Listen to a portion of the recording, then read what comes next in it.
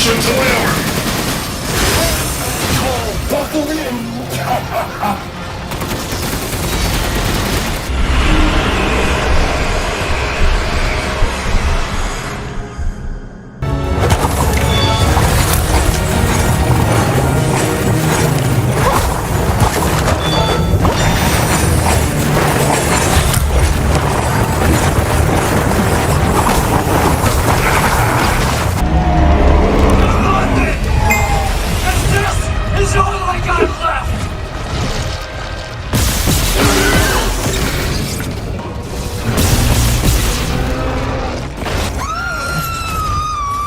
Ashley! Ashley!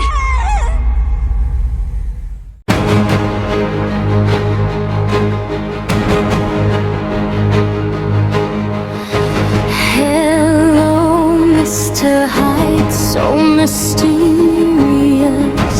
Did I seduce you?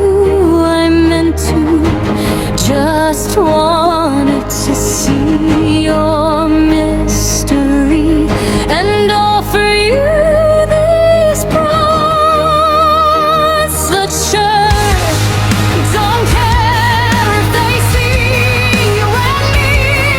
This loss is like a disease.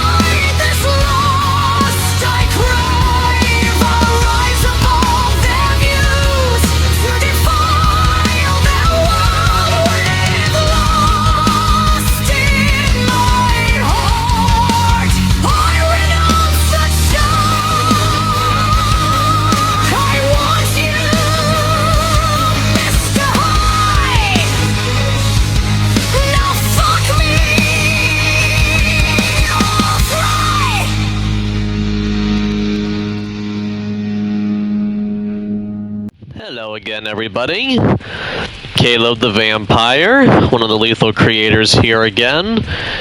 And after some plans for today changed, I am going to be continuing my new Just for Fun playthrough plus funny story time that I started yesterday instead of doing it Sunday.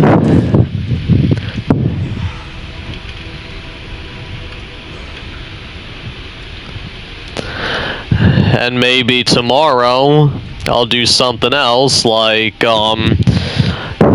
maybe play the new game mode Leon Must Die Forever, and maybe try doing a playthrough of the remake of The House of the Dead.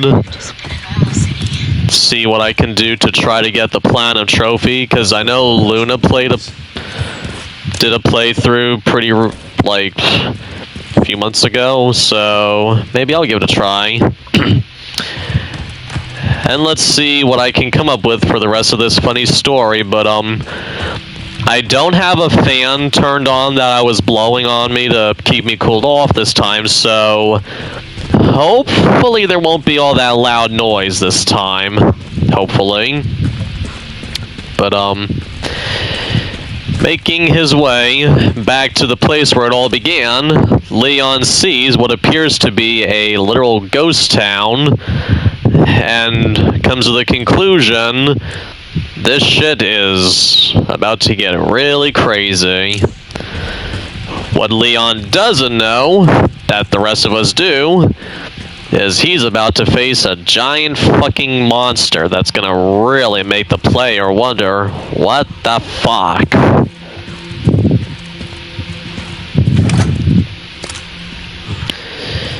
Continuing to keep his whole charm with his John Wick-like suit, somehow Leon gets no blood on himself and continues to rack up the kills, of which, as long as I did the math correctly, we're still at 155.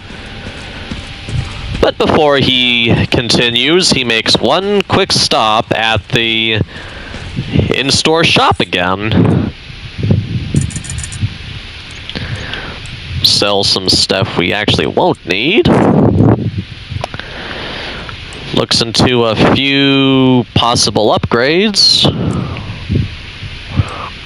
Let's see what we got here.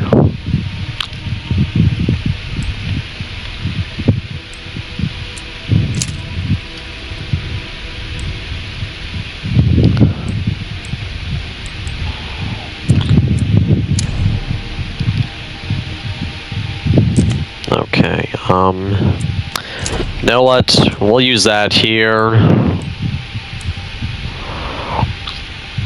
Can we actually increase any more stuff? Should probably hold on to some stuff.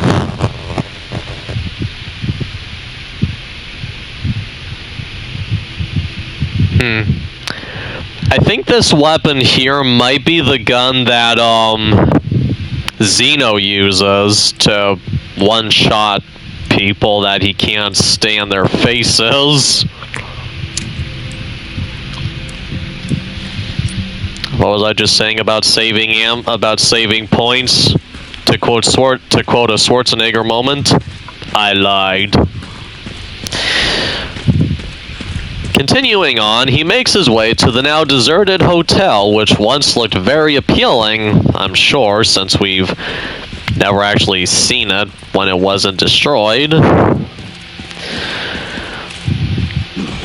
And decides that all these giant-ass spider webs are not a red flag as to what he's going to encounter next. Spiderwebs be damned, giant, like, big bridge out of commission be damned, big cars everywhere be damned, everything be fucking damned.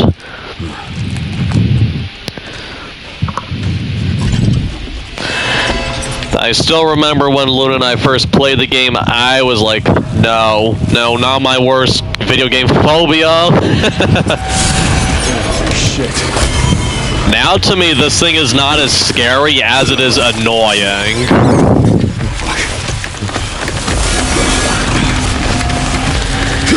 I still wonder who did the noises, because I guarantee you they had a voice actor who can do animal sounds, do that voice, for do everything for the spider. Maybe they secretly got Frank. Nah, probably wasn't him, but just as a joke, I was going to say maybe they got Frank Welker. But, kind of like how kind of like how, oh wait, we need the, well, I guess we could do that. Kind of like how in some of the episodes where Luna where she makes noises like growling and other stuff. From what I understand, that is still Erica Lindbeck, which means Erica is very talented.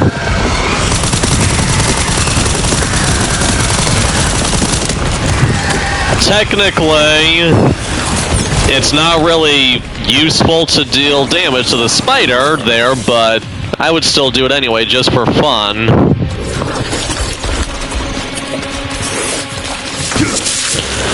Now, from what I understand, if you're slow, it's possible to take damage from that big-ass motherfucker, so I don't do it.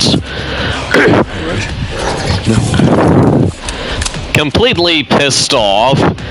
Big-ass arachnid, which I think people call a he, but I'm guessing since the thing shoots babies out of its ass, it's probably a female, scampers off, waiting for the perfect opportunity to take out our handsome hero once again. Meanwhile, Leon continues to fight through the spider webs like he's in some old Egyptian mummy film, and comes face to face with what is arguably one of the worst cases of didn't finish the character model colors ever.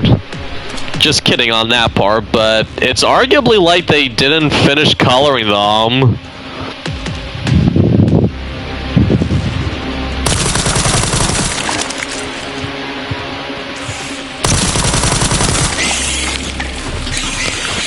Facing these little web fuckers, Leon takes them out like he's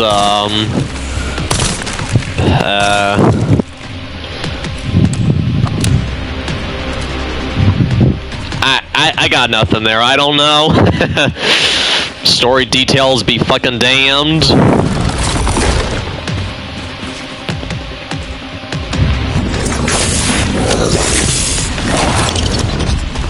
Can't get me, bitch. I got the power of infinite ammo.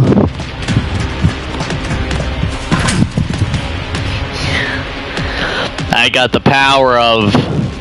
Oh, wait a minute, I wasn't keeping track of how many of those little fuckers I killed. You know what? Auto.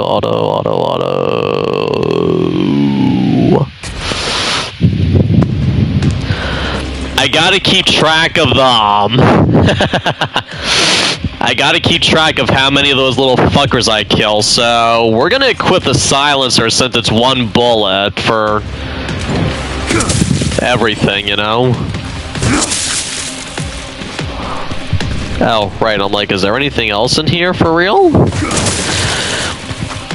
Realizing he forgot to keep track of how many little web slingers he killed, Leon used his powerful watch to go time traveling.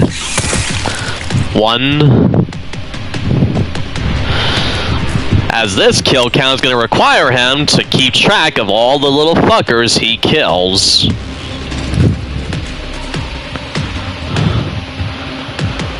So let's see, that's going to be 2, 3.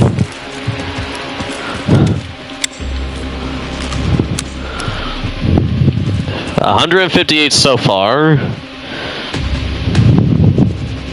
58, 59, 60.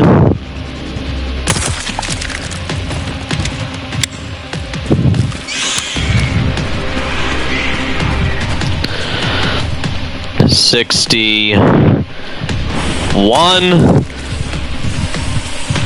2, 3, 4, 5, 6, blah, 8, 9, 70. 1,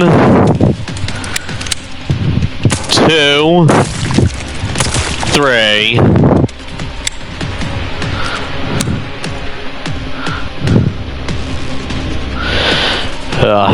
I had to go back and do that because I'm like, wait a minute.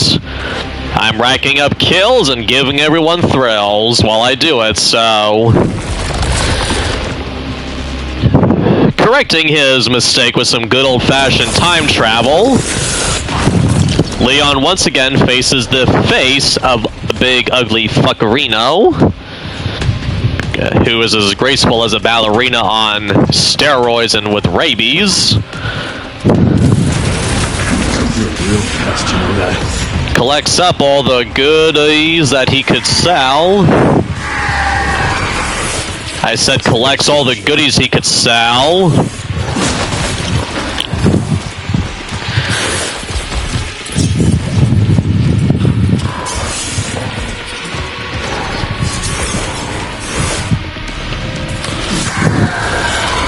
Does some good old damage to the big ass bitch.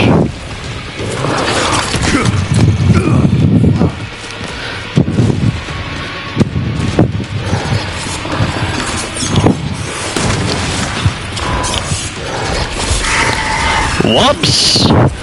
Jumps right into the face of danger.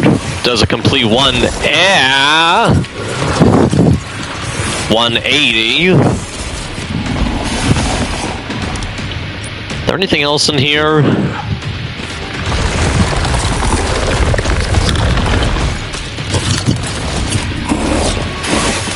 Whoops. And plays Ring Around the Big Ass Motherfucker, who shoots babies out of her ass.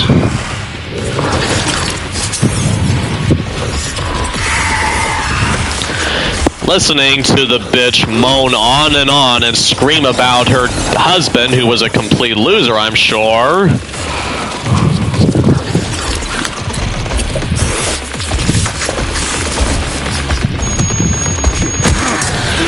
Leon does damage to her reputation and her honestly not even attractive body. Continues his search for looting as his addiction of looting takes over once again.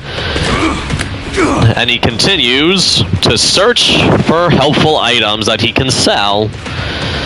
Having cleared all the items, he prepares for the last. He prepares the finishing blow.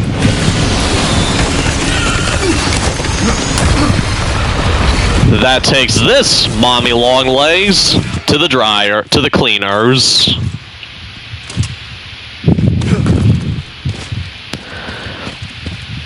Not even waiting, not even sticking around to see her death animation, he decides to scamper out of there, look for more goodies to satisfy his looting addiction.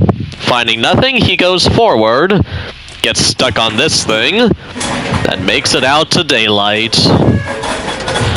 And I nearly forget to count Big Bertha, and have to add her to the kill count. Bringing us at 100.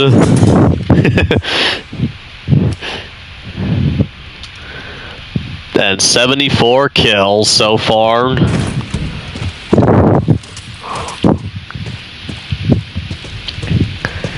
Feeling better from his excursion into the underground subway from heck, or from heaven, whichever way you prefer to call it, he finds his salvation in the form of a gate that he has to literally blow up to get views on his YouTube account. No way around? Some of this made-up story I cannot tell with a straight face because it is so funny to me. And I'm making it up on the spot, so... It's the only way in is through them. I'm improvising my lines the same way, I'm improvising lines the same way Justin Rowland would improvise some of his lines during his Rick and Morty days before he was gone. Except, unlike Justin Rowland, no one has to worry about any scandals involving me because there is no such thing as a scandal with me. Except for my addiction of video games, which is not an addiction, but a love of them.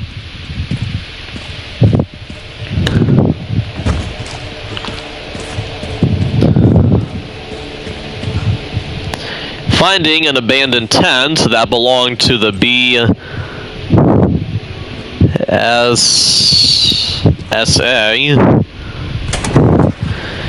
he discovers that generators exist.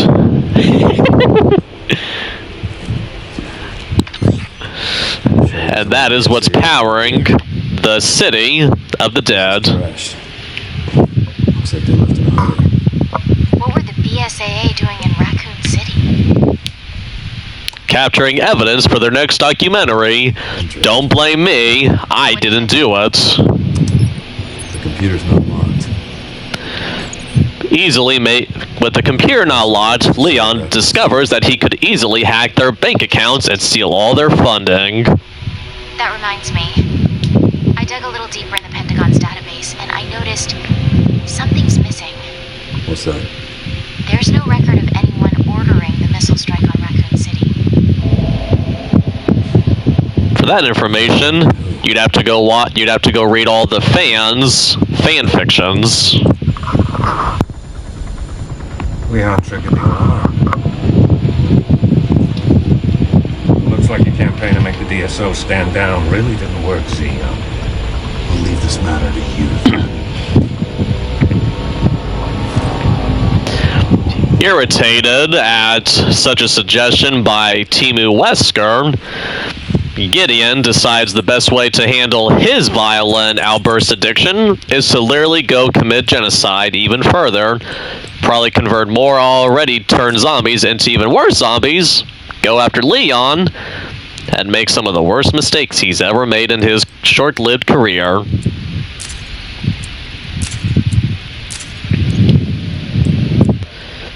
Continuing to feed his looting addiction, he raids the save point, saves on the unlocked computer, gets himself a nice bit of health items. I was trying to think for a moment. Sometimes my improving skills are like, what?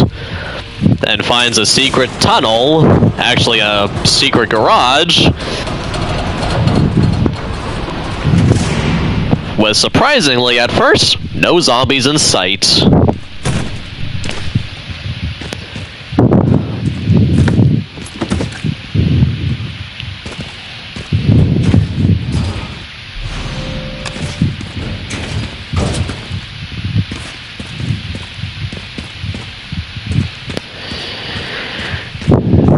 Also, Leon decides to do a quick run-through of Raccoon City once again to ensure he's properly prepared for tomorrow's game mode, Leon Must Die Forever, proving that Leon will not die, ever.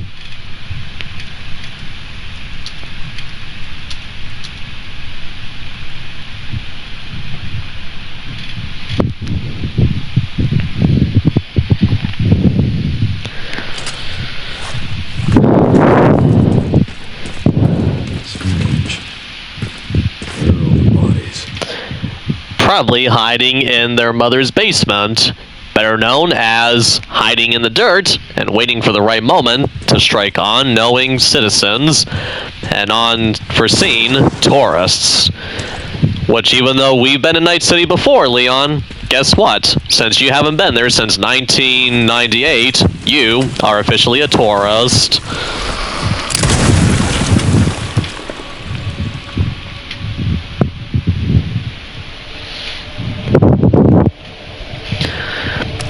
our first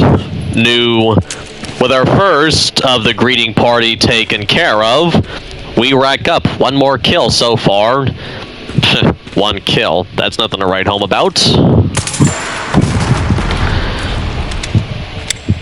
Leon starts to wonder, since he's been here many times before, what would happen if he actually triggered all the zombies and then lowered that thing to smash them into smithereens.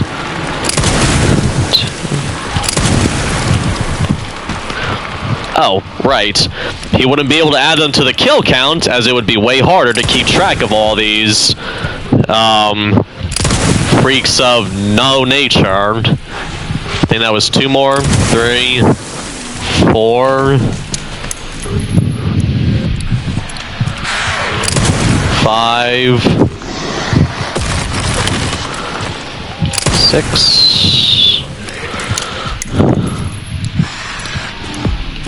7, 8, 9.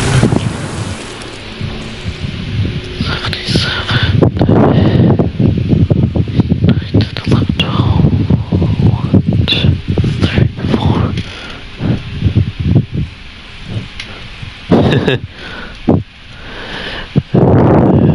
if I did the math correctly, that takes us up to 184. No idea, though, as to why it looks like a Costco. But it would explain why, for a little while, some passion fruit juice that I actually tried from Costco, which was really good, but in the long run, after a while, some of it was actually, I guess, left out in the shipping yard too long and started to go bad, which I described it as radioactive waste. This whole situation with Resident Evil 9 would explain what happened. But that was terrible because I loved that juice and I'd get it again, except it's more expensive to buy that than it is to simply buy their lemonade, so I just stick with lemonade.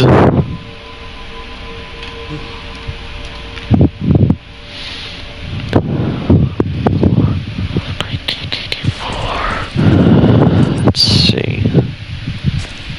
Wait, what's that? Oh, the supply box. I'm like, what's that over there? I thought I missed something out yonder.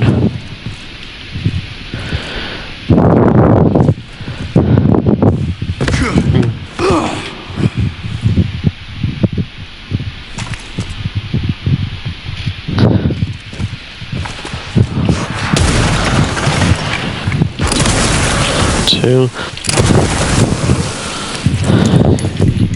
6. Taking out his soon would-be attackers and welcoming committee, Leon knows that that adds more kills to the count. I guess we could make handgun ammo, because the more things we can create, the more we should be able to sell for a good amount of money on the not-so black market in Raccoon City.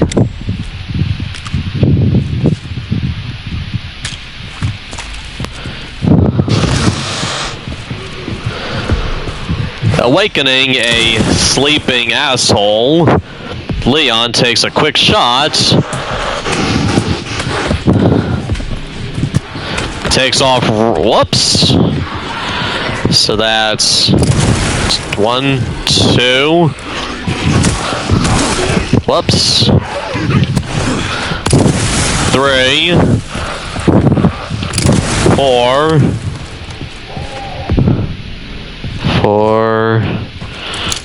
8, 7, 8, 9, 91.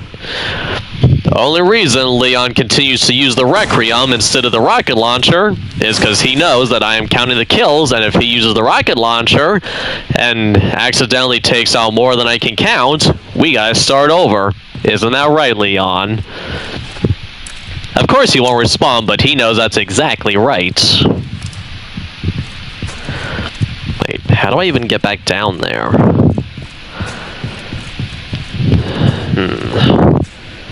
Did I miss my... Did I miss? Let me see. I might have missed a jump. Because I know there's a way to get down there, and I just can't. It might be off to the side.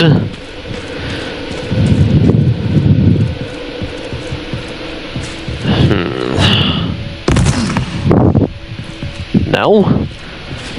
Shoot. How do I get down there again? Maybe it's somewhere over here? Well, I don't remember how to get over there, and I know that there's more loot and more enemies to add to the kill count. Because as we know, I'm doing my... Fuck.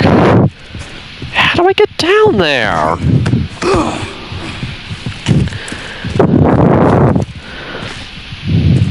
It appears that there is now an invisible wall right here that I cannot get through, and I know that I can get down there. I've done it before. Shit.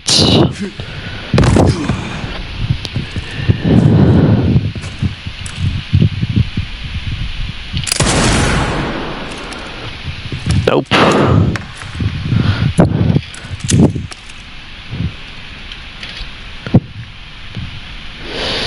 Well, that did not get added to the kill count, so... Shit. How the hell do I get down there? Ugh. I'm not moving on until I get down there, so...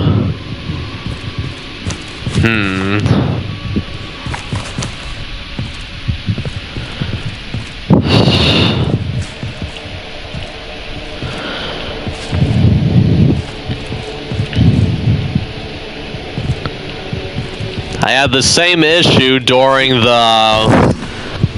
I think it was the Insanity run, and I think I managed to get over there, but now... I don't know how I even got over there. Did I block my access when I...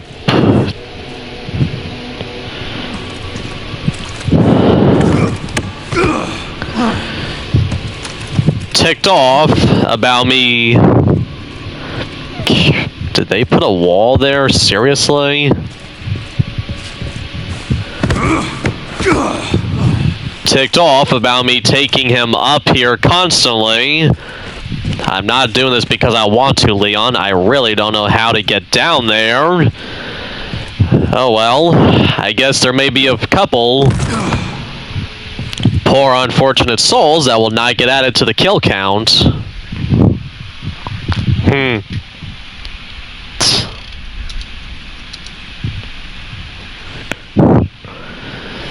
So, I think we would have gotten 2 kills if we were able to get down there.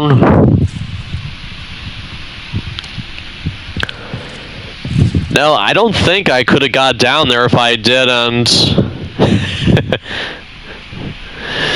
I don't think I could get down there if I didn't drop that crate, so... It looks like there's 2 kills we just cannot add to the kill count this time.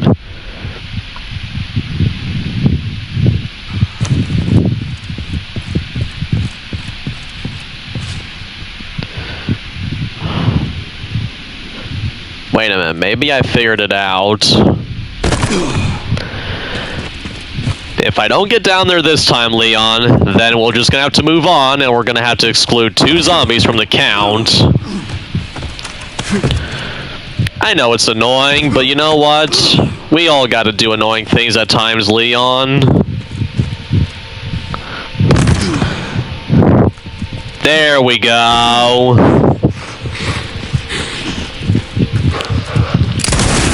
One, 2. There we go. I just had to remember how to jump down there. Haha.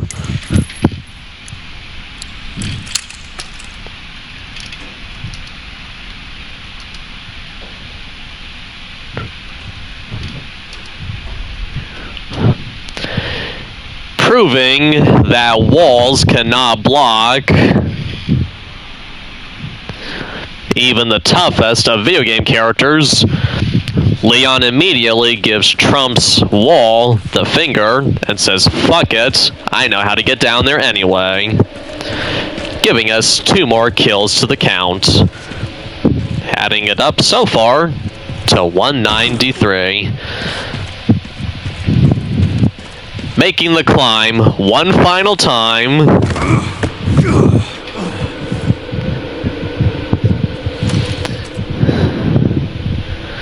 Leon prepares to bid this place farewell as he descends further into the madness.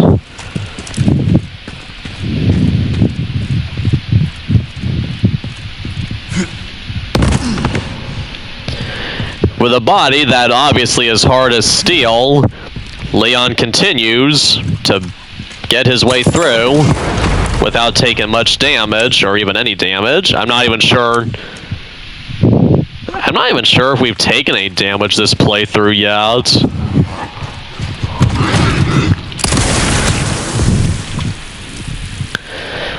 Adding 1 more kill to the count, Leon finally gives us an even number again.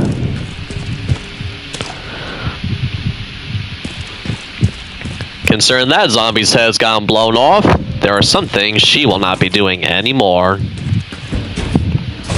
Bad news, Sherry. This place is overrun with zombies. What? That's impossible. They should have all been wiped out by the missile. Yeah, they should have.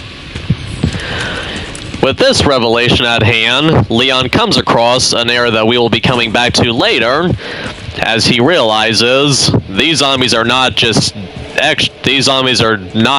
undead. They look like rejected character models from Call of Duty zombies. With the soon would-be Call of Duty zombies still lingering in the back of his mind, Leon knows he cannot let it get to him, as he has to proceed further with the mission.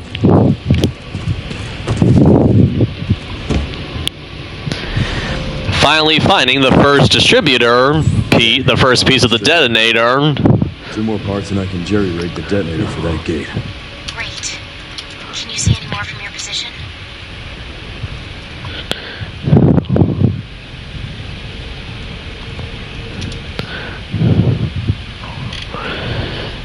He finally gets one of the pieces to the detonator and takes a look at his surroundings. Now the BSA again. Should have a signal receiver.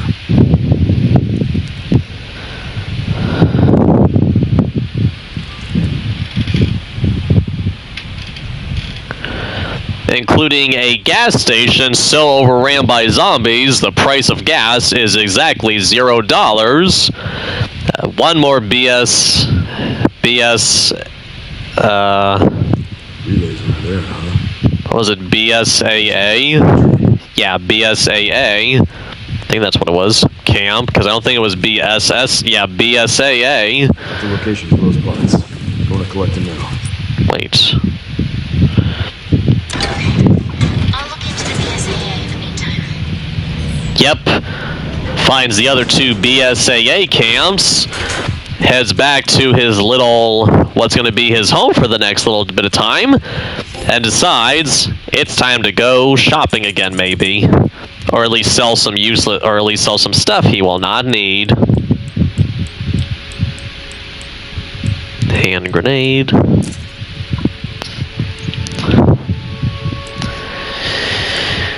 Remembering how much of a challenge it was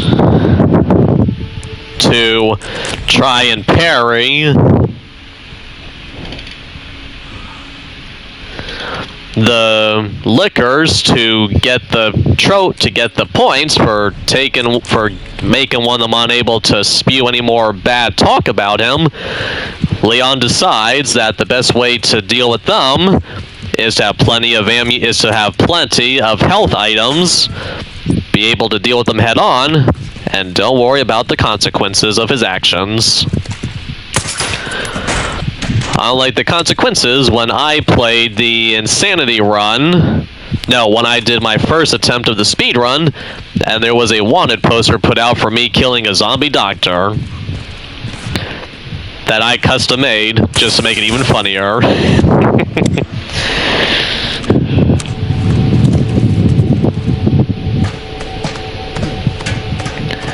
Climbing more ladders than he would hope to, especially since he didn't get to climb any ladders in his job. Leon gets more would-be sellable items, does a superhero landing, and heads down to the parking garage.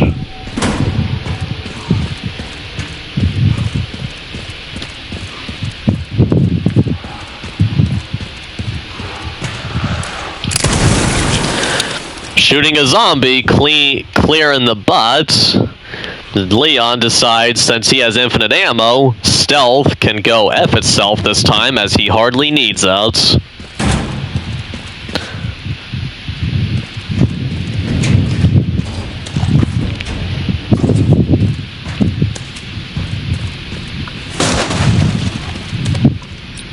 Let's see.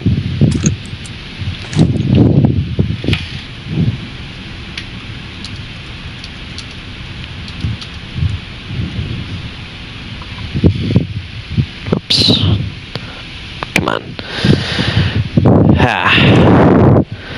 Sometimes my headphones get bumped and then the volume coming through both sides gets moved over to one side and I have to rework it to make sure that it works perfectly fine.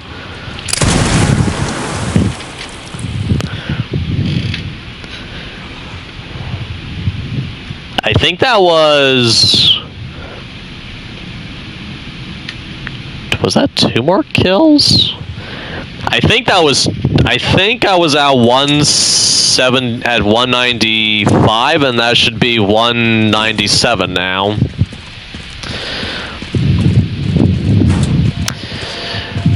Math was not my strong suit in school. In fact, I was happy to be done with it.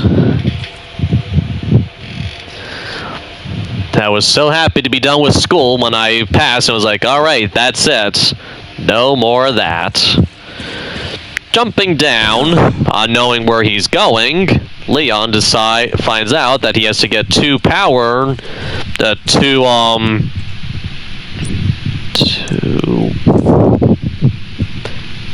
fuses, or no, 2 batteries to power up a door to get out of the parking garage, giving him flashbacks to his time in the RPD and having to get out of that parking garage.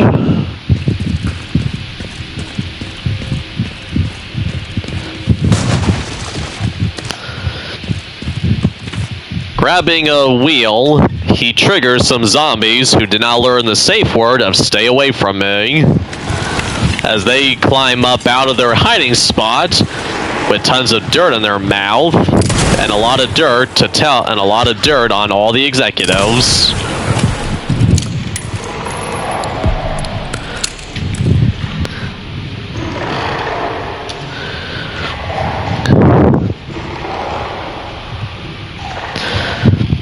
You can just hear the disapproval from the zombies in the back of the room. Well, guess what, zombies? I'm not here to tell you jokes that are appropriate. Dealing with the Blisterborn head-on so that he won't have to deal with too much bullshit, he takes that motherfucker out, but not for dinner, and continues wheeling his way out of here. Finally giving us our 200th kill.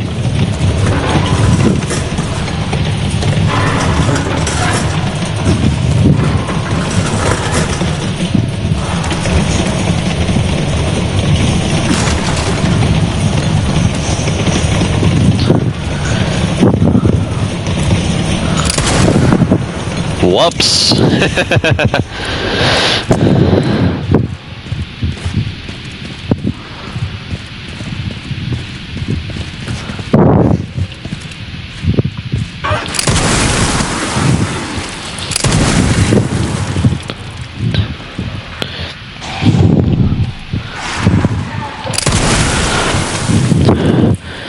Shooting a zombie clear in the leg, Leon shows his disapproval for anyone else pulling off a superhero landing that only he can pull off. And of course, loots everything else. And just so he can say he used it,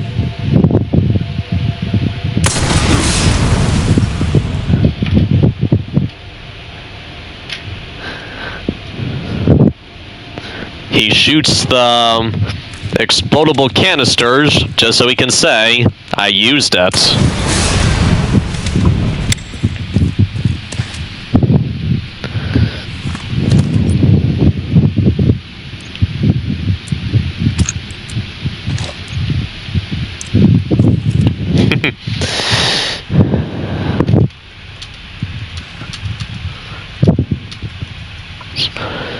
Taking a breather a moment, he reflects on his time with all the Blisterborns and is happy to announce that is the last one he'll ever have to deal with ever again.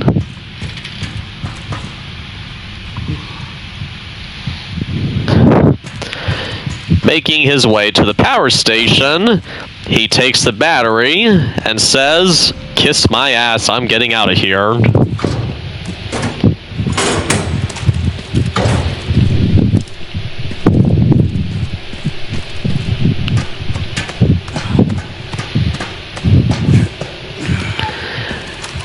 And with us back in odd numbers again, we continue on as we make our way through to the parking garage, where we'll sure rack up even more kills.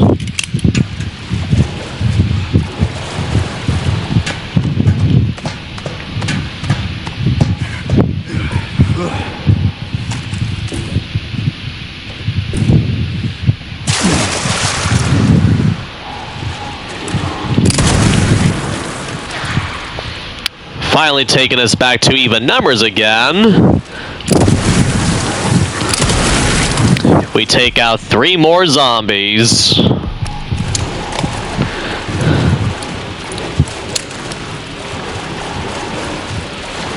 Let's see, where are other ones?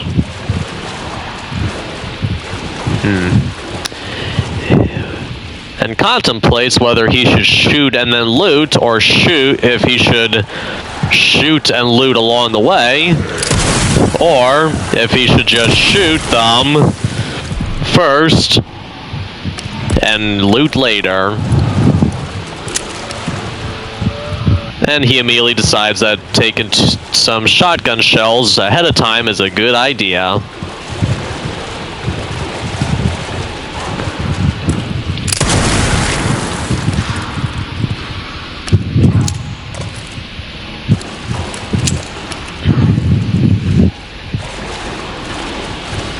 Hearing a zombie who clearly forgot his asthma inhaler, he takes out their cult leader.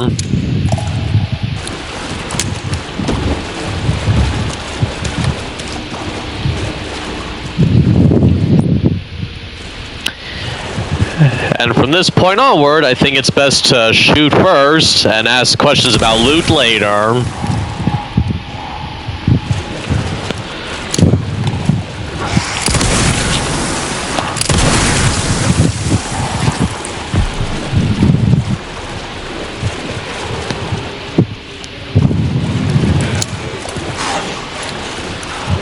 Oh, that's right, there's one inside the truck. Well, I guess we better let him out so he can die in peace.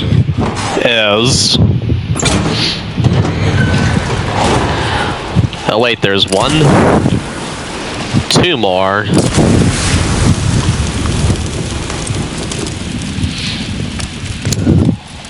Well, they won't be using that delivery truck ever again.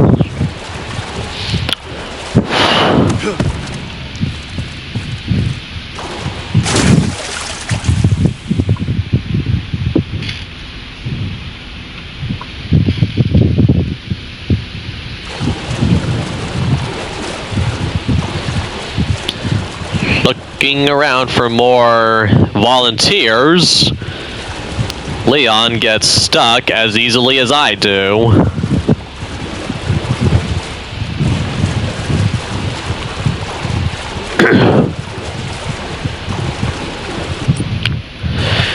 Well, I guess now we can commence the rest of the looting. That's all there is to loot?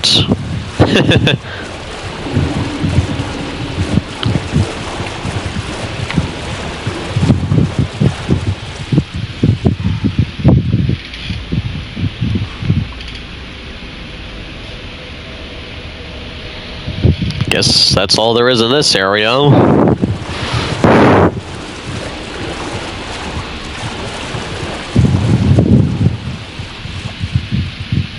Oh, here we are. I'm like, I got all turned around.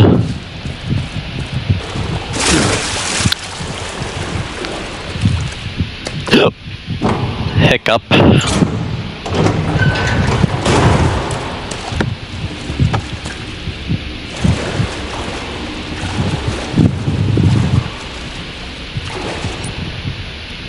I think that's everybody for now.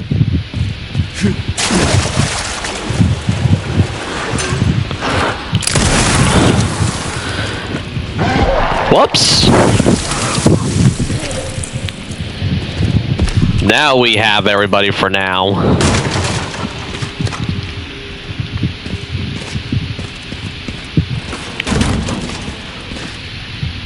Sending a leg flying.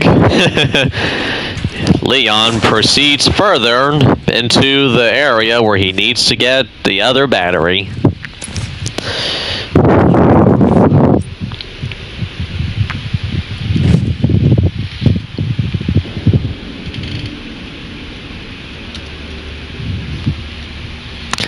Giving us a nice 218 kills so far. Still can't believe I almost forgot to count all the little spiders earlier. That would have made this impossible to continue counting because I would have been like, whoops, forgot them. One more.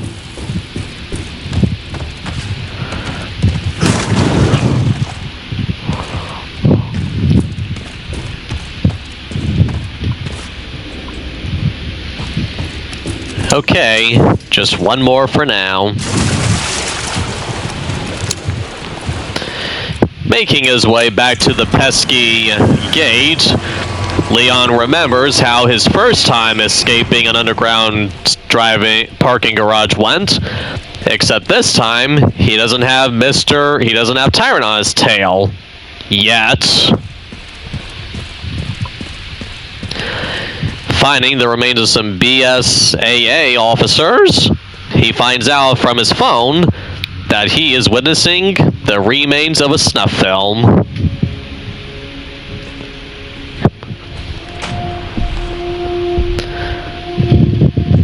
Or better put, a real incident of a found footage movie.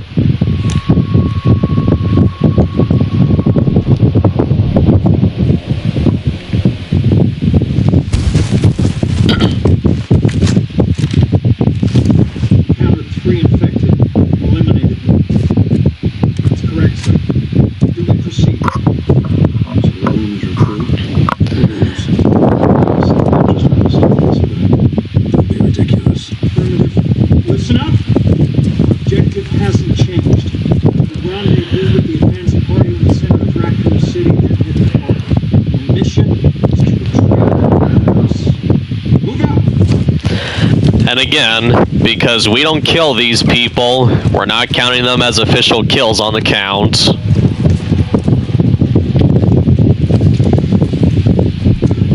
Not like the dead meat kill counts where they count up all the kills that you see on screen. We have to do the killing ourselves for it to count.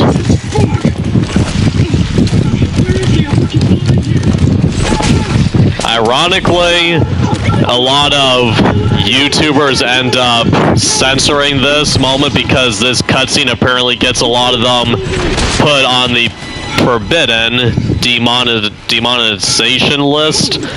But Luna and I, the way we see it, is put in the game, don't censor it. It's there for a reason. Plus, who wants censorship anyway? Censorship inflicted upon others is for losers.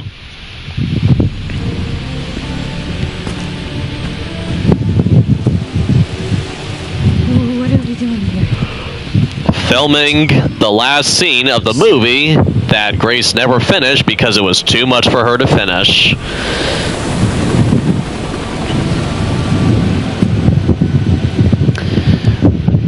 Now, one thing I'm still not sure about is when Grace and Zeno met up with when Grace and Gideon met up with Zeno, a helicopter was coming.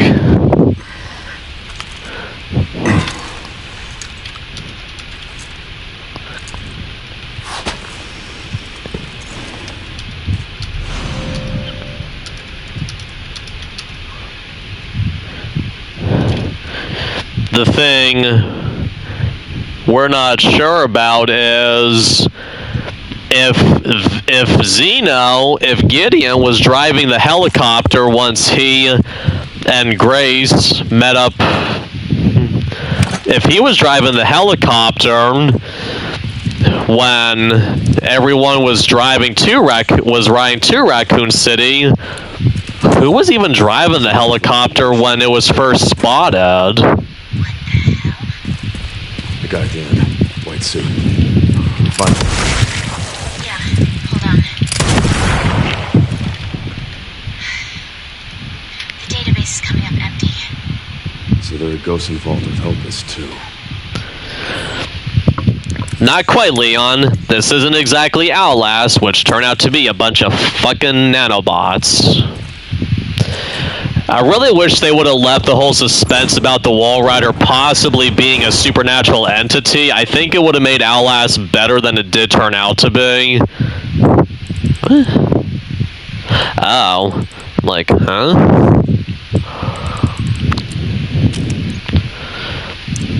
Gonna have to sell this stuff. I don't know. To me, it killed the vibe to reveal that it was just a bunch of nanobots. It didn't make sense to do that.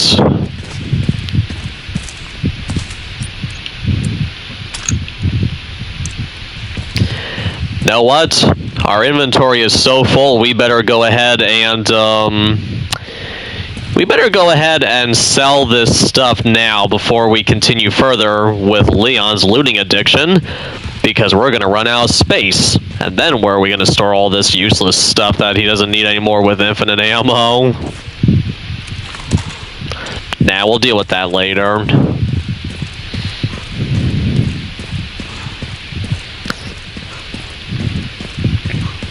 I remember for a while I thought that you had to turn the generator on to power this crane, but somehow you don't. Oh, guess you just had to get it active enough to let it drop this thing and everything. Making his way back to his temporary home, Leon knows what's coming next. More points and more selling. And more kills, of course, to add to the kill count, which I already did.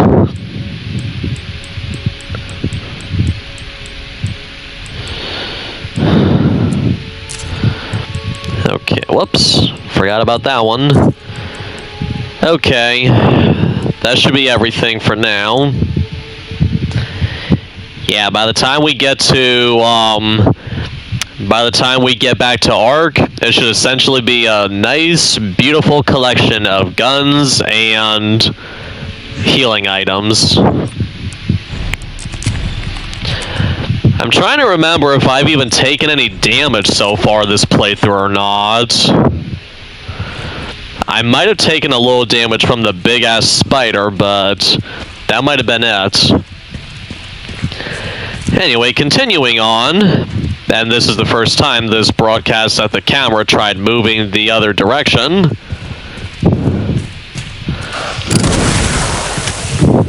Leon adds one more poor unfortunate soul to the count, giving us a very nice 222. 2 for the price of 2. Plus 2 more.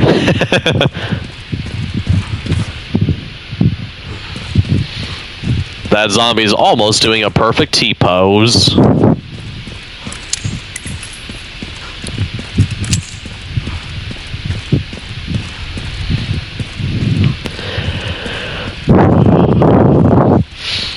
Making his way further downtown, Leon proceeds further into the madness.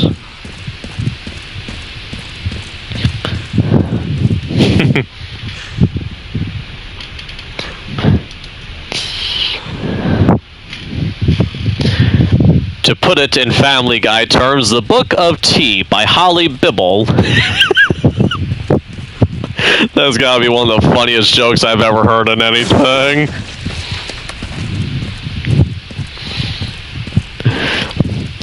And then I love how Lois says, read some, Peter, it's Harry Potter for stupid people.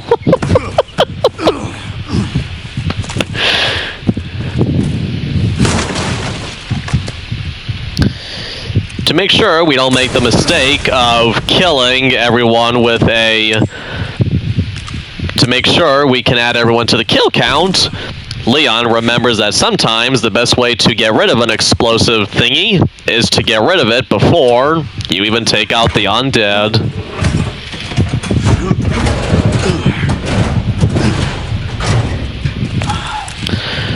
Let's see, that should be 1, 2, 3.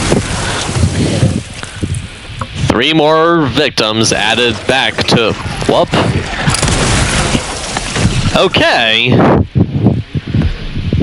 Since we had to kill that one a second time, technically 4. Way I see it, you gotta kill it again. You can add it up to the... You can add it to the count again because... I mean, you killed it once, and you gotta kill it twice.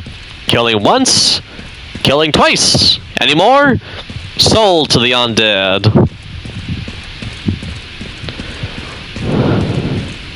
Oh. I don't remember ever coming to that part before.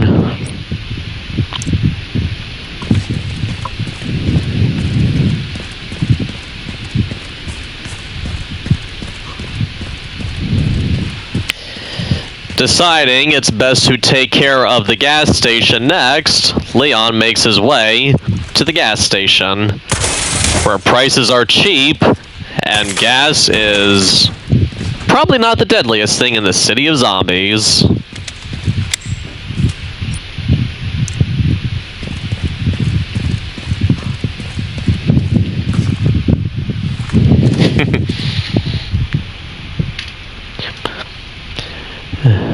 Whoops.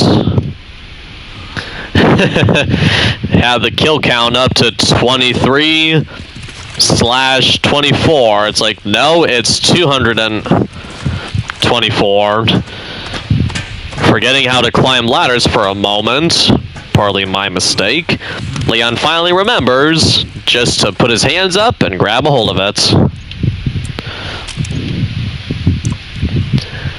Stacking hand grenades like people stack dollar bills, Leon takes a look around to make sure there's nothing to shoot first before he jumps down and triggers the first enemy that he's going to add to the count.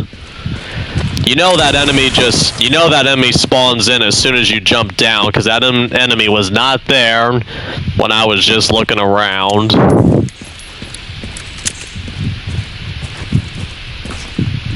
Let's see. Ah, here we go.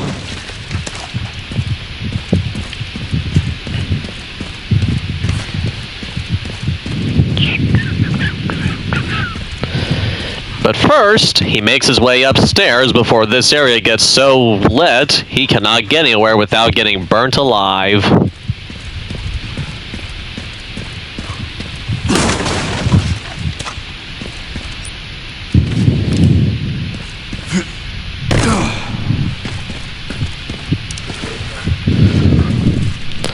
Sneaking up on his would-be ankle biter, he adds him to the kill count.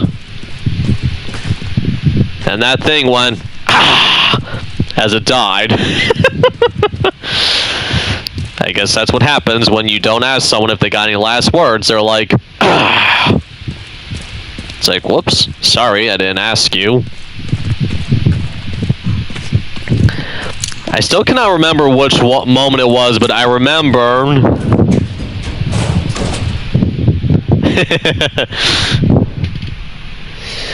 I still remember during my video about my first attempt at the speed run where I put a noise where one of the zombies made a noise that to me was funny. I'm like, what was that? And then replayed the sound. I was like, oh, that's what I thought you said. But I cannot remember what the sound even was. Gotta fill this up. Thank goodness the gas can only takes up 1 square.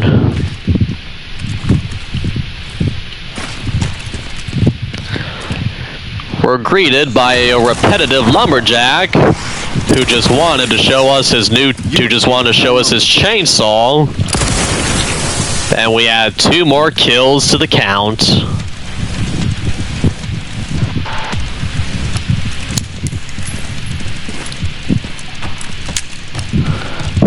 Whoops. And more ammunition and stuff to his addiction. And it looks like we can't carry anything else there.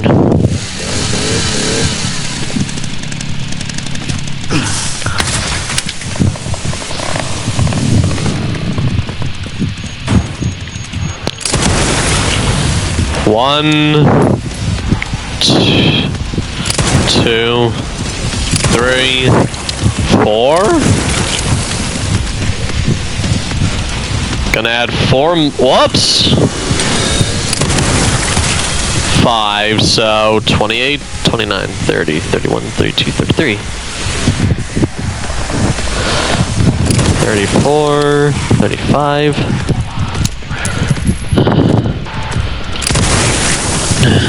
35. Now we have 35 kills added to the count. I mean 30. Whoops. 3. Correction. 2. Wow. 30. Man. 238. They just keep coming.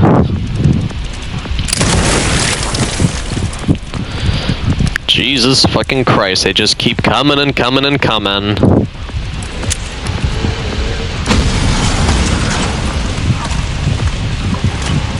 We don't have time to deal with you, so we're just gonna take you out and give ourselves a nice 240. And when I said they keep coming, it reminded me of I'm coming. Not off camera, you're not.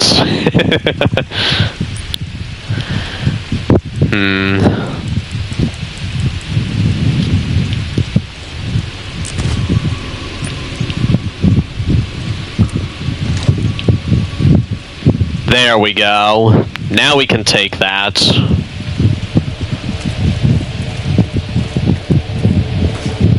And there's not even anything waiting back here for our troubles.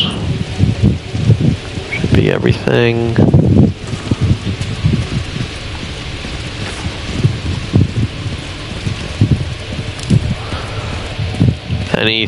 Yep, there's something in here.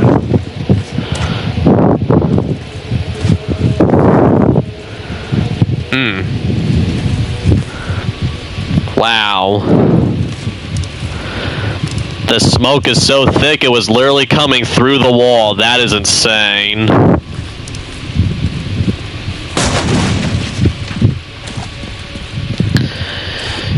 Moving on to the only thing that didn't blow up in the explosion, Leon proceeds to get gas free of charge. Whether it's ethanol free, we do not know, but we take what's left, and now no one can drive their cars in Night City. Now no one else can drive their cars in Raccoon City because we took the last of the gas. Which we need more than the zombies who can't even hold a chainsaw right anyway.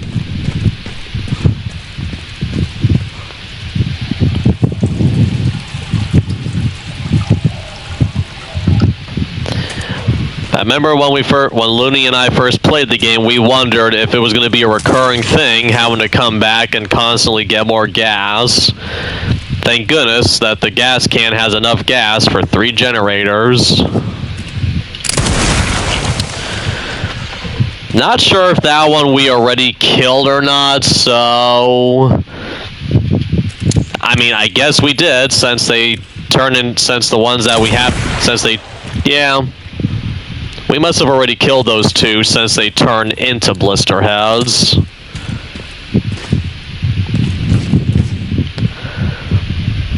Let's see, it's... Oh, yeah.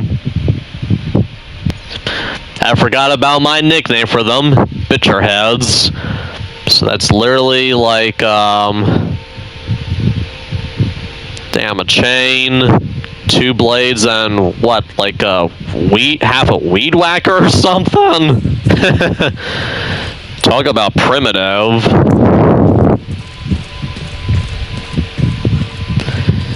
Just gonna put this here. Gonna take our loot to, well, I guess we could collect stuff here.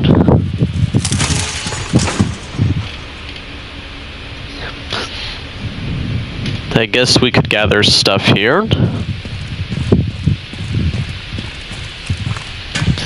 Yeah, may as well get this area out of the way.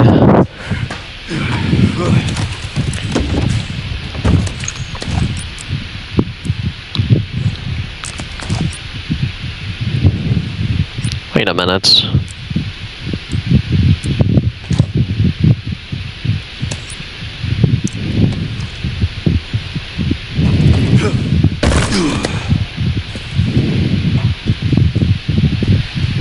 Doing our best to be stealthy, we sneak around so we can go to this one spot that zombies are probably too dumb to crawl under.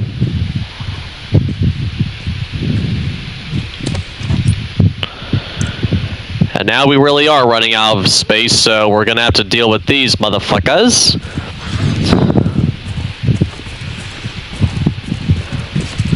One,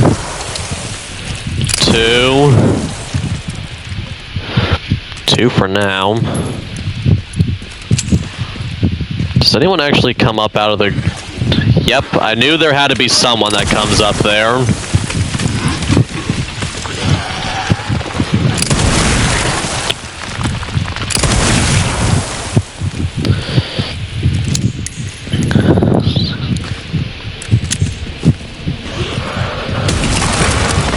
Get over here. Whoops. That could have been a nasty headache if I didn't get him in time.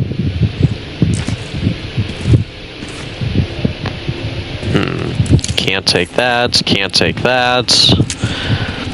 Can we take this, at least? Yeah, we can take that. And just to say we used it... As I proceed to throw off my aim. And now we can get back and forth to the camp more easily.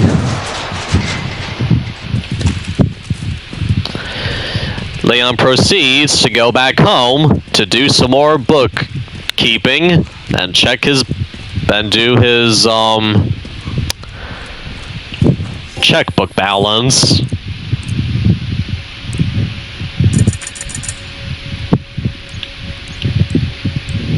We got a lot to sell.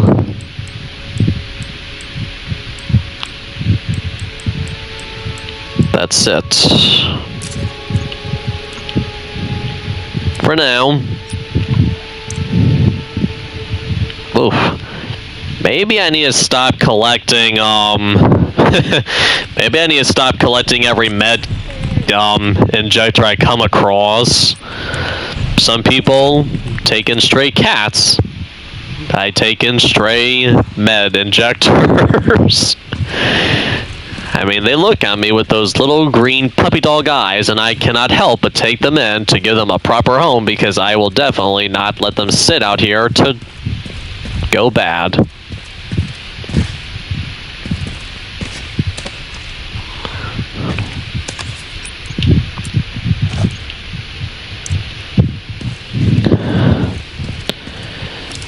Jumping down, because you don't need ladders when you're Leon S. Kennedy. The S stands for skip the ladder.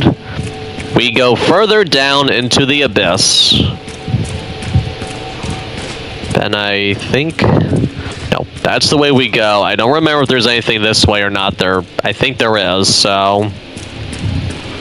There might be one small item. Yep. I think that's under the bridge, yeah. Nice. Just what the doctor ordered. Making our way through an area that would make Miles and Blake from Outlast and the DLC shit themselves without the proper light at hand. We go through the remains, and holy shit, another ladder.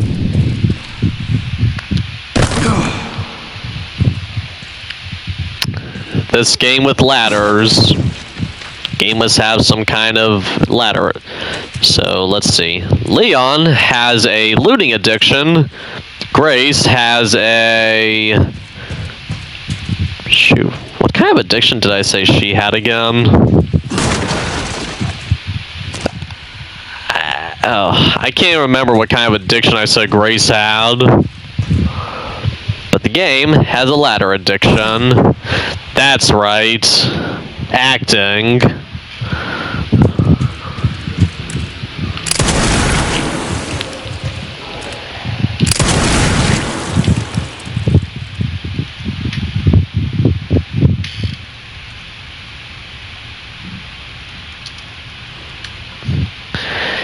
Yeah, Leon has a looting addiction. Grace has an acting addiction. Gideon has a murder addiction. And the game has a ladder addiction.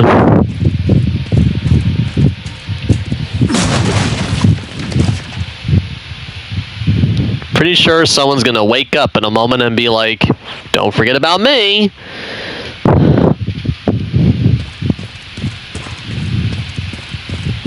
I mean, I know someone will eventually. Yep.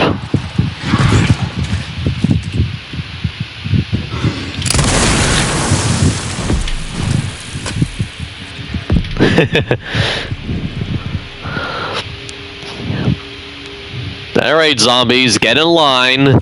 Everyone gets a fair shot at getting their heads blown off.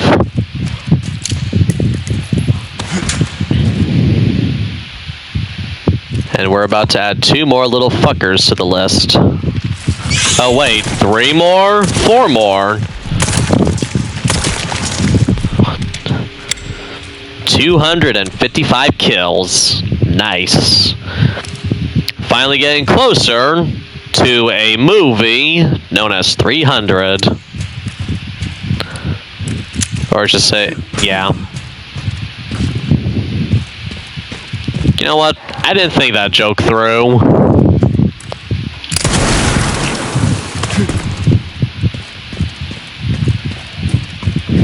But I did think that kill through.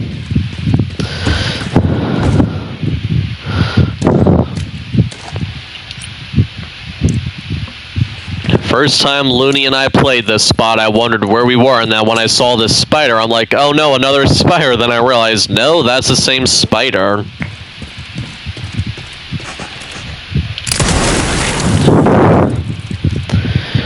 Not willing to spare a moment to talk about her non-existent car's extended warranty, I decided the best thing to do to this zombie was to treat her with mercy and kill her on the spot. 2.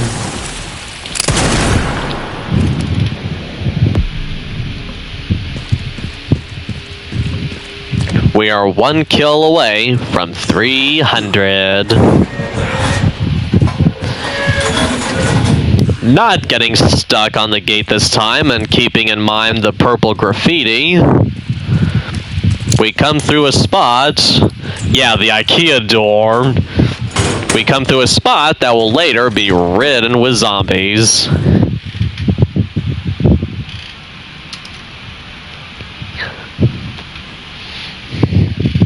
And add more kills to the count. But first, A little bit of kills and looting is in order here.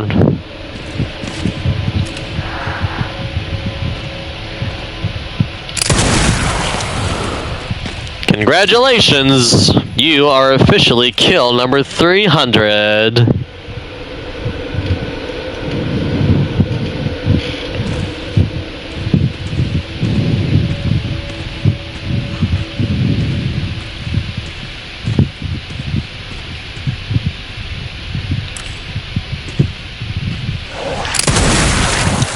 One, two.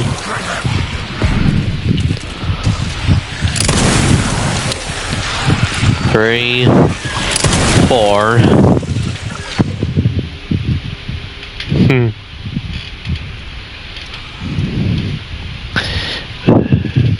And of course, Leon knows what's going to be even funnier is when he gets to the kill that no one can find. Kill number 404.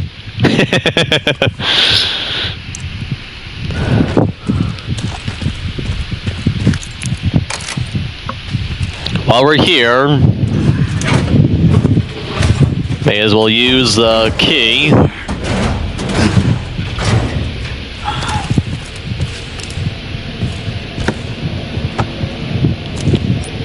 I definitely need that.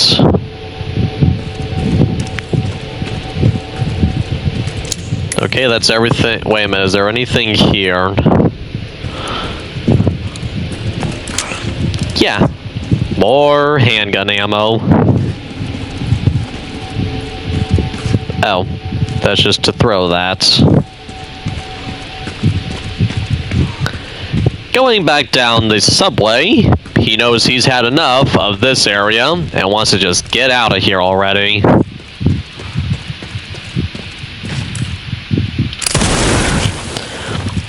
Homeless guy number 1 is gone.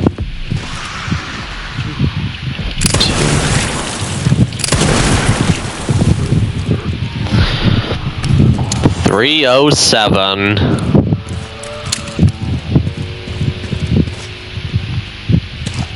Is that the last of you stinkers? Better be.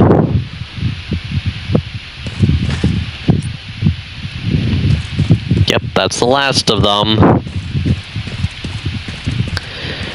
Making his way back through the IKEA door one final time, Leon knows the subway section is finally almost over. Do you still think about what happened there? At night? I was just a kid. Oh, right. Scared. Now we go through the IKEA door the last time. This must feel the same right now. Sorry. This isn't the time. We need to focus.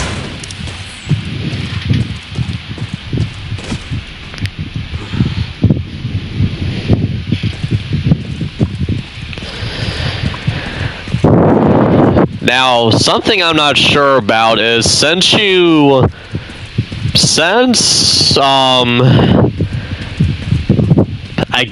Victor mutates in order for you to kill him, I guess I won't count his first mutation as a kill, but rather the first stage of getting ready to kill him. I don't think that one should even really count as a kill until he mutates.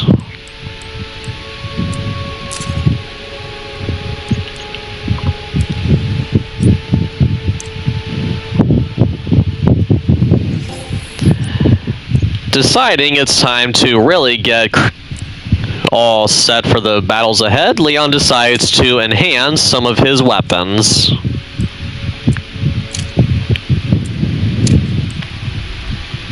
Particularly this one.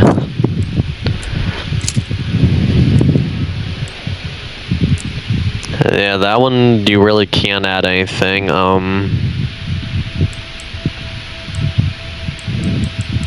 Did I max this out? No, I didn't. In fact, I couldn't even do anything this time. Oops.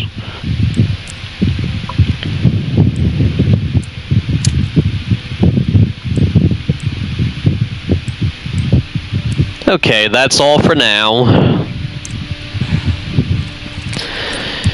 Saving on the computer one more time. In a long time of doing it again and again and again. Leon makes his way back to...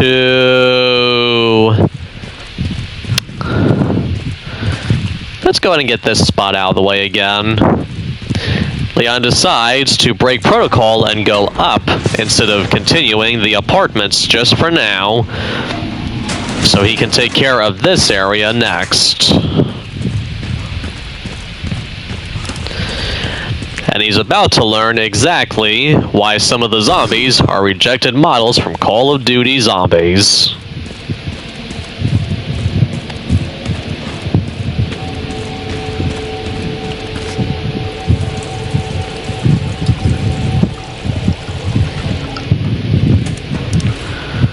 So long, gas can. We will not miss you at all.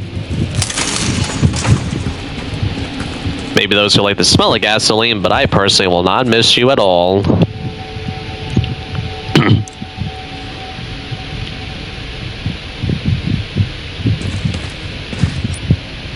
me think. Right, I can use that. Putting his very short-lived zipline practice to good use, Leon does so good, the handle for the zipline vanishes into thin air.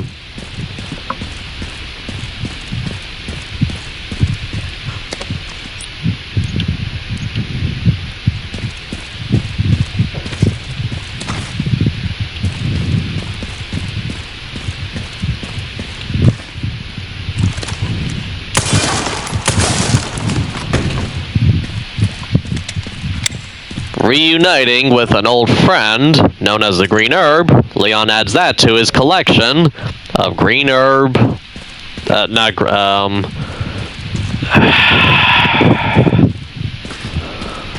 med injectors. Sometimes my brain is like, what am I trying to say here?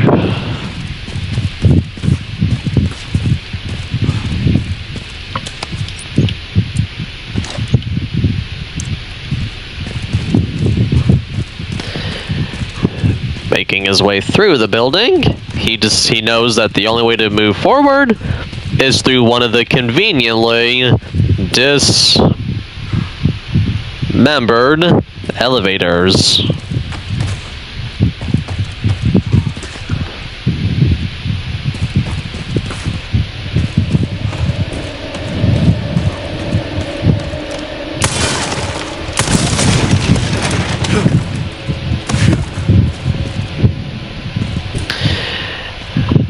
Preventing himself from falling and becoming dead meat, Leon goes perfectly across this one beam that I would have the guts to not do myself. I actually tried seeing if it was possible to veer off. Nope, not even possible. Just for the heck of it.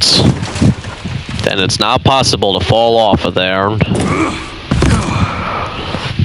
I also like how you don't even have to tell Leon to jump. You just move forward and he's like, I gotta jump.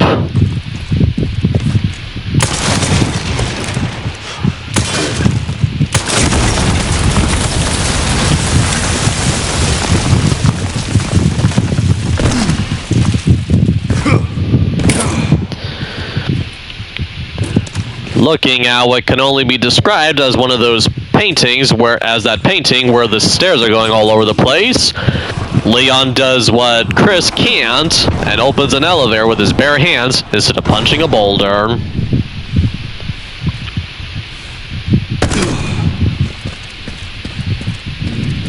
Oh, fuck. Triggering the elevators, he avoids a death that would be very much in the style of the Final Destination films, and does what many of the protagonists don't, actually make it out alive.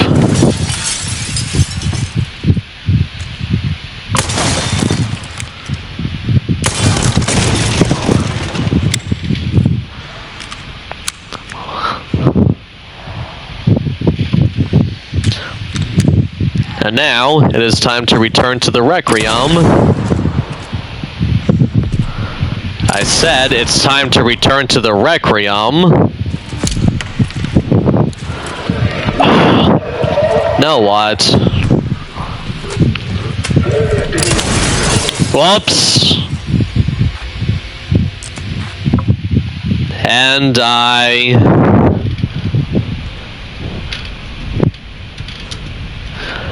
I break my no death run by accidentally shooting the floor underneath me.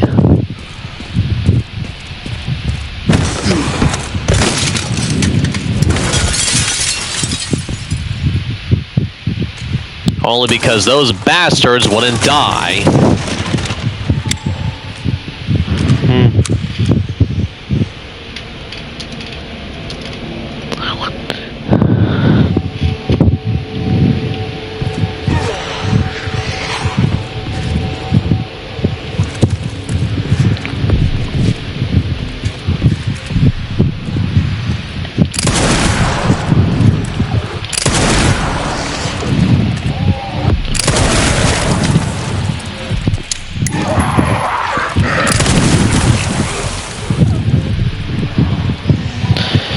You idiots just couldn't make it simple.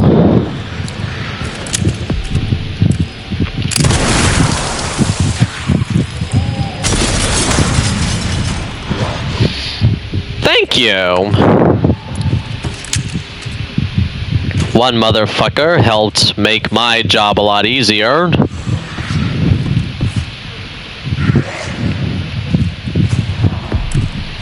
And took out the spot that I needed to break so I could get up there.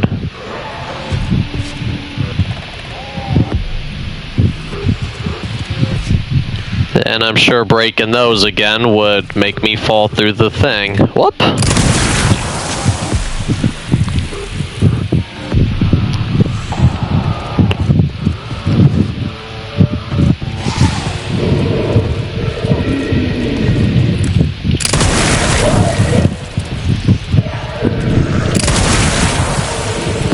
That's 3 more.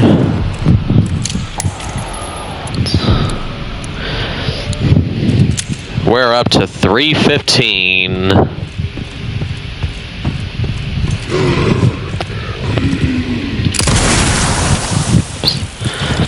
316, I meant.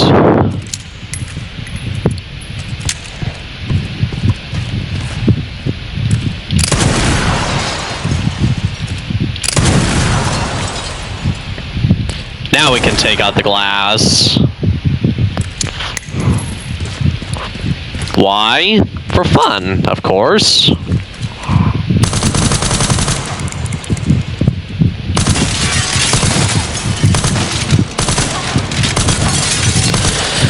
You know what? Technically, I could edit out that moment where I died, and it could still be a no-kill, and it could still be a... Oh, wait a minute. I did say that there was a self-kill counter, so...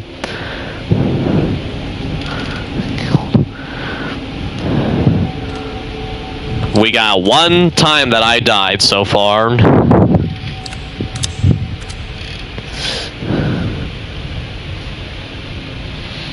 I forgot that there was going to be a counter to count times that I actually died.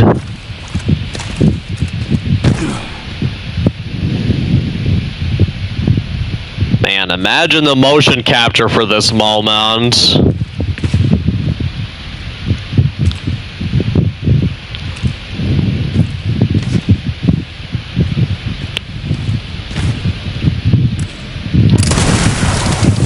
That's 1 more.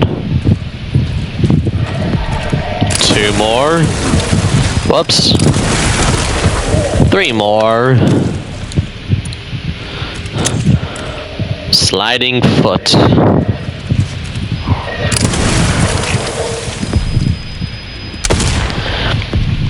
We are up to 320. Somehow turning back time to avoid his almost comedic Final Destination death, but still adding 1 to the count anyway. Thanks a lot, my logic. Leon proceeds to take out the remaining assholes and jump on a spot that would otherwise have killed any other character.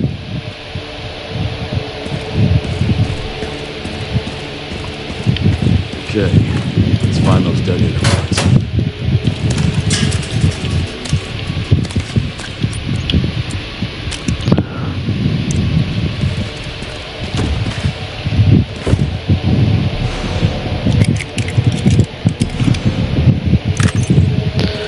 Picked up the relay.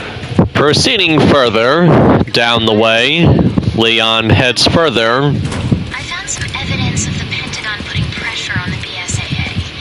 It appears the North into this nightmare. independently. Hard to have you think it's related?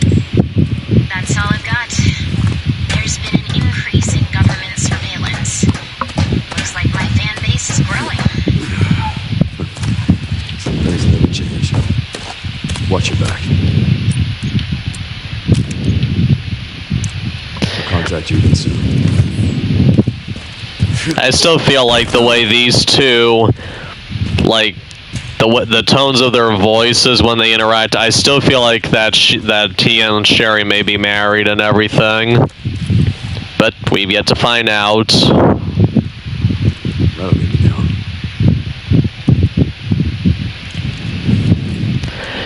Finding a contraption to get himself down, Leon will be more than happy to find out that this time there is no requirement to get a trophy to prevent zombies from jumping onto it.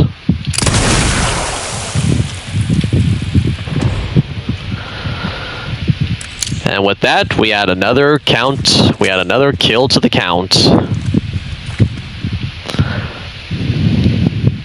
But you know what? Fine. You're so itchy to get rid of that game. Fine. 2 more. 1 more to kill. 2 more.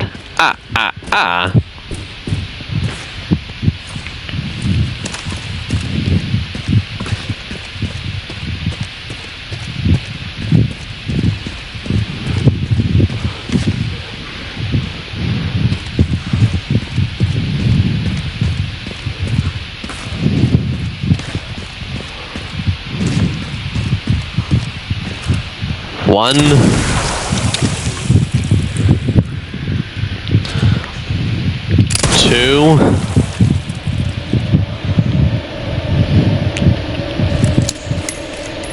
That's 2 more.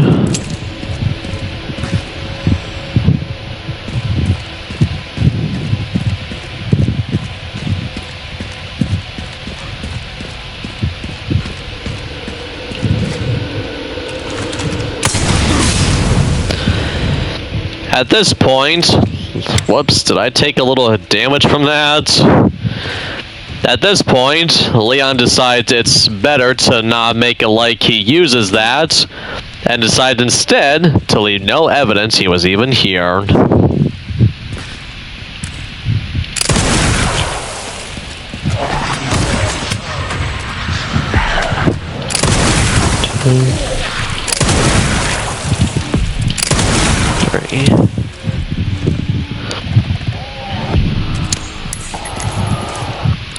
I love the music that plays there. It's just so wild.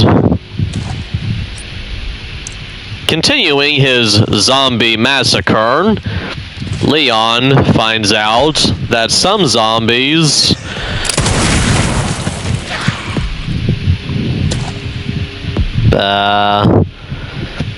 apparently give me a moment of not knowing what to say. Zombie uses confusion on the storyteller, and unfortunately, it becomes very effective.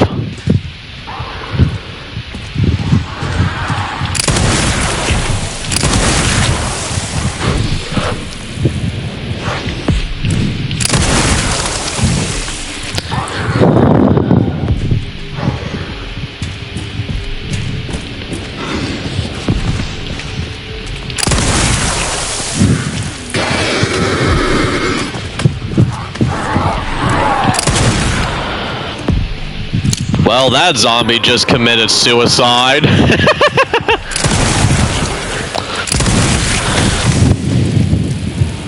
Sort of. That was so funny how he climbed up and then fell down like, whoops. He's like, wait, I forgot what I'm doing here.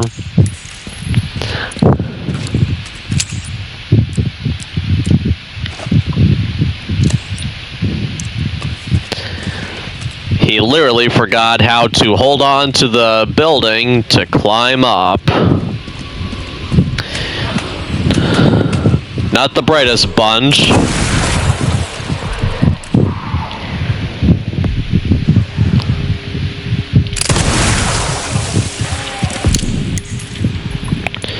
.336.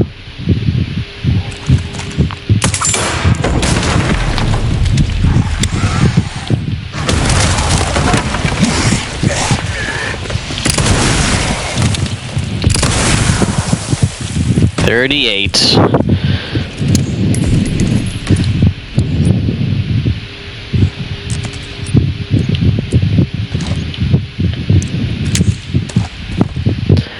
Hey, there goes the camera.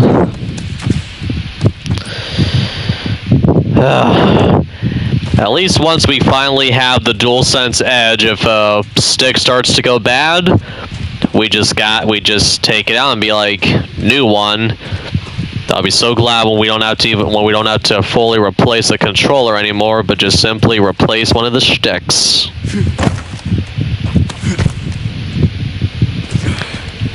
Doing some jumping exercises and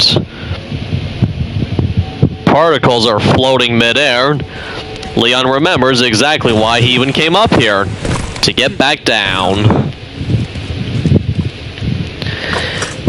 Once again, having flashbacks to the elevator in Resident Evil 4, Leon is still very much happy to learn that this game does not require you to get a trophy for making sure no zombies get on the elevator with you.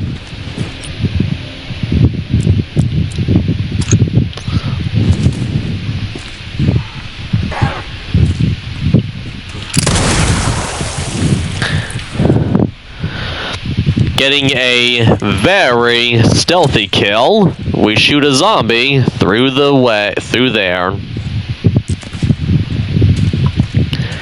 And now we do have to go sell some stuff because we have no more space.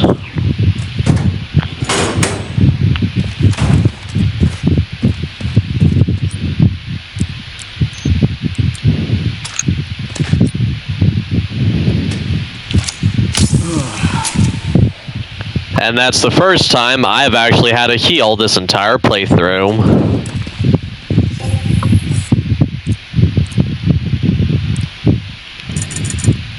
Not bad. I would have had to heal much sooner otherwise, but that's the first time I think that's the first time I actually had to heal this whole playthrough. Continue on with his addiction. Leon remembers, again, the reason why he's up here. To get back down.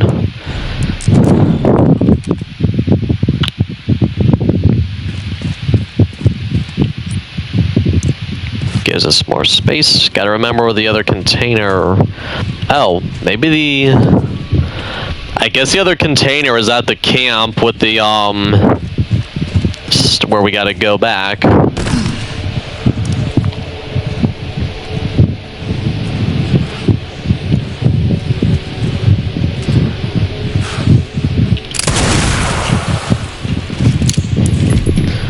Another stealthy kill for the victory. Whoop. And I almost became zombie soup. Reflecting upon this rookie mistake, Leon remembers he has to be much, much more careful. Oh.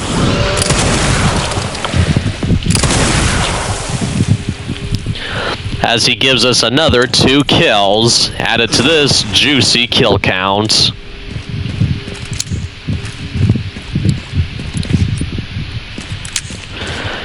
And it appears I once again missed a bit of machine gun ammo to sell again.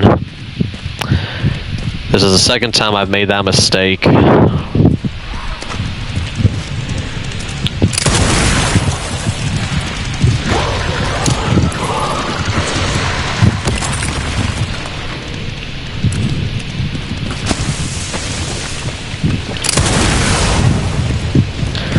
So that should be another 2 kills, 3.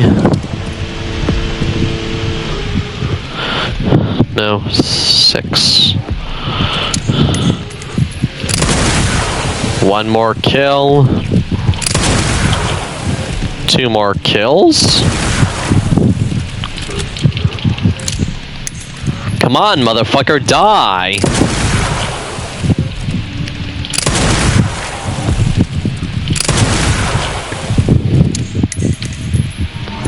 Two more kills. I guess those chainsaw wielding zombies are pretty strong.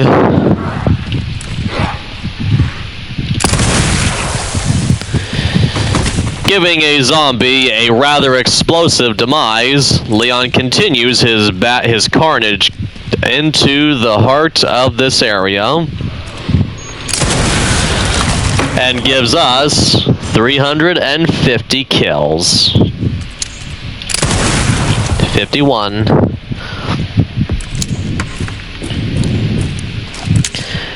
I just want to see how many kills it's possible to rack up during one playthrough.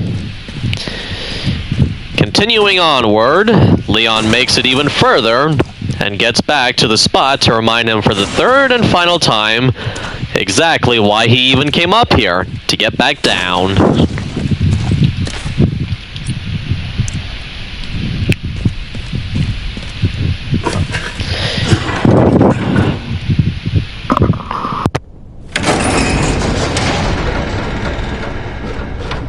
Hopefully this thing still works.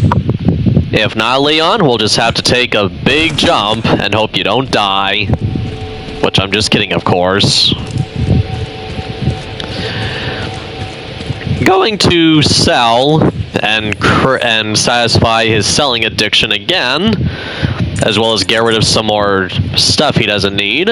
Leon bids this spot farewell before descending into one of the most annoying sections of the entire game, but not as annoying as the fight against everyone's favorite mercenary, Hunk. Wonder how he ever got that name. Oh yeah, because it was a spelling error.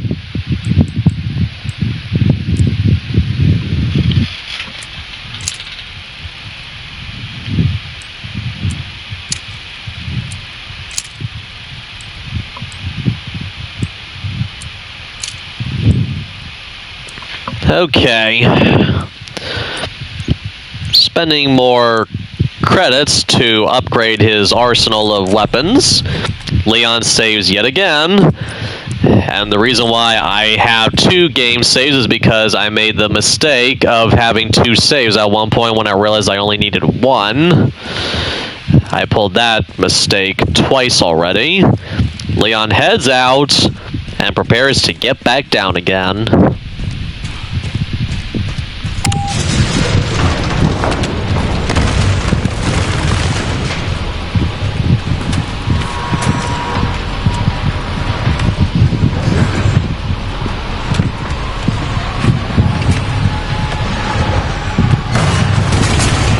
Now what?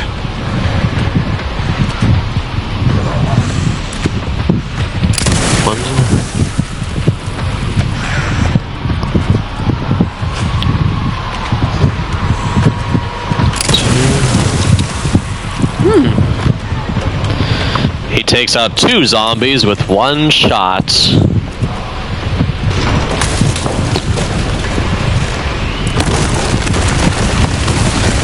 We'll have to take the fight. 1 more.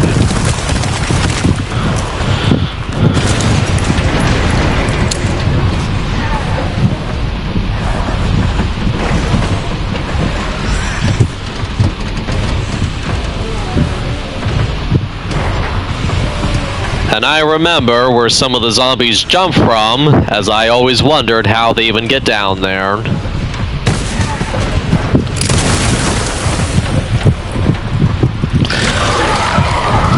Wow, camera actually stopped spinning that time.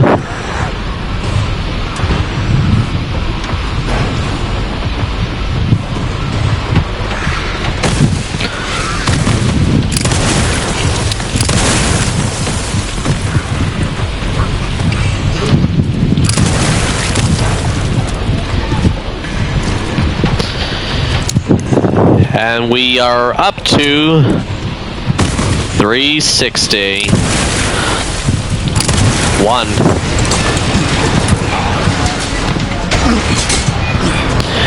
Which is ironic since the camera loves making 360-degree turns.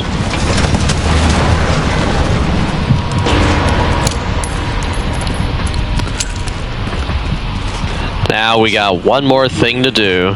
We gotta see how many kills we can rack up here. 1, 2, 3. So far that's 3 more kills.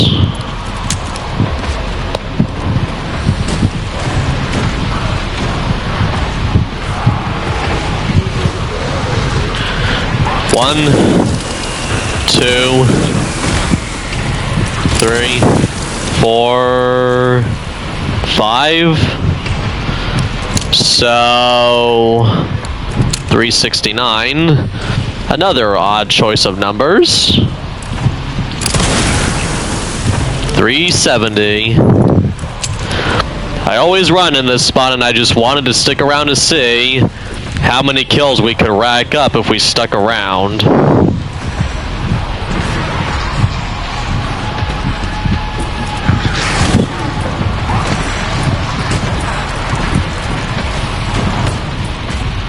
One, 2, 3.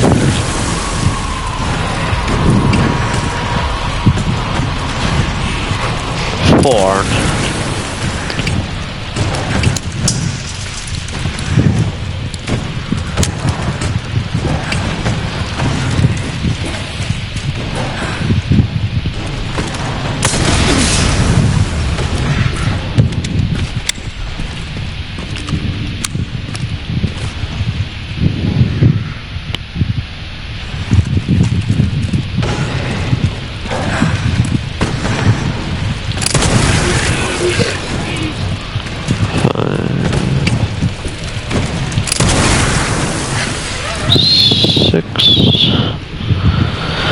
Even though they don't give us points for that, I'm gonna count those 2 anyway.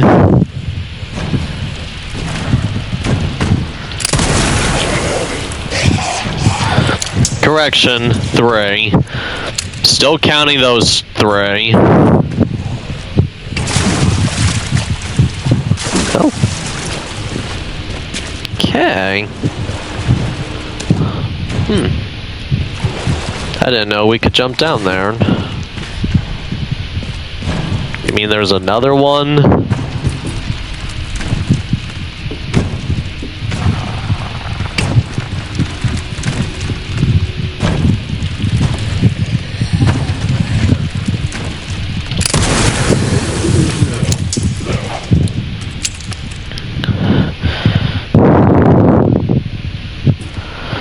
And it appears that we can kill more zombies here than the game even lets on.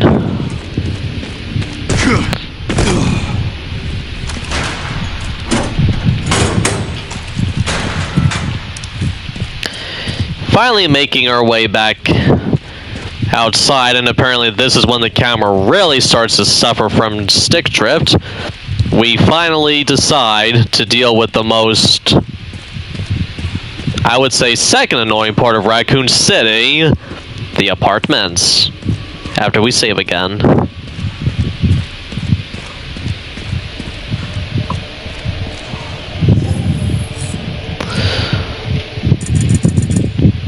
Now, I think 4 of those counts, they're not... I think 4 of those kills, they're not counting, but I am. I got the hiccup.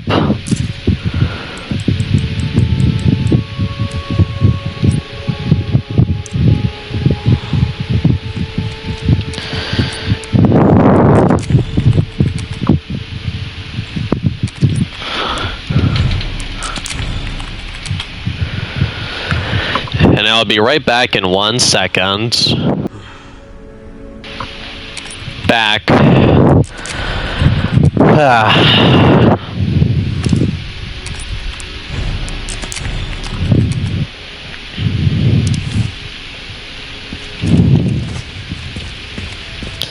All right.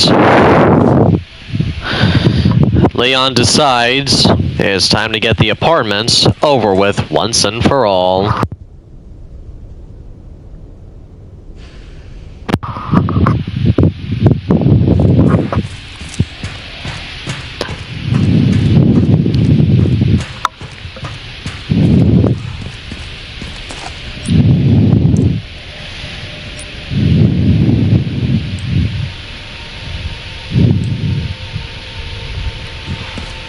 And I don't think that... No, that was... I don't think...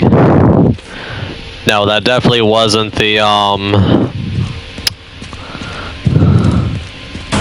whatchamacallit?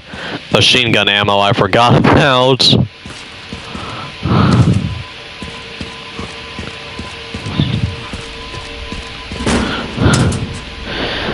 Not that it matters, but now we got that access opened. Continuing with his carnage run, Leon knows that if there's a mortar here, shit's about to get real. And boy does it get real for not just him, but all of us. Oh, thought there was a thing right there. Good fucking grief, I'm almost forgetting which way to go.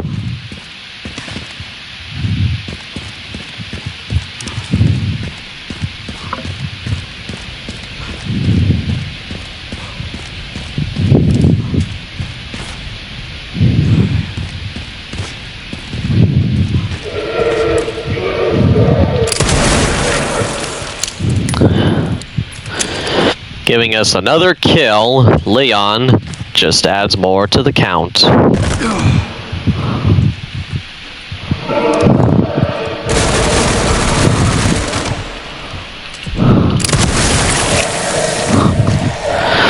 Another one.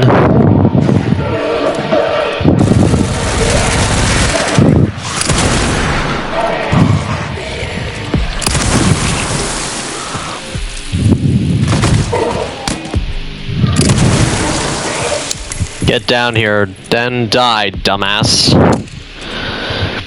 Out of harm's way. This is where the game really starts to suffer stick drift.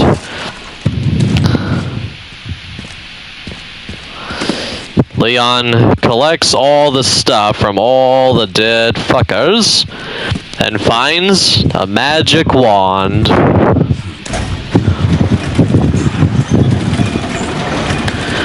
Or rather a magic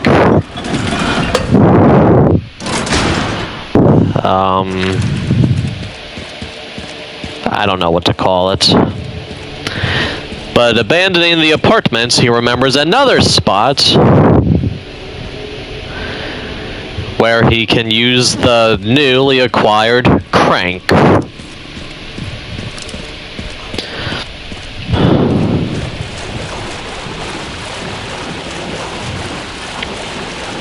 And as the camera continues to give him vertigo, I wonder why it keeps pulling this shit.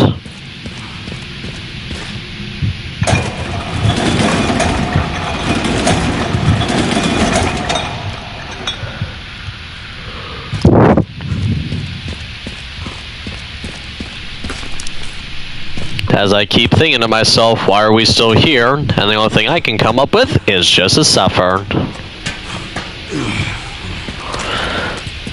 And suffer we do.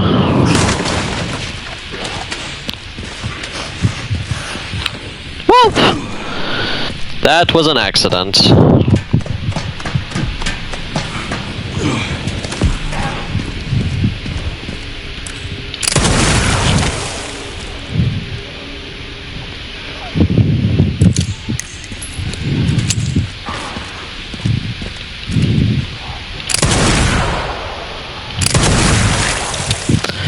That was a case of the camera fucking around.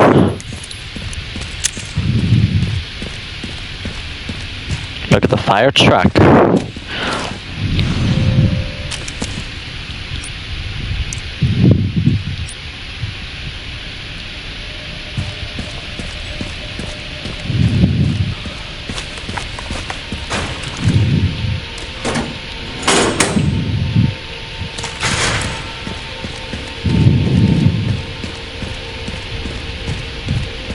I swear the camera is just trying to get me pissed off even further than it already could.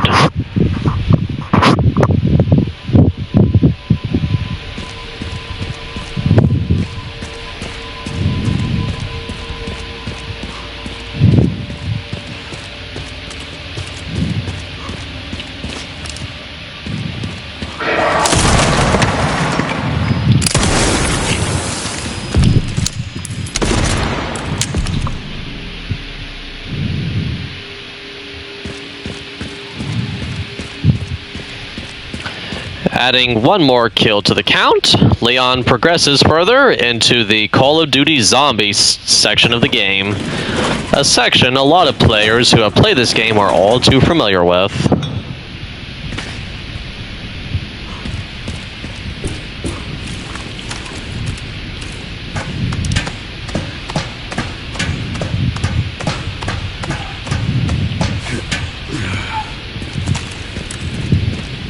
One part should be just up here. Stop it, camera. You're actually getting on my nerves now.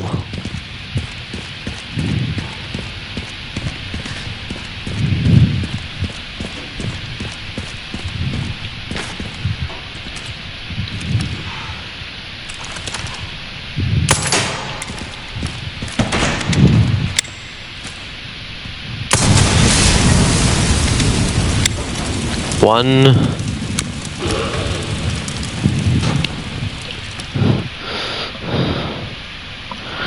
At least one more zombie is added to the kill count as he gets too lit at his only party he ever got to have.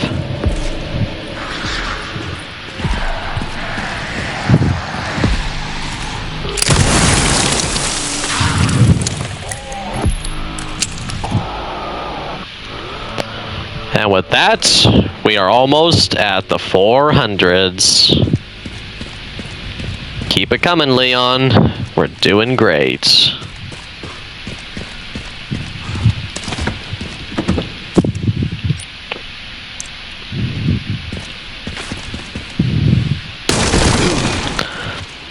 Pulling a move that would most definitely break someone's leg in real life, Leon somehow survives and says, "I made of steel. Let's keep going."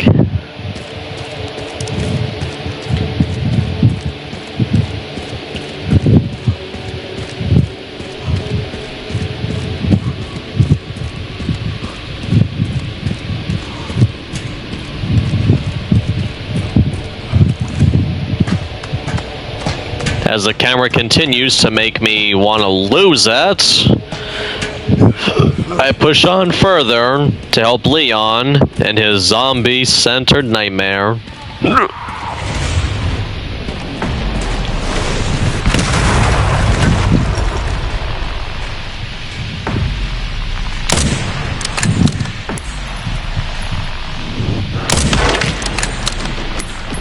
Again, the camera is starting to really fuck around with me.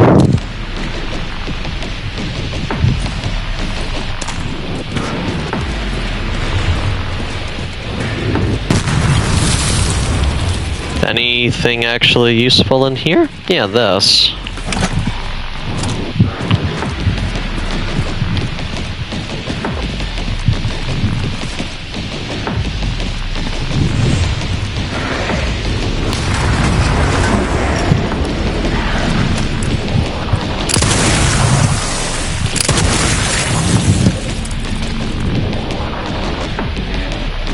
And we are finally in 400.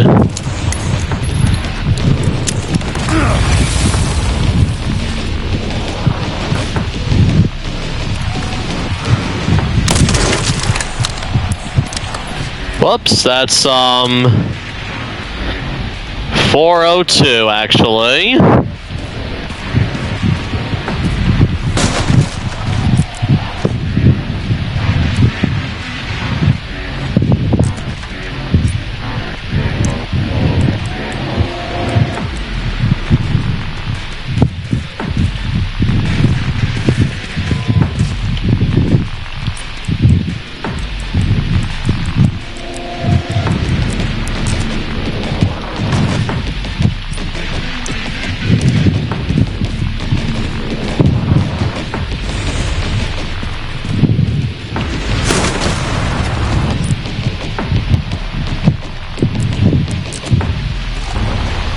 Leon has to sadly sacrifice an item, as he doesn't have enough space for it.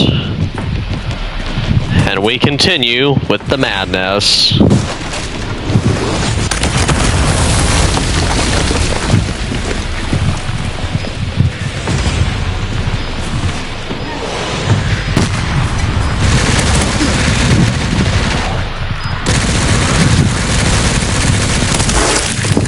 One, two.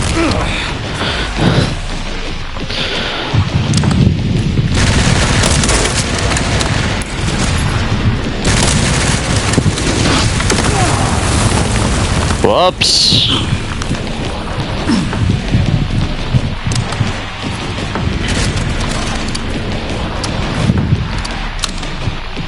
That could have gone better.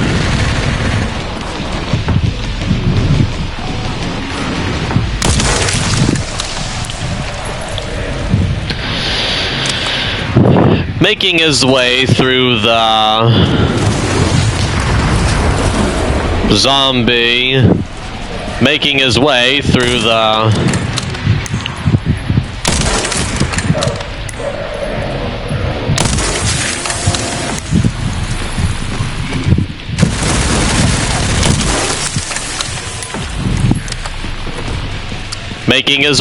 the Call of Duty mod. Leon has a choice to make.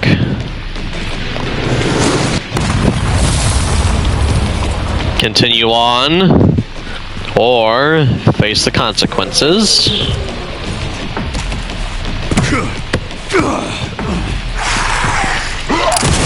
Opting to carry on, he makes it to what should be an easy spot to deal with all the bullshit and the madness. Except by the time he gets there, there is no madness, because he killed it all. Even though his armor took a beating, he's just that good.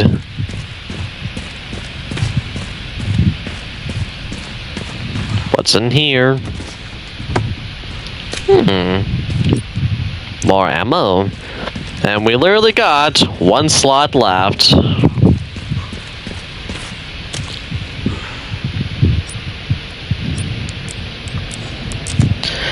Leon has to literally still sacrifice stuff just to make sure he's not overran.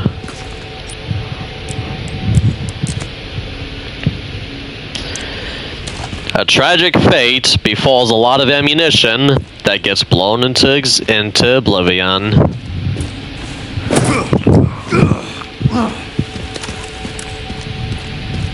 Its existence literally turned into non-existent for the sake of keeping things going smoothly.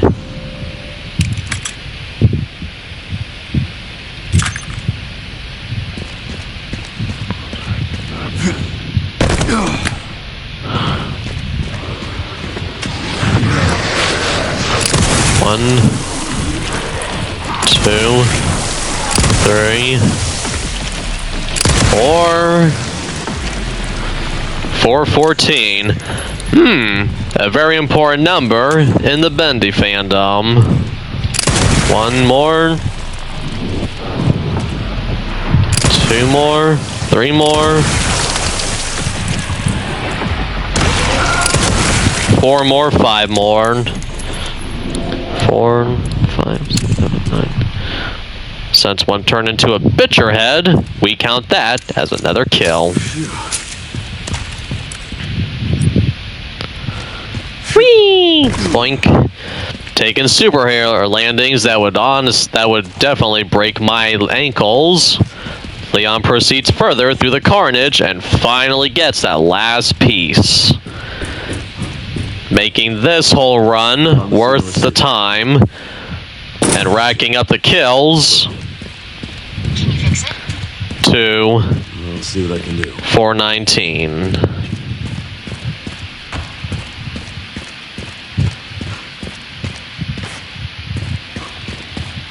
Making his way downtown, he proceeds further past all the madness and checks to see if there's any more bitcher heads.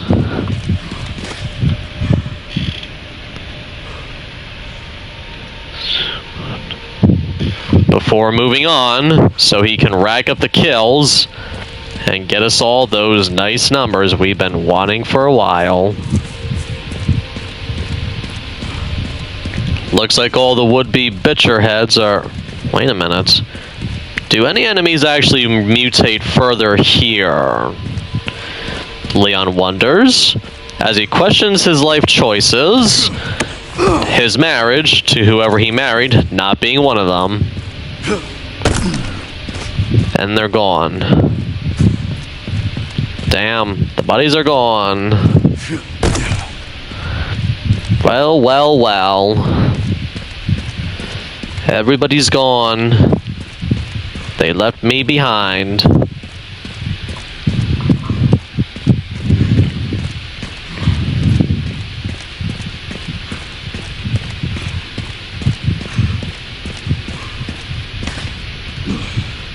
I wonder if there's any mutations at the gas.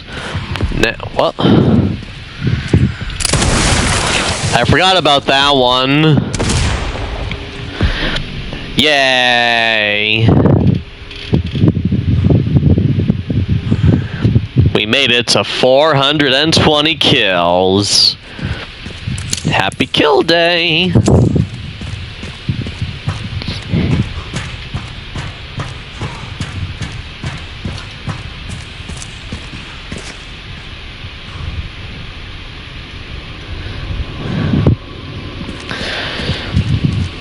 Bidding farewell to this area one final time, Leon finds the missing thing to fix the broken part of the explosive thingy, and a sweet ride out of here. A bike.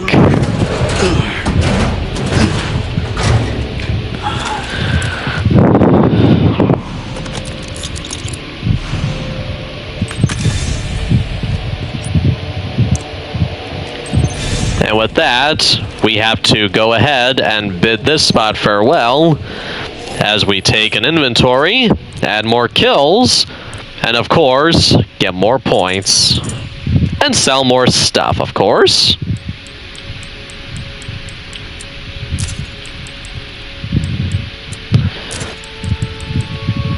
Including a couple of real stacked hand grenades that make us look real nice and buff and stuff. Buff and stuff. That sounds like a gym.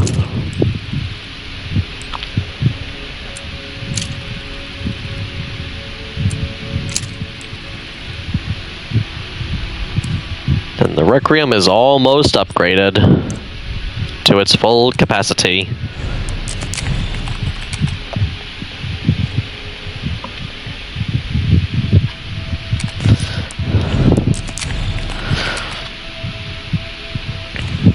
With his mission in Raccoon City almost finished, Leon decides to whoops. Forgot to upgrade the armor. Hope I can.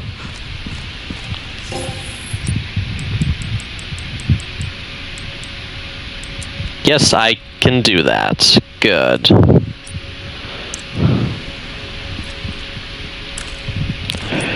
Armor fully upgraded. Leon, well, as far as we can go on the easiest difficulty. Leon finally decides it's time to leave this area once and for all. Hopeless. Yeah, that's Raccoon City, alright. Luckily, I found a bike.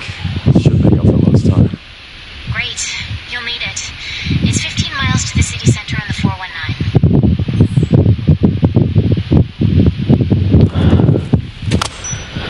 15 miles. We come equipped with the right tools. A bike.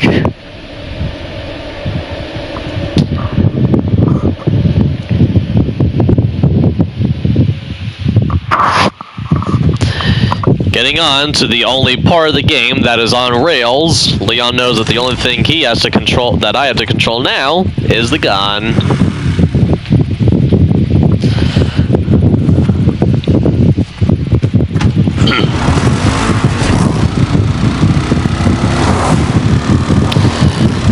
Gotta remember to add the pups to the kill count too, unfortunately.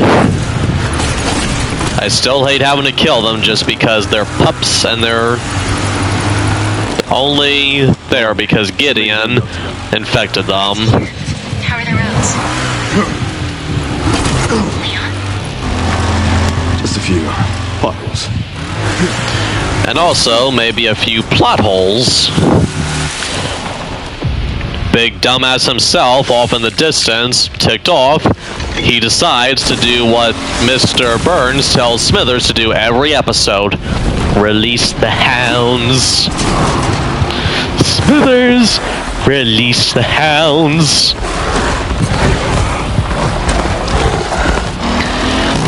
Knowing these are not good boy, Leon knows that he has to take them out if he wants to survive his, whole time here in the game. 1, 2, 3.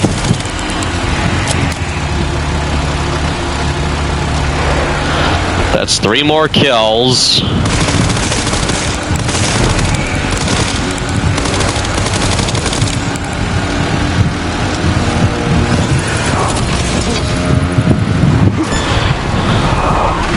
Pups could use more training.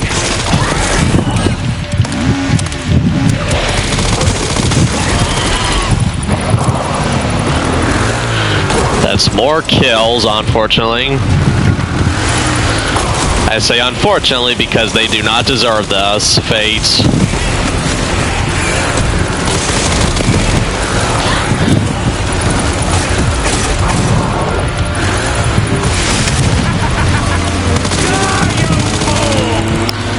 You die, asshole. Going up the stairs, we encounter 2 more unfortunate pups.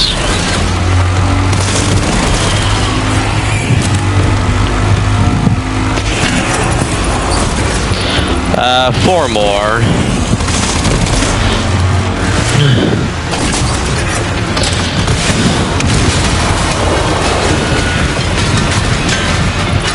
So much for the direct route. And that's the first time I didn't take any damage from the pups during the motorcycle scene.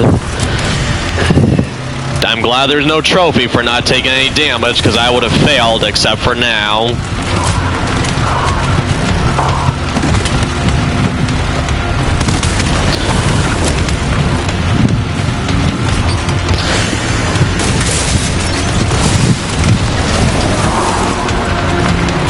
Wait a minute, there's more.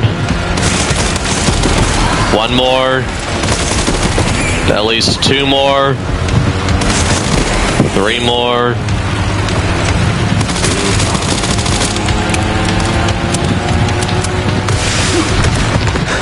Ken, seriously.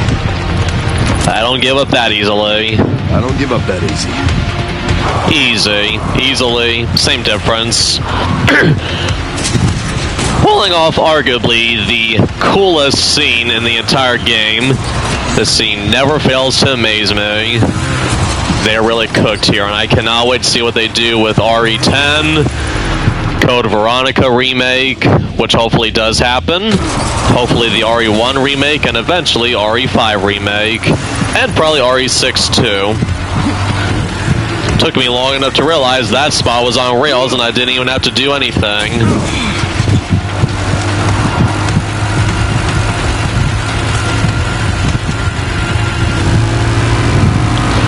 No more hounds at his disposal. Victor knows he has to go one-on-one combat with Leon. As they continue to drive in ways that would make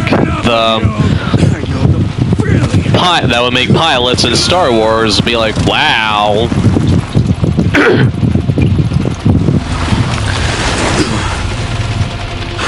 Playing chicken with this motherfucker. Leon knows it's time to end him once and for all.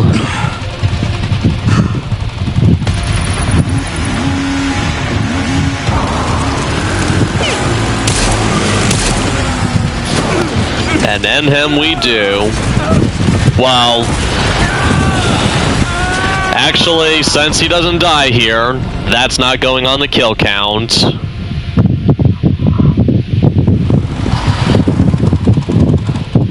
He will not be added to the kill count until much, much later. One final quip about Victor's stupidity. Leon continues his merry way to the city center and to the very place it all began, the RPD.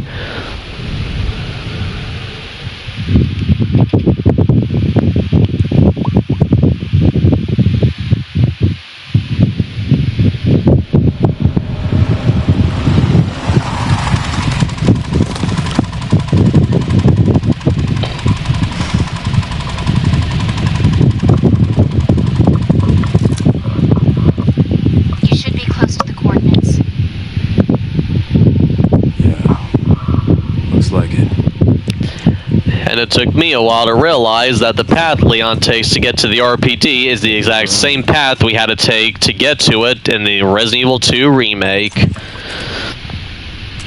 Definitely a love letter to the game and the fans. I don't think there's anything around here since we took out the one Mr. Raccoon, which was over here. Yeah. Nothing else over here.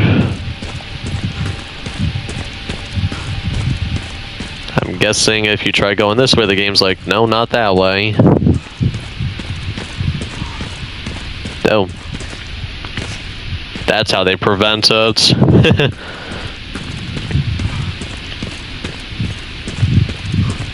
Yep, it's the exact same way we had to take to get to the RPD in the remake.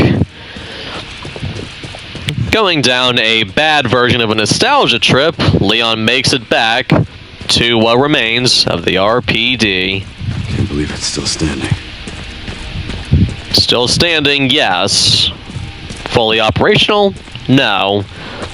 Looking terrible? Yes. A nostalgia trip? Definitely. Seriously, did Misha do a playthrough of the game and count up the kills themselves and see what kind of shenanigans they can get into? Touching the door triggers a flashback to his time in the RPD, his first day.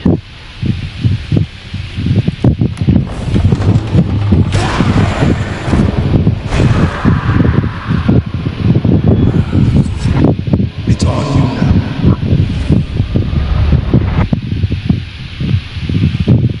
And I will say Marvin deserved a much better fate.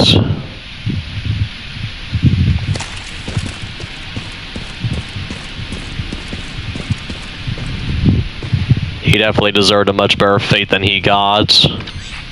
Sharing an RPD. It's been a while since you've been back there. 28 years to be precise. It's a long time. Looks like the BSAA set up HQ here. Abandoned? Not sure.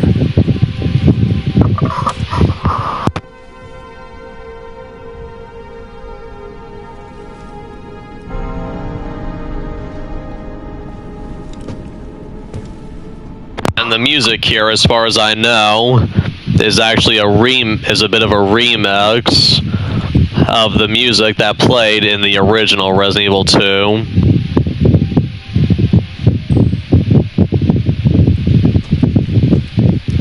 Which is a really cool detail. Fucking guy. Grace. Shit, she's in danger. Sure, they found Grace. At RPD?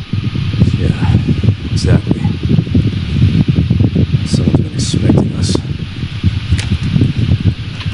And his name is John Cena. Better work on our location. Actually, Victor Gideon, or Cena, but you get the idea.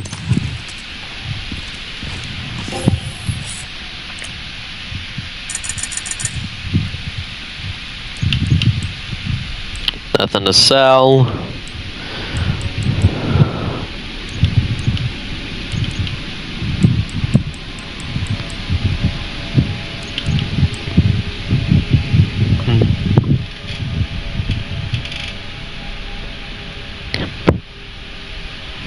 Let's see. What do I even have on hand?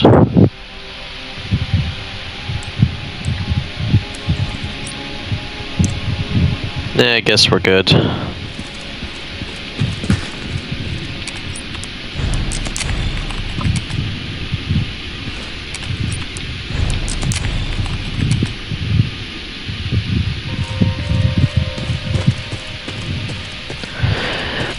Okay, so that spot's not even possible to go out of until after we deal with Tyrant. I wondered if it was possible to go out there beforehand. Hey,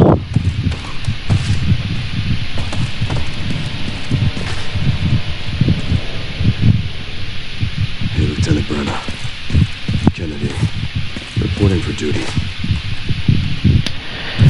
Also, I feel like this is one moment of the game that it's kind of best to not really make many jokes because it's a real serious moment. Easy, officer. As for that, people will ask, what about that? Simple. A mercy kill.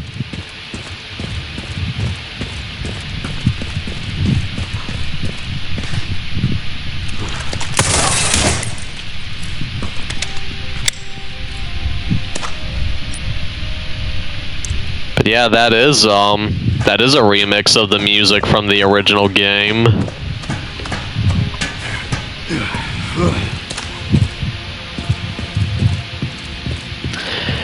I think that's the only kill we can get here, so... And I don't remember if there's much loot here.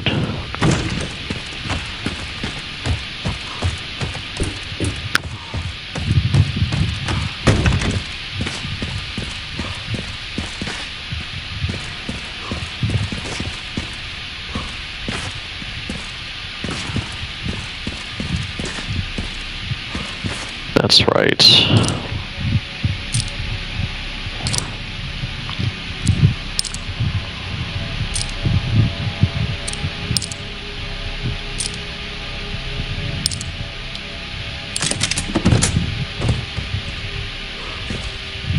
And because we got everything that one time, there's not even anything there this time.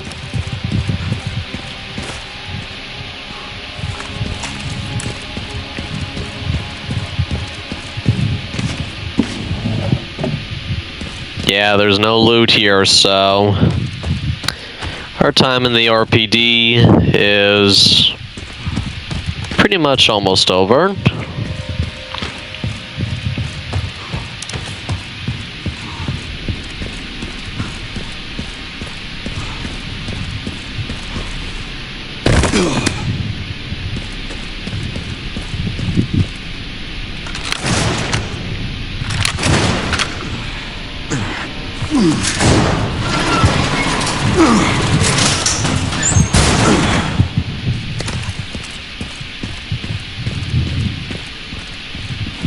I want to test out the redemption gun.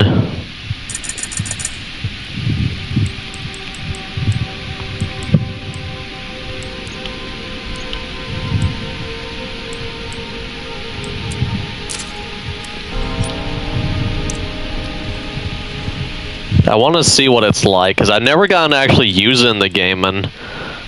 Oh, I don't even have enough yet. Okay, well, I'll get enough, you know. I'll get enough points. Eventually. I could always test it out in the, in Arc anyway.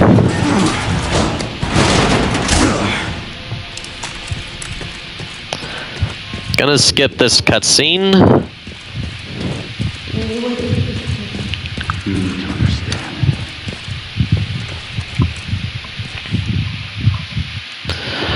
And this cutscene, as we make it through, to me, the one part of the game that to me is definitely not fun at all.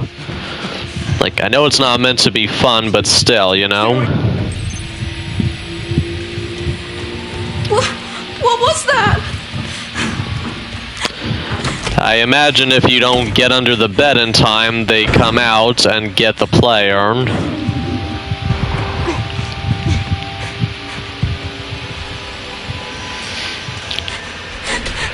Playing the world's deadliest game of hide and seek, Chloe does her best to keep her sanity intact. Poor girl.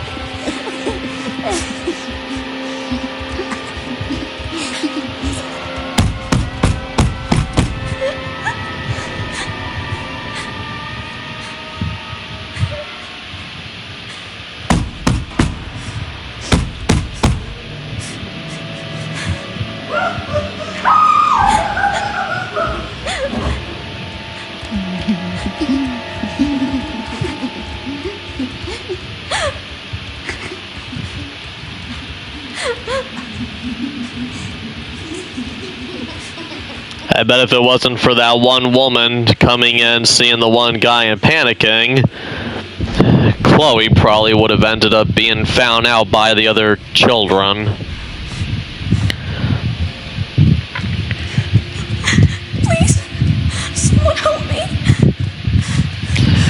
Unfortunately, Chloe, you won't find any help in this place.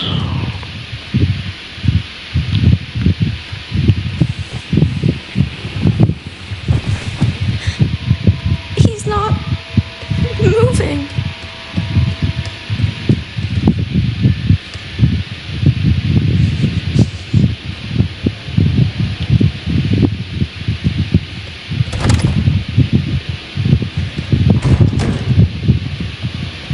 I bet that was the first time in her life Chloe ever saw, and the last time in her life Chloe ever saw death.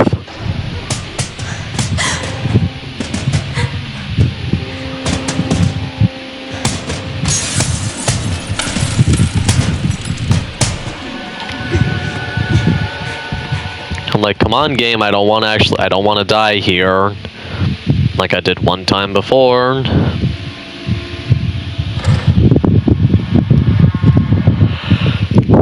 And we witnessed the world's worst attempt at chiropractor adjustments.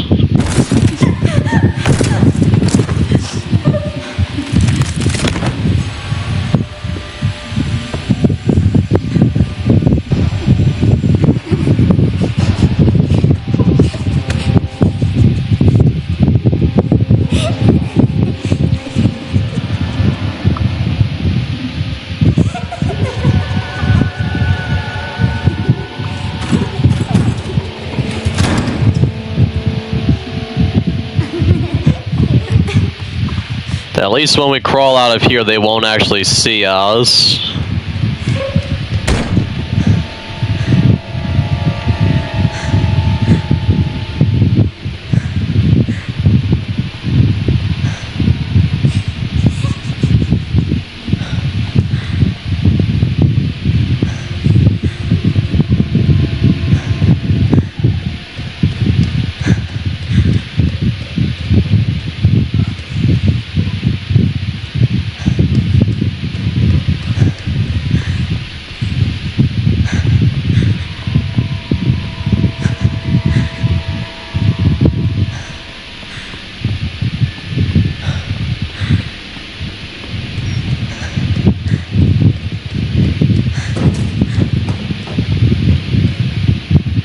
And there's some stuff here, like I think soup and everything.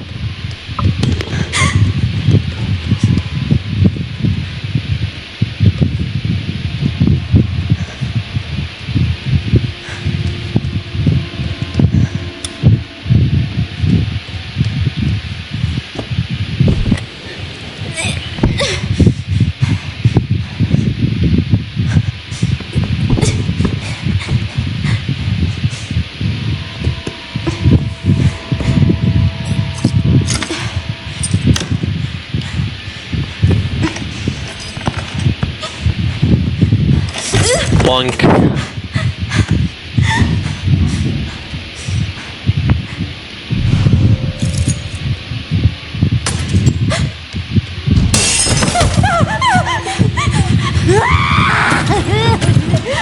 What do I do? What do I do?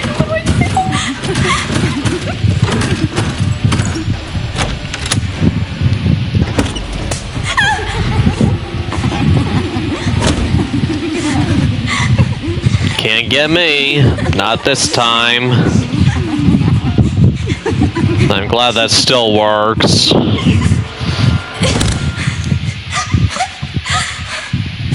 Please just be a bad dream.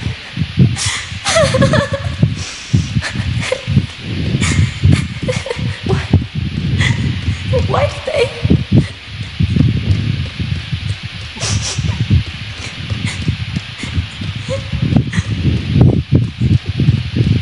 Where am I?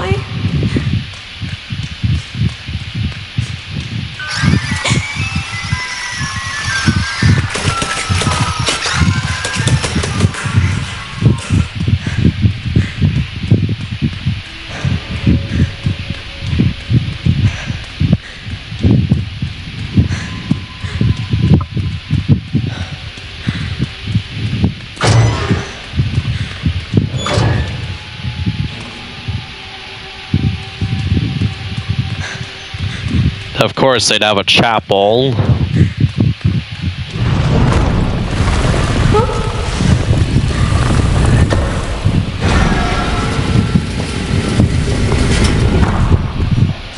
The wild thing is how this wasn't even in the remake of Resident Evil 2. This whole area, past that area where Sherry and Claire ran from from Tyrant, was that? I think it's wild that that was made for this area, for this game and everything, and probably wasn't even a thought in the remake of Resident Evil 2.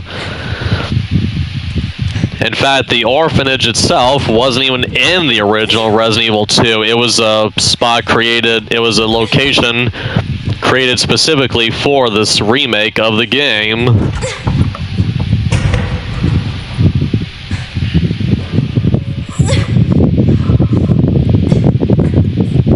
Everyone who was in this game did a great job, and they all deserve Oscars for their acting.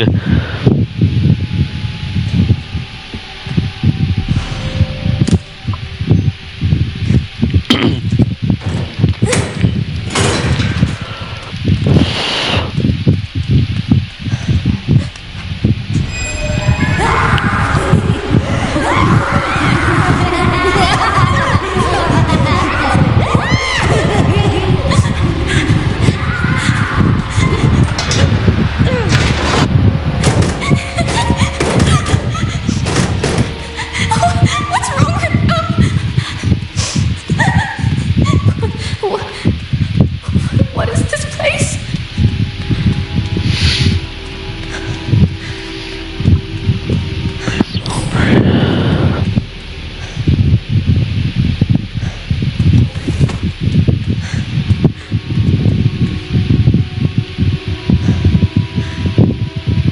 '87 was when Spencer visited the place.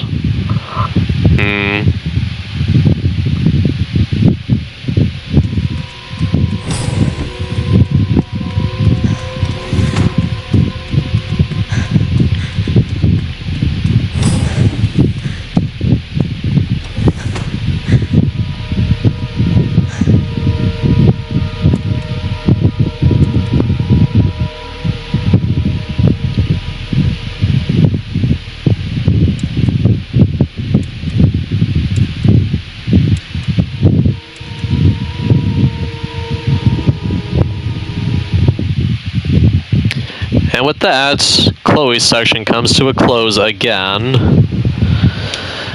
Grace finds out all these poor little girls are all clones of her. Spencer's key. But now we have the original. We have you. You can unlock Elvis and Ark. That's where we'll go. What? I was made?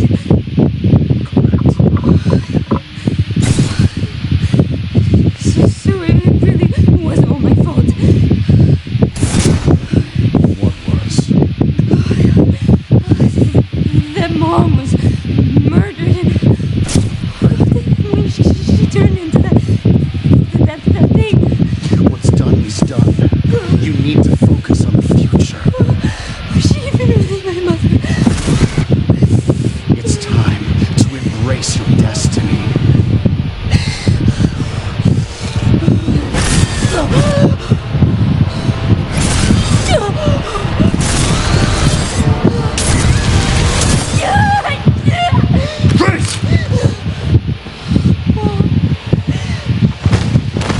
More like Daddy Leon, not Mom. What the? Mr. Kennedy, I had a feeling you'd make an appearance. Sorry, but I don't have time to spare.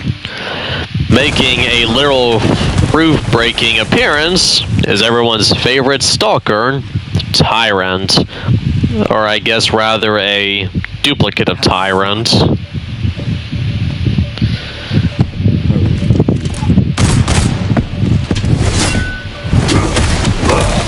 Ouch. I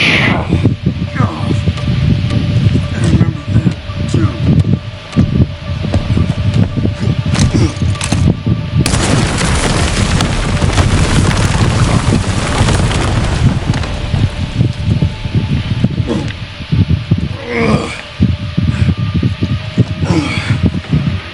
Sherry, wasn't there an orphanage around here?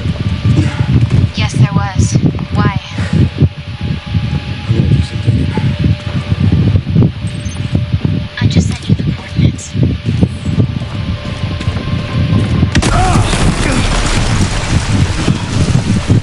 I don't have time to deal with this.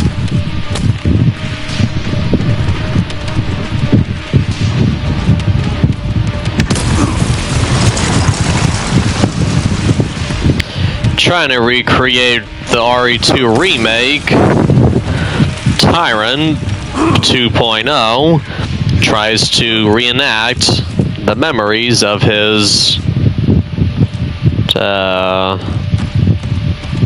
don't know, I guess it'd be like brother or something at this point.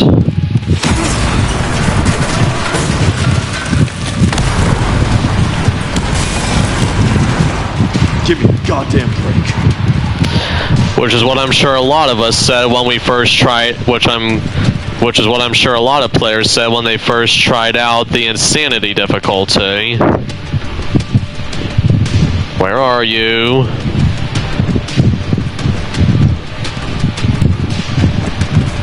That's cheating. But then again, I'm sure he loves to cheat anyway. Whoops. Still comes through the wall anyway. When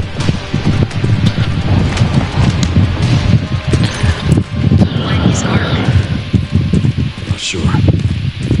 But apparently it's someplace important. I'm guessing using a helicopter, Tyrant flies off in his Dorkmobile to await Leon's next encounter with him.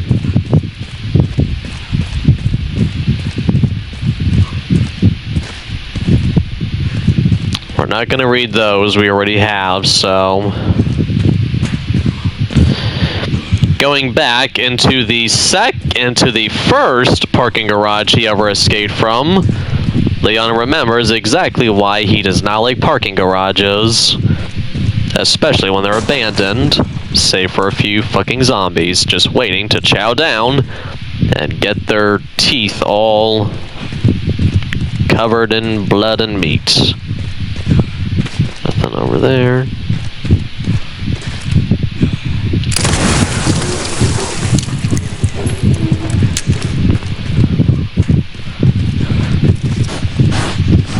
Whoa. 38. 39. Almost at 440.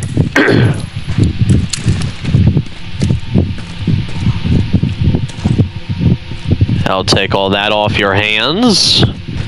You zombies will not be needing those anymore. Not even the med injector can save you.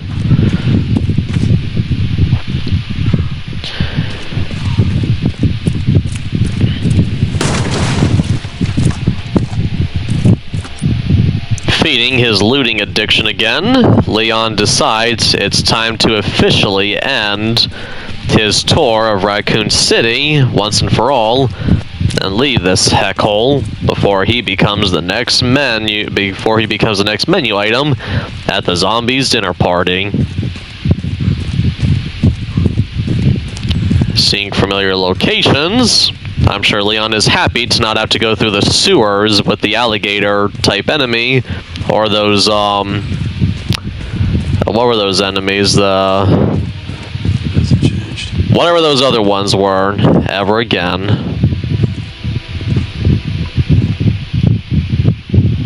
Having another flashback, he remembers a lot of stuff.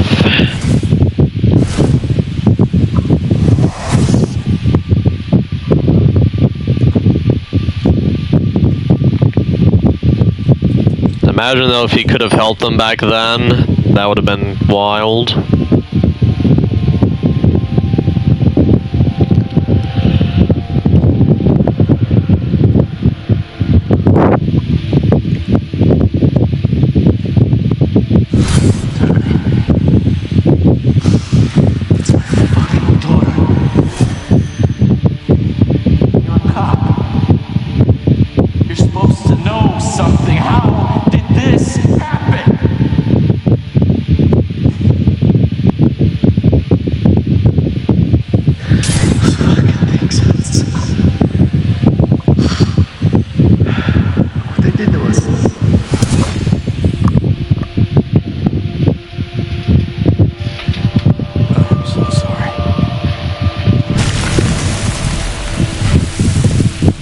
Hearing Tyrant make a slam appearance again, Leon heads out so he can finally put this nightmare to rest. So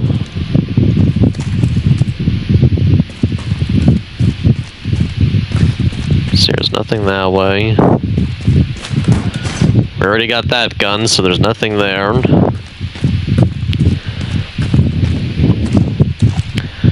One more time on the addiction go round.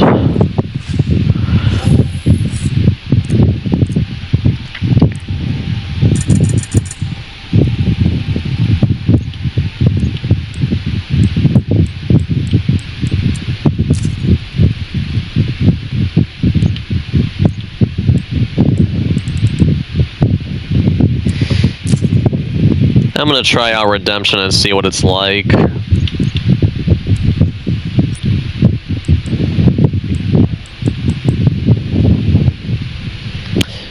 But I'm not going to test it out here. I'm going to test it out on some of the residents of ARC. Which should stand for Arkham Asylum.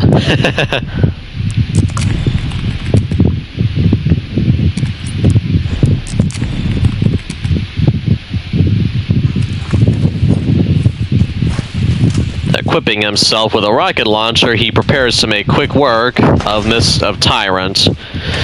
As Tyrant is like, finally, our battle shall be boom! Oh, I didn't get to fight him. So much for the battle being legendary for you, Tyrant. I'll stop you as many times as I have to. I mean, the battle was indeed legendary for us, not for him. Taking out Tyrant in one swift rocket, Leon puts the would-be stalker to bed for the last time and says nighty-night to this unfair asshole.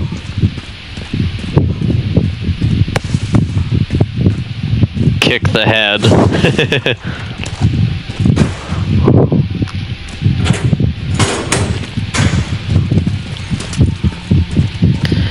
I know there's way more kills you can rack up on the insanity difficulty as they throw in some additional spiders in part of the subway, but I'm not worrying about that.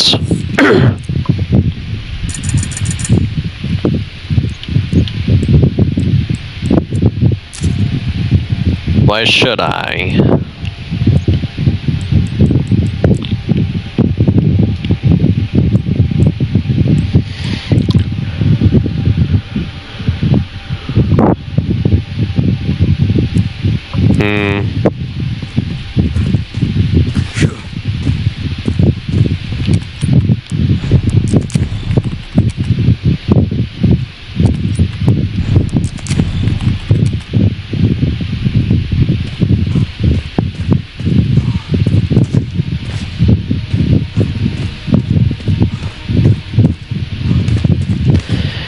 It would still be cool to have a prequel game, and I don't mean Resident Evil 0, I mean a prequel, alright, a prequel to the entire game series, to see what Raccoon City was like before Umbrella fucked everything up. Making his way to the orphanage, or what remains of it, Leon's journey is coming closer to an end, until we get to spend more time with him in a Resident Evil 10, as I'm sure he'll, or the DLC for this, that's going to be $30, as I'm sure he'll be in the DLC, and I'm sure he'll be in Resident Evil 10.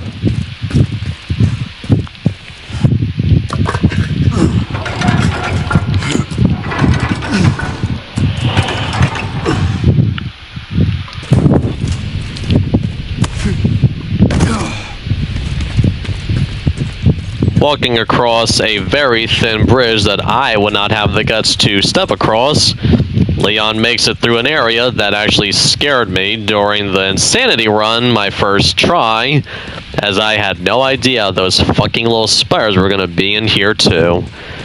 Completely avoiding the IKEA doors, Leon heads further down and finds a familiar friend in this cute little green plant.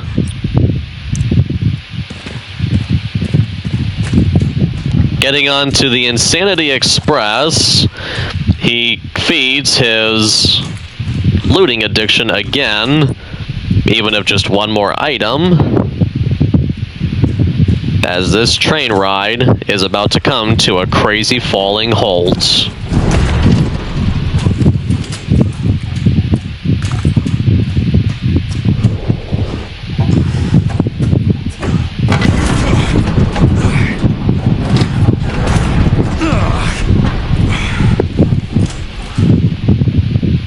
This train ain't even connected over there anymore.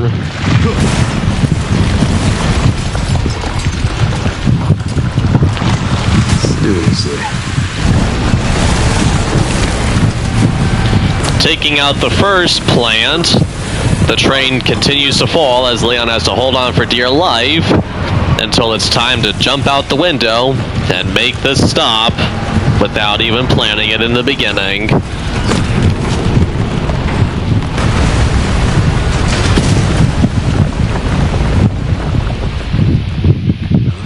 This is messed up. And it took me a while to realize that, and I think the first time playing the game, I realized this whole section is a bit of a callback to The Evil Within, and that game's subway section, while not as crazy as this one, is still pretty wild. Whoops. Having a nice healthy shade of green in his suitcase, as well as his diet, Leon continues to go through the subway, picking off all the loot he can find, not saving any for Adam, who met his demise, and finding out he has to go further down still.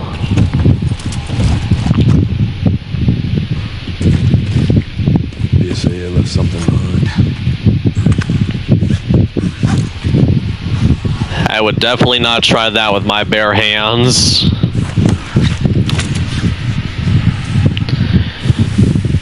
Performing a way to go down that would honestly, that I'm sure would blister my hands.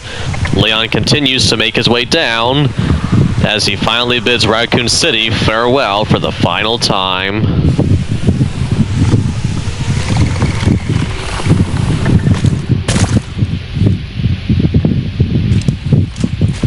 Finally reached the bottom. It's one very deep hole. The perfect place to hide something. Or hide someone, even.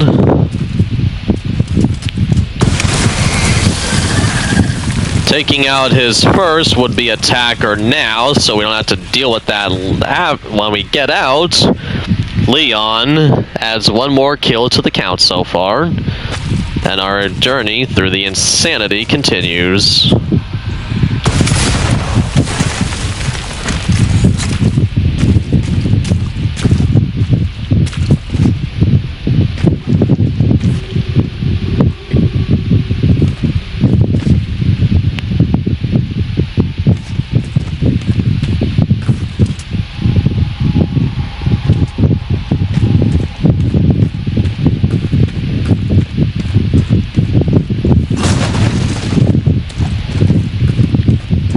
Doing even more looting, Leon gets further down and finds more unfriendly faces.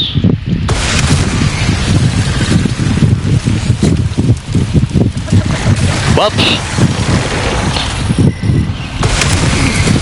I almost forgot about that one. Don't worry, Leon. We all make mistakes.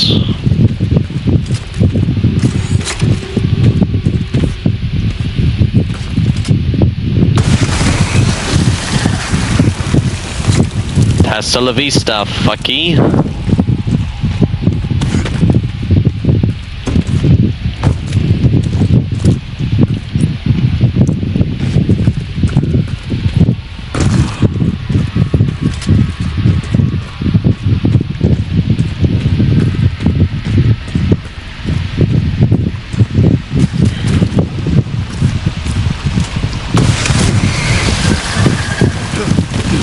Ta-ta.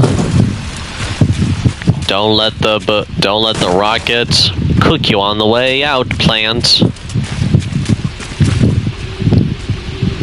Wait a minute. Is there any more over here? There's it just up ahead.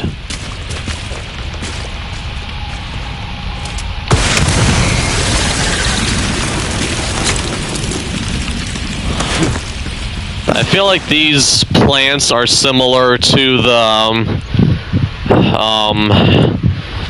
similar to those bug enemies from the remake from the 4th game where they hide and everything. These flowers really have it for me.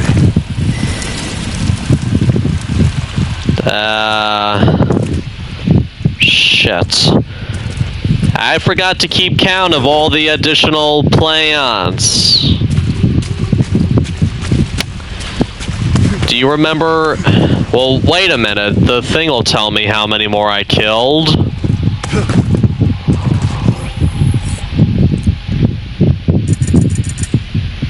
So maybe 8 more, because I did count 1, I think.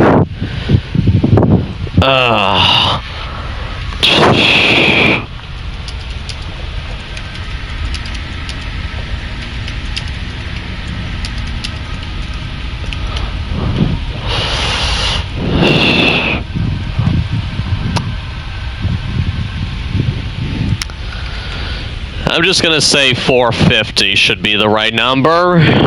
I hope.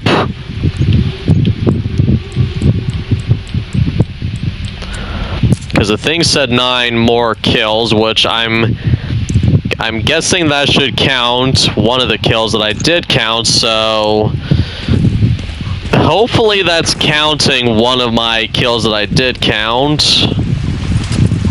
Should be about... Let's see. Let's do the math. I don't like math.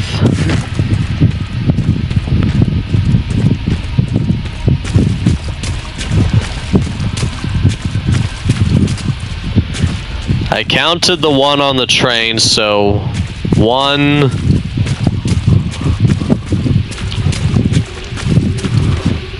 Was there one over here? I think there was... Was there one over here? There might not have been one right here. There was definitely one over here. So that's 2 more. There was one up here, 3.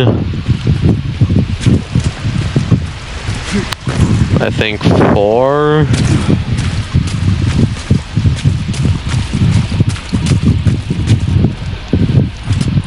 5,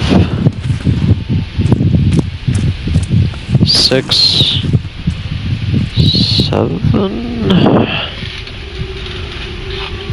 Let's see.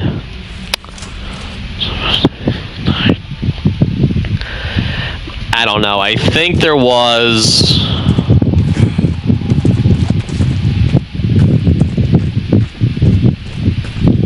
I don't know. I kind of lost track. Clumsy me.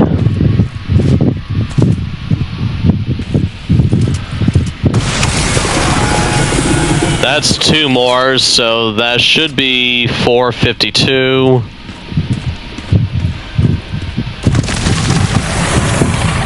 And then this should be 54.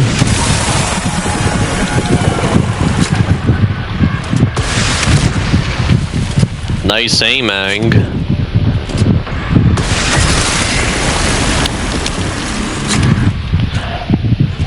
And then we're gonna kill this dumbass, so that should be 55.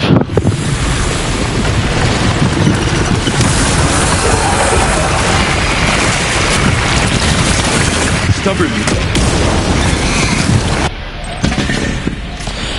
Okay, that should be 455.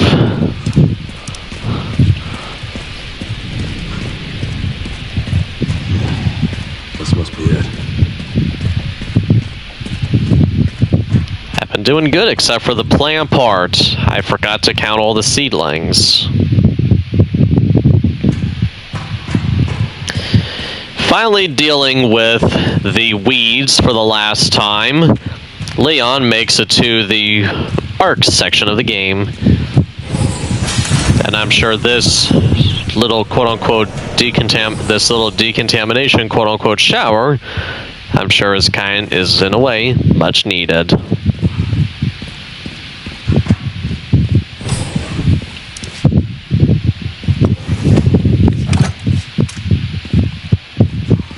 Once again, continuing his looting addiction, Leon loots some more and finds a upgraded version of the item box. 5 kills.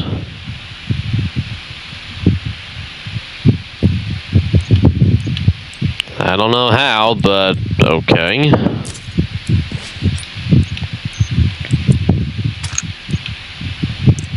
Apparently, somehow they're counting that as 5 kills.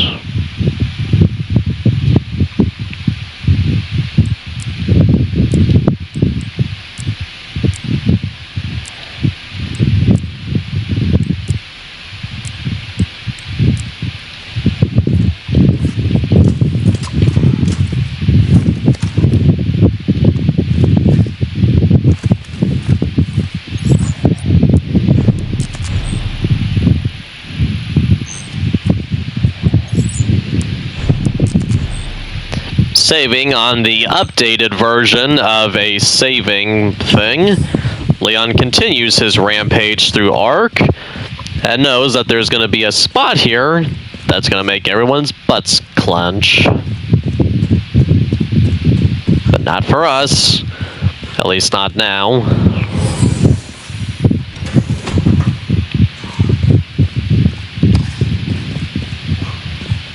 Still making time for looting. Leon continues onward. Nearly running out of space for anything else. Through the server room. Picking up a little friend. I'm getting the feeling I'm not wanted around here.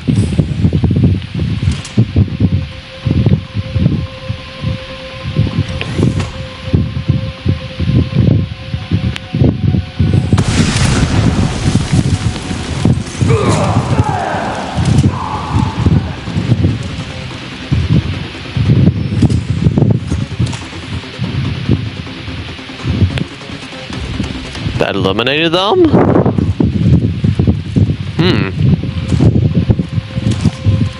Nice.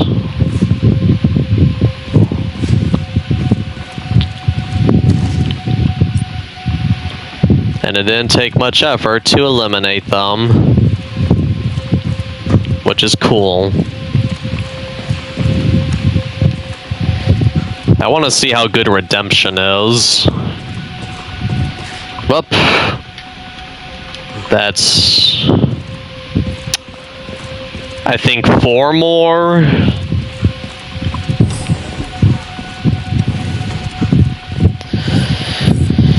You all know the drill. 3 more kills. No, pretty sure that was 4 more kills, game. Don't quote me on a game, but I'm pretty sure that was 4 more kills.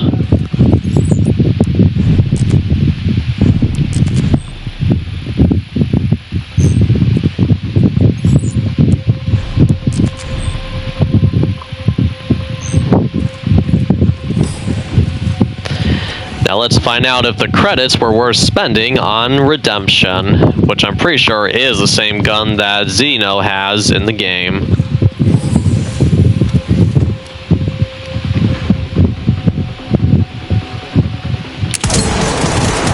Ooh, that is a good gun.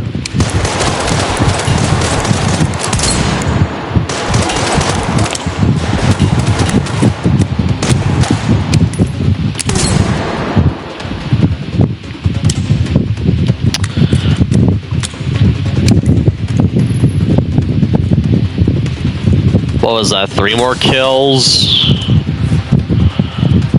1, 2.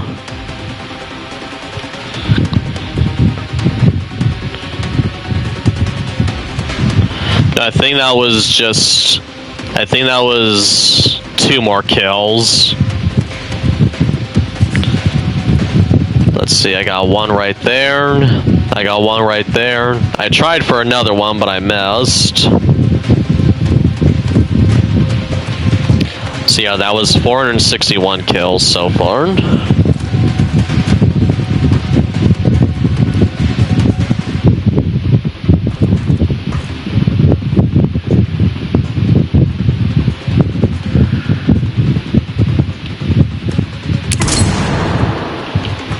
Now it's 62.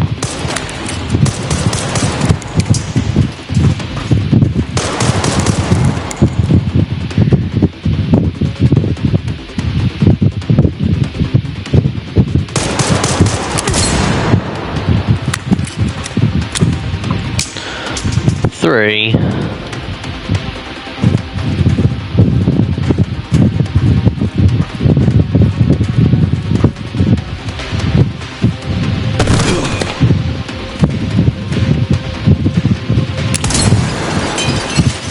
Liquor.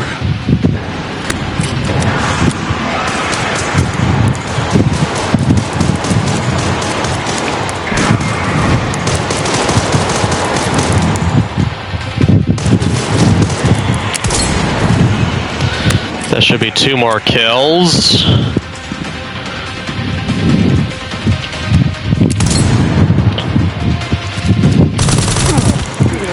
Three more kills.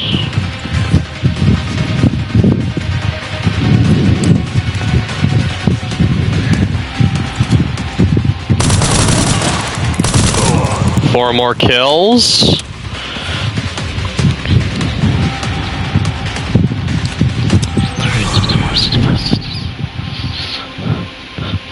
400 and forbidden number. Alright, Redemption is a good gun. It's actually pretty good.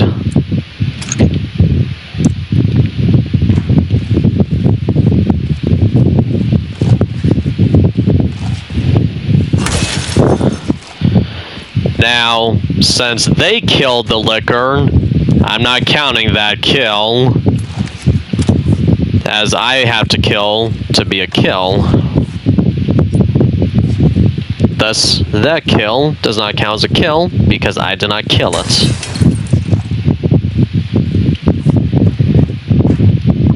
I don't think I even took any damage this time. I think I'm actually getting good at the game and starting to master it better.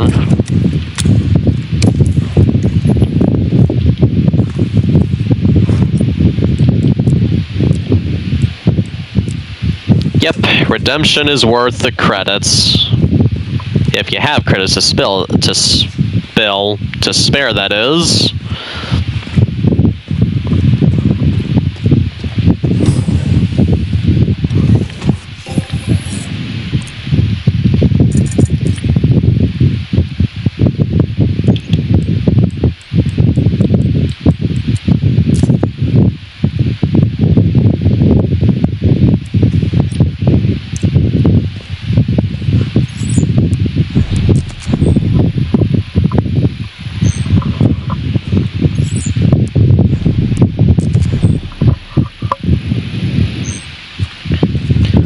And now it's time to take care of the one spot that killed my first attempt at the insanity difficulty.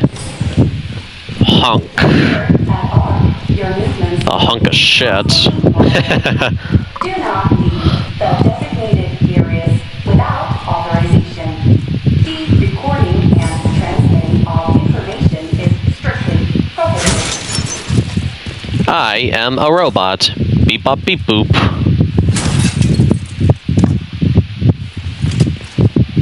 Do not make fun of my voice. It is a condition. Didn't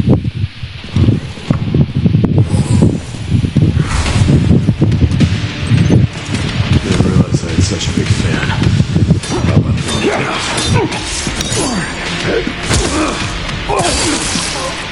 Boom. Eliminating the would-be commander, Leon puts a quick end to that bastard. One tough bastard. Coming from you, that's quite the compliment.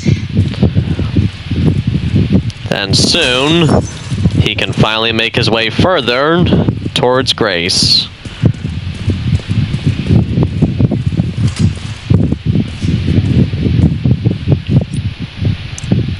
And Xeno, and all that good shit. Does the body actually remain? Appears the body actually does remain now. There should be nearby. Time to finally get some answers.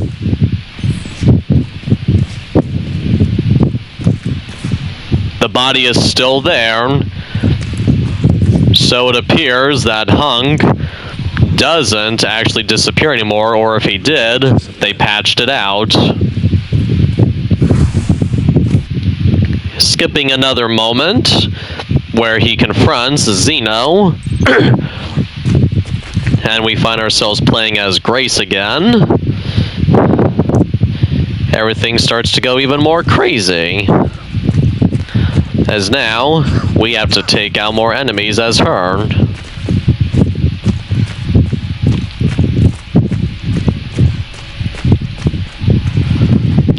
Climbing up into a vent, Grace reenacts another scene that reacts out a scene that was supposed to be in the failed movie, in the movie that she never finished being in, but never got to do. She never got to, so now she gets to do it.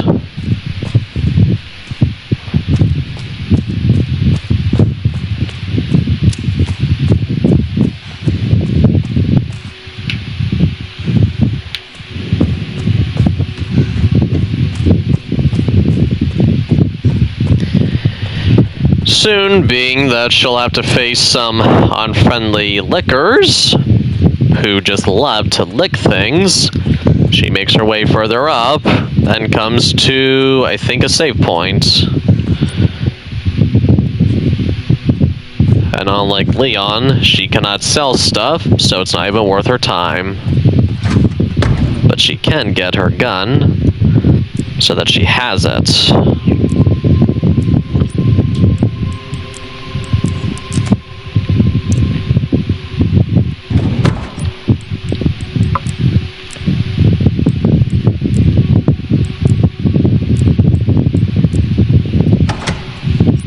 Bingo.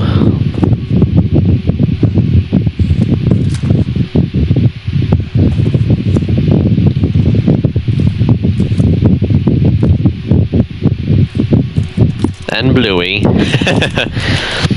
Once again, finding herself at the magic typewriter, Grace proceeds to save her progress even further and show us just what she's learned over the course of her time in this game.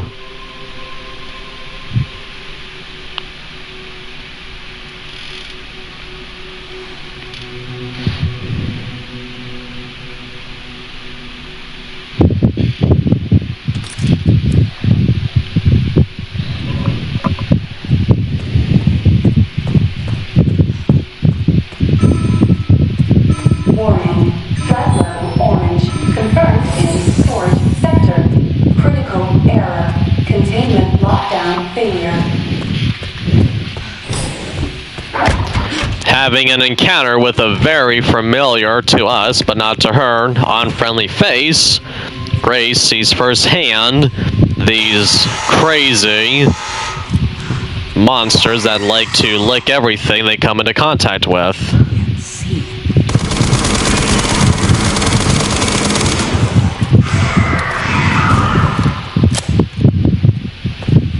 And she does what any sane person would do and kills it.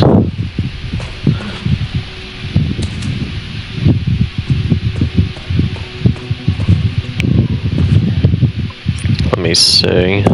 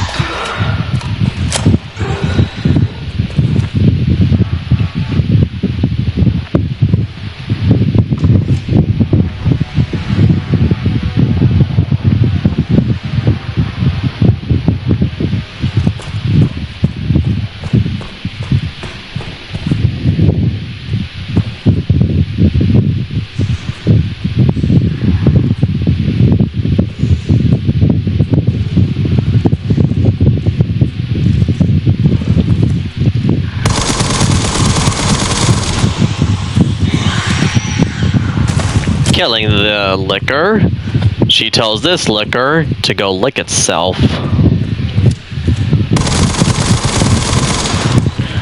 As well as a few fleshy fuckers that are very annoying to deal with, but are still a part of this game's cast of monstrous characters.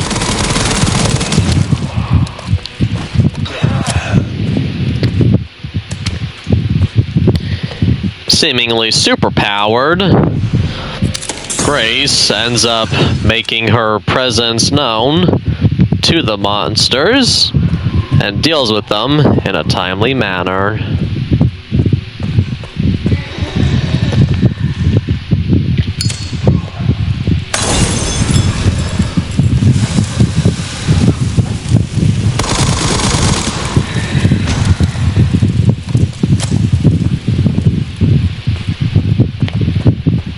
Are you the only one? I guess for now it's the only one.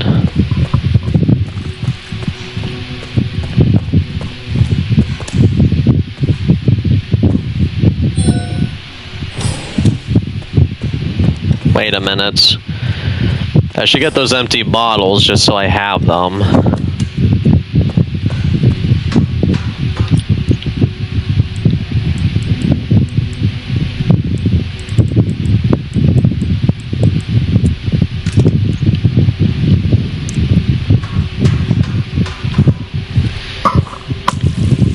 Remembering she can collect blood, Grace continues to fill her blood collecting addiction.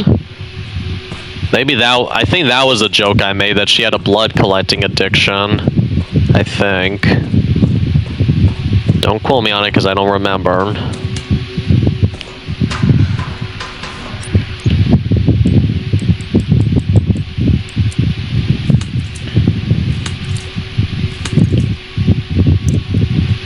She proceeds to empty out her supply as the liquor's head turns.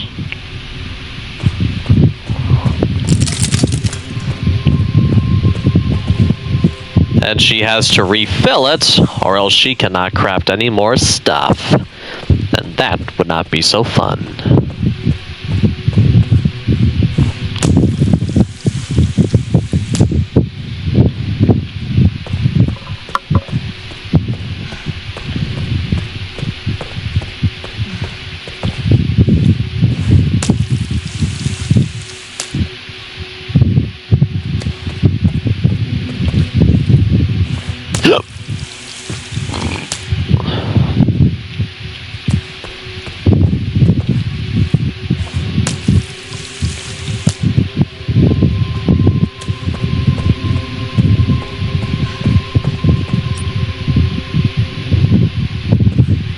Okay, the only stuff left here is ammunition that I don't need.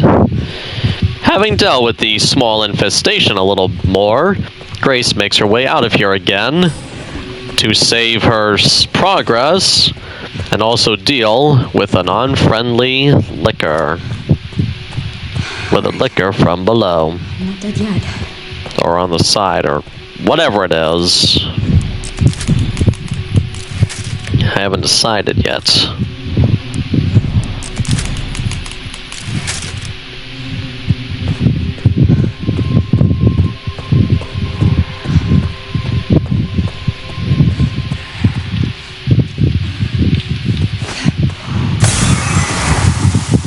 Happy melting. Whoops. 1, 2, 3,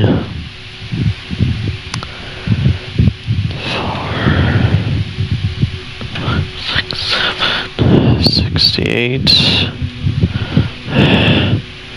69, 70. 1, 2, 3, 4, 5. Should be 475 now, if I did the math correctly.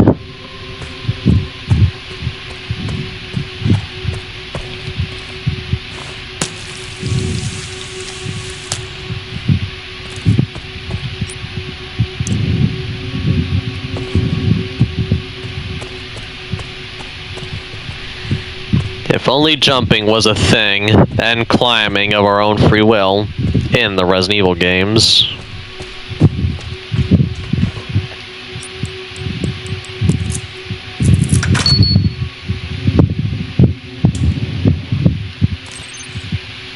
All right, Leon. Be careful. Nice. Which is the same thing Michael Rosen says during his videos. Nice. Oh, man.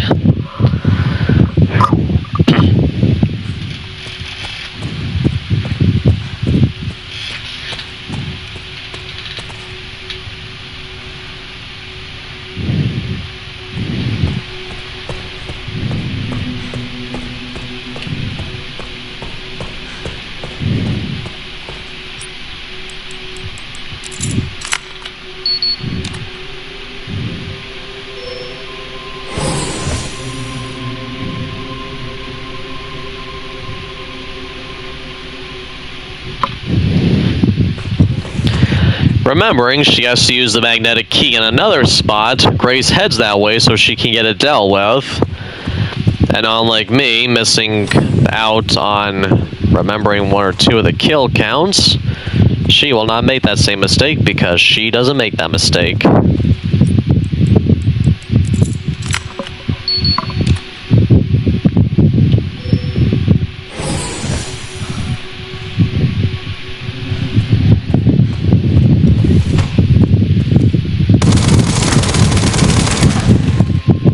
Adding another kill to the count, Grace gives us some fun stuff to do.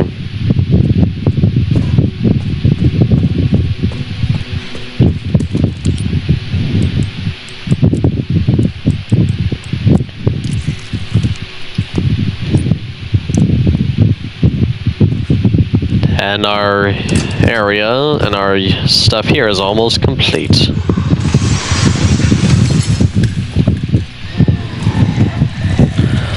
One, two, three.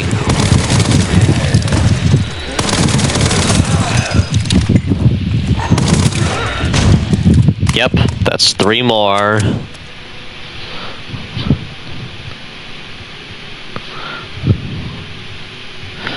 Giving us 479 kills.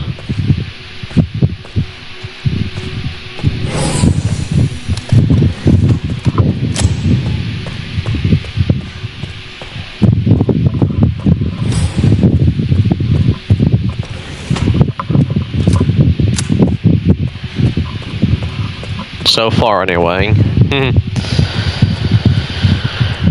Like, wait a minute. She doesn't give us that many. We have that many now.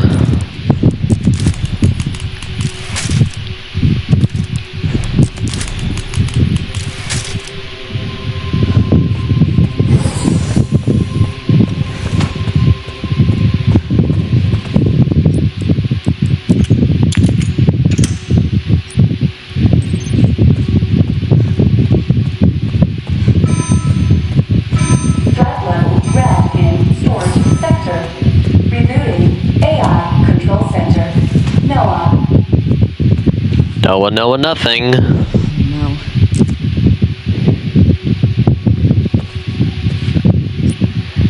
Let's see.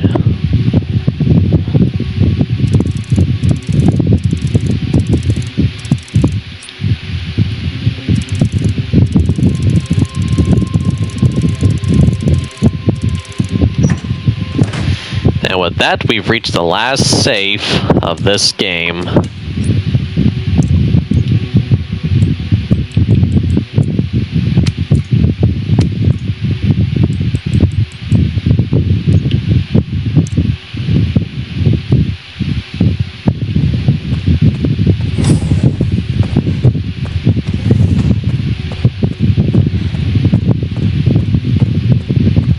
Making her way further into the madness, she heads to the storage section, which would normally be a nice area if not for all the grotesque monsters waiting to lick her face and skin her alive.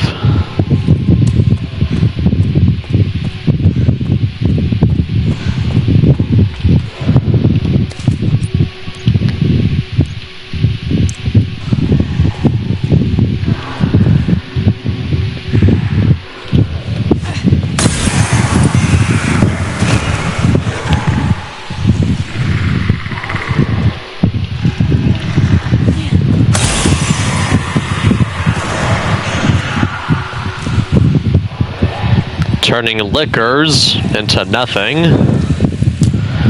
She hears the noise. One of these motherfuckers.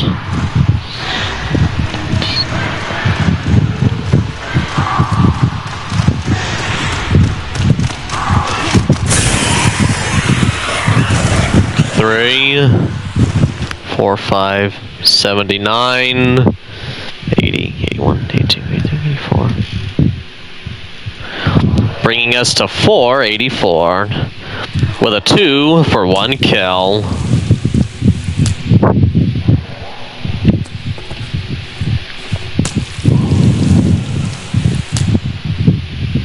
You can see the spine protruding. Actually, I don't know if protruding is the right word.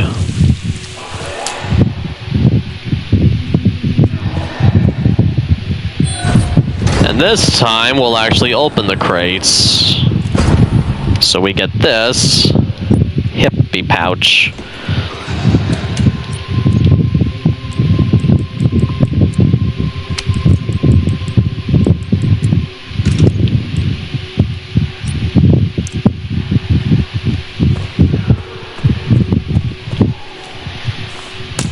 And with that, we have all the hip pouches. And now we are very hip.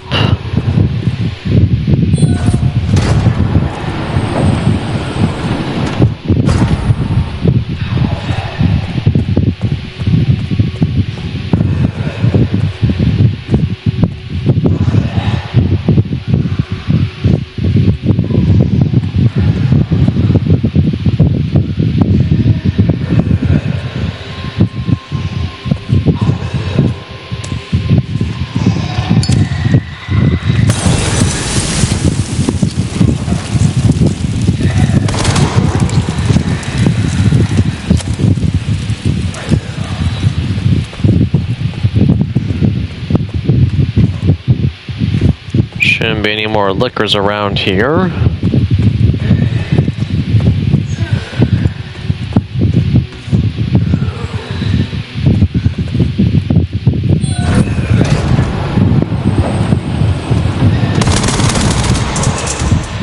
One, two.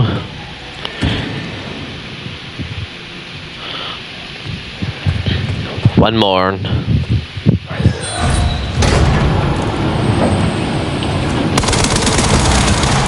For now, anyway.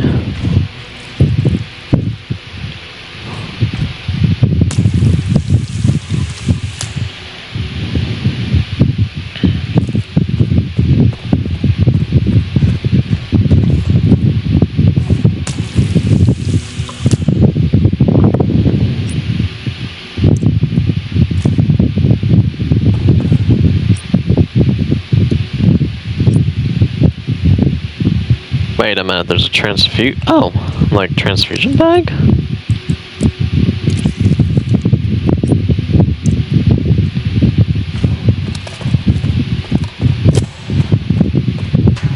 Like, where'd the transfusion-y baggie? AI Control Center. Noah. Reboot failure. No response. Beep bop beep boop. Protocol. Inactive. Containment protocol. Inactive.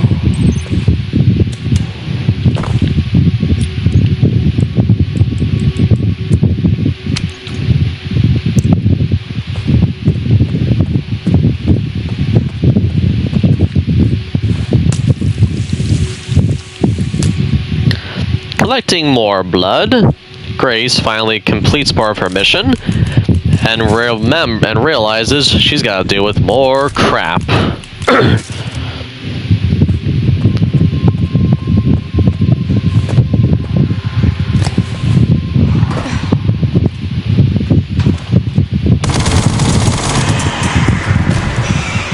Opting to save some of her acid so she can use it on future would-be enemies.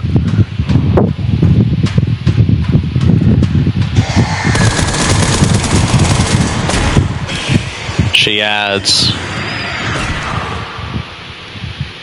2 more enemies to the count.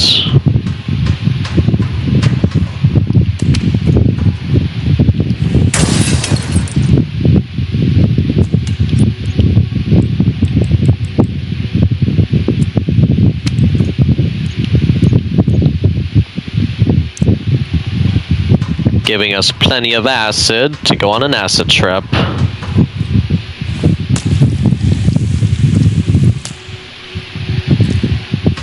Dang, if not for that one moment, I would have made it through. I probably would have made it through this whole playthrough deathless. But there's a test of getting those points for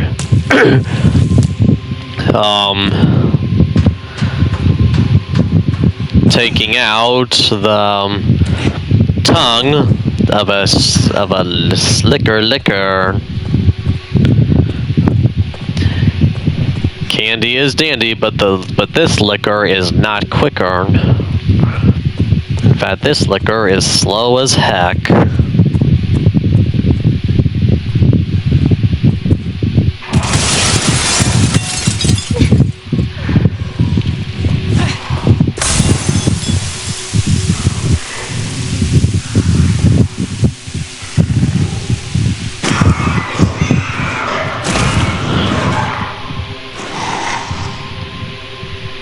Adding 2 more kills, we get ourselves 491. And the sweet smell of victory. Oh, no, wait, that's the infected blood. Yuck! Everything going as well as could be. Grace makes her way back to the spot where she has to use that little glowing ball and says, I use my glowing balls to make everyone think I'm tripping balls. Because that's exactly what happens to a lot of people. They trip balls.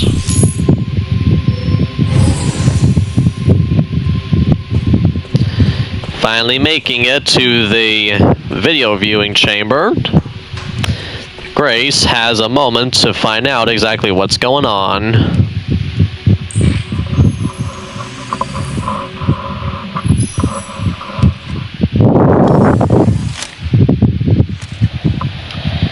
And realizes that she has that floppy disk. Something important.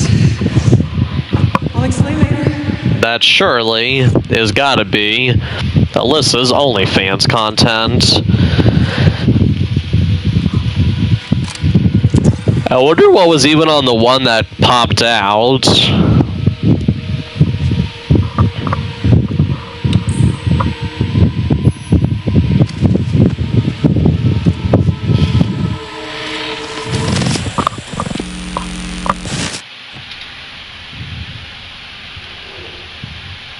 Shutting yourself away in a dark room like this is quite the change for you. After the life you've lived. Life takes unexpected turns, don't you think? Looking back, do you feel that the choices you've made have contributed to your present circumstances? Of course. What you sow, you reap. Isn't that the natural order? So, tell me, please, Spencer. What would you like the world to know? The truth. But a short break before we begin, Miss Ashcroft. I'm not a young man. I don't have the energy I once did.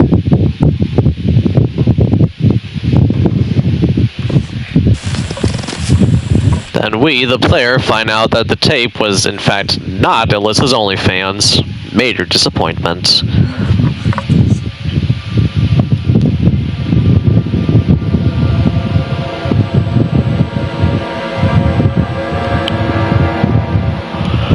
And before we can find out the truth, that's pulled away from us, and we're finally back to Daddy Leon.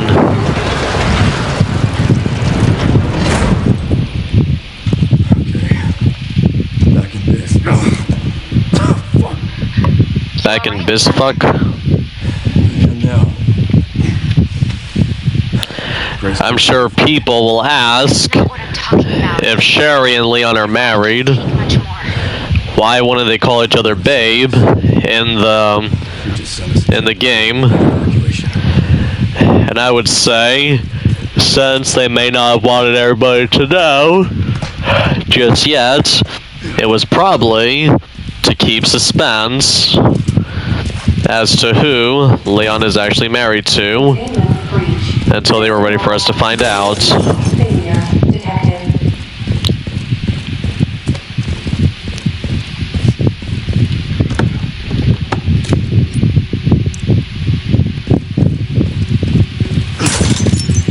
Continuing his looting addiction, Leon looks to see where he has to go. Easy as pie. 3.14265 to be exact. Oh! And we add a 2-for-1 headshot to the kill count.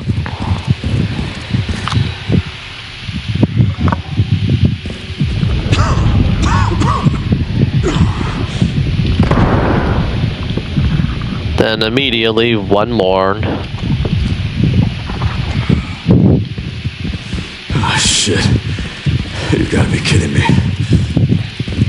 No way, Leon. We do not kid around here.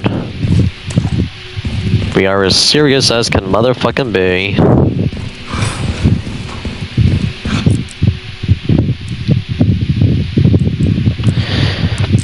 Sacrificing another item in the name of sanity, Leon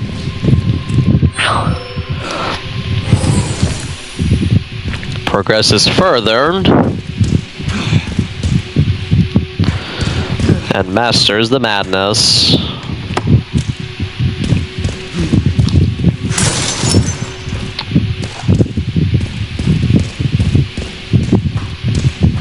Knowing this room is going to be a pain in the ass to deal with, he comes to the one spot that he and I have both been dreading this entire playthrough.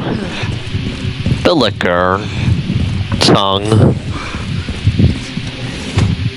Rather, the lack thereof. Hopefully.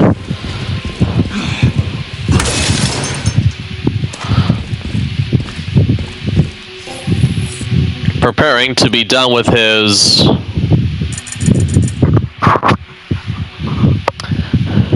looting addiction, Leon goes through it one more time before he has to carry on.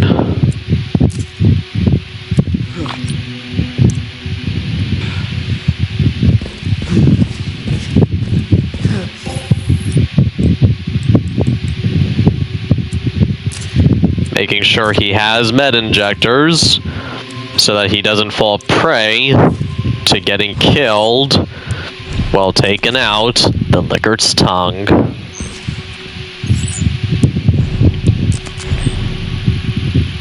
Wait a minute,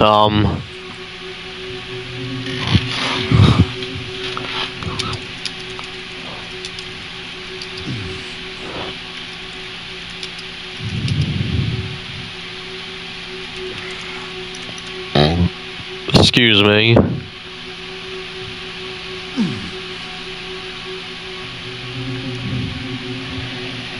And I just remembered that I technically have to get the mortal edge so I can parry the bastard's tongue.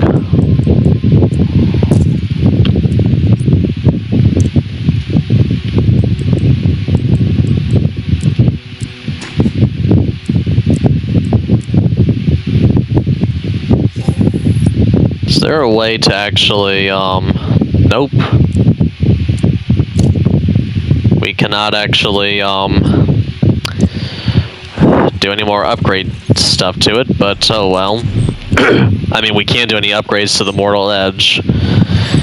Ready for both this playthrough and this improvised story to come to an end, Leon proceeds further into the madness as he continues down the insanity road.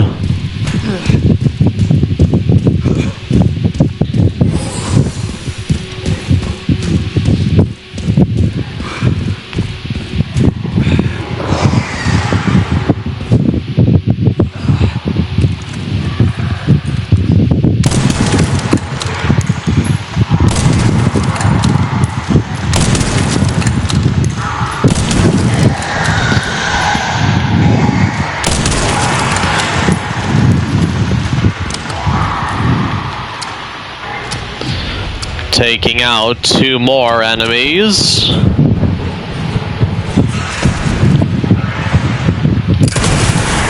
One, 2, 3.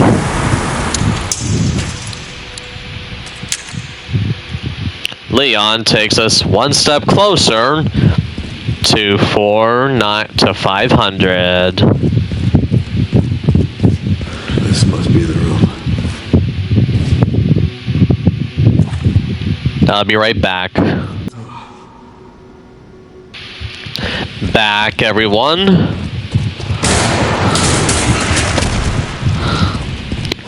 I'll take out as many of you fuckers as I can.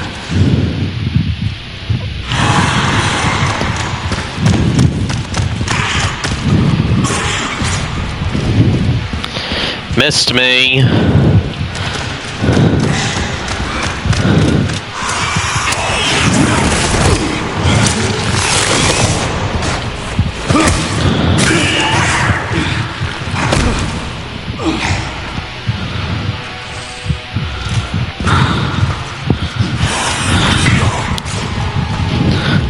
Still missed me.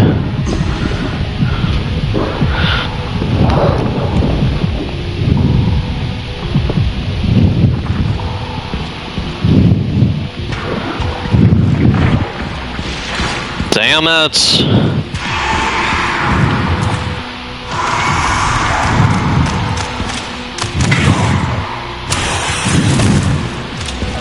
Still miss me, motherfucker.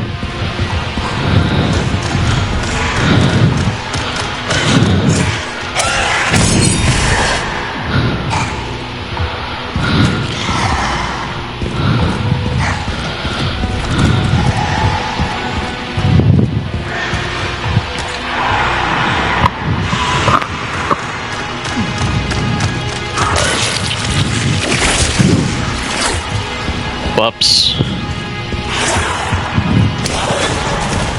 Still missed me.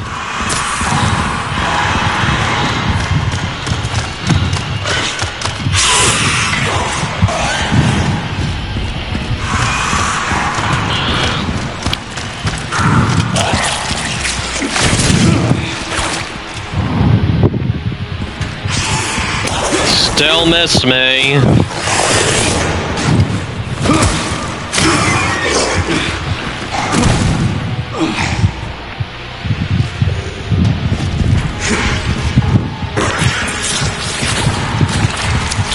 Damn it!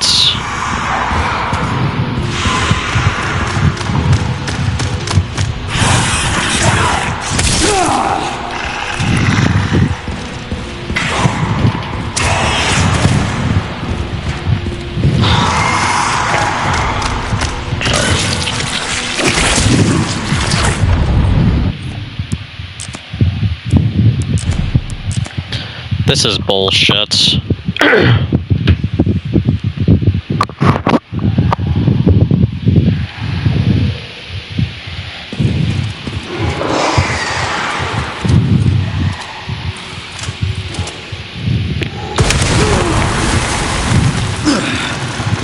Whoops.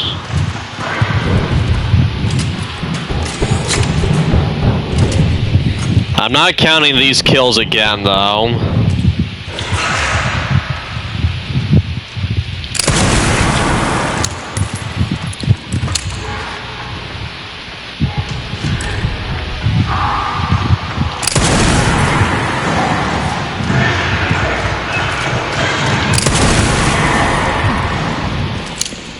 No, I'm not counting them again.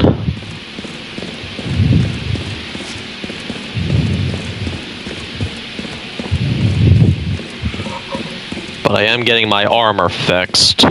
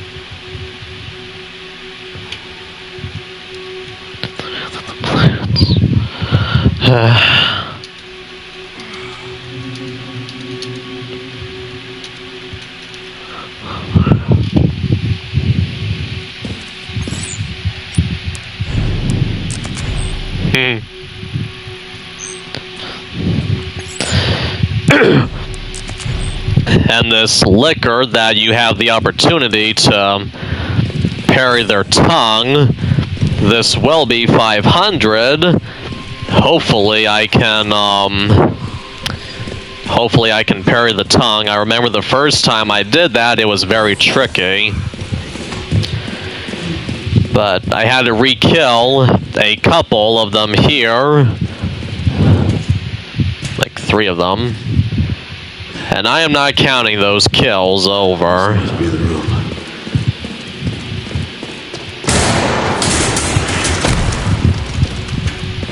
I'll take out as many of you fuckers as I can.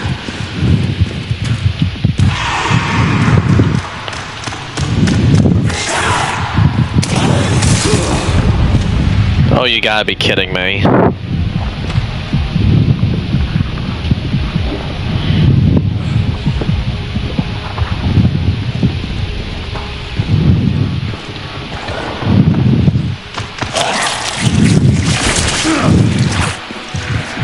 Nope.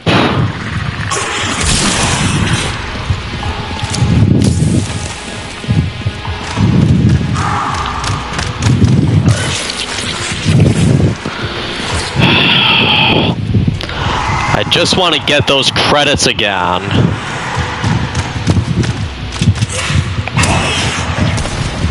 Too slow, motherfucker. As Leon and I continue to suffer this liquor's hell.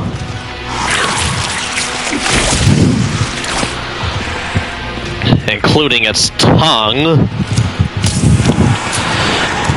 I remember that it's a...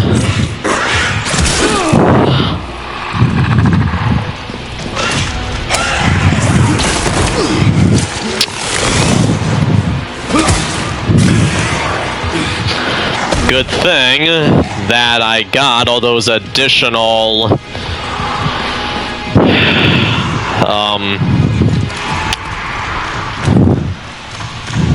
med injectors.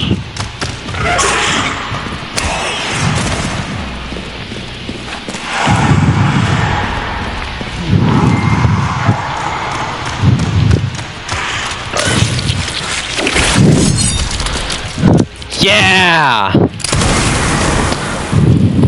Finally! Yeah! Take that, fucker. Yes.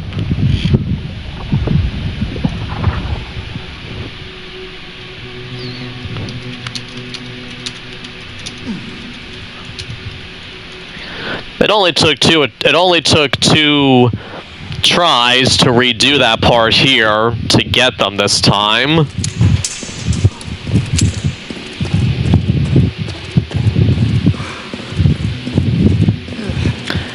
Now I can go back and refix my body armor again.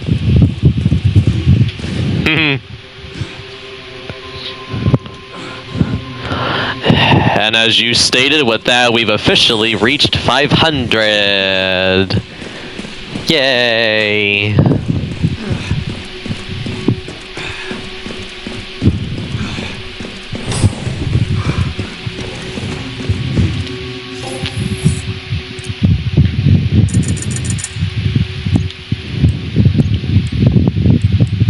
And I'm going to sell the Mortal Edge back. I don't need it anymore now. All I needed it for was to parry that son of a bitch. And now I can re-equip my other hatchet.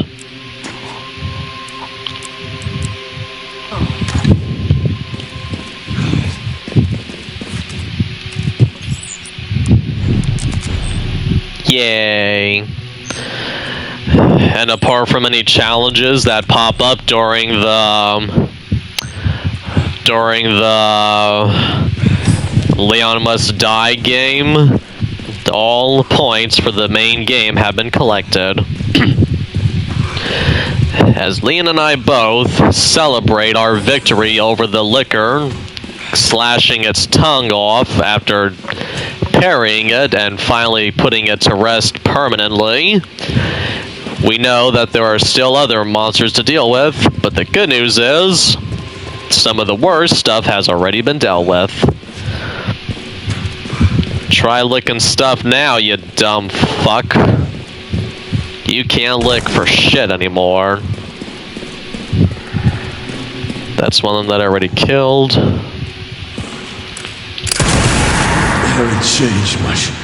501 kills so far.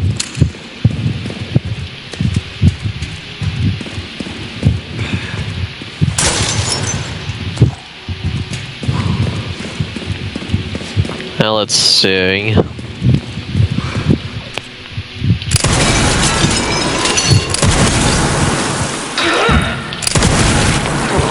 $502 kills.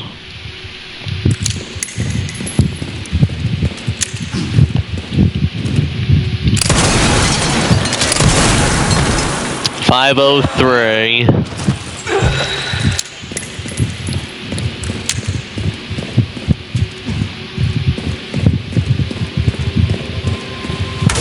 Like, you know what? Everything that can be killed on this run will be killed.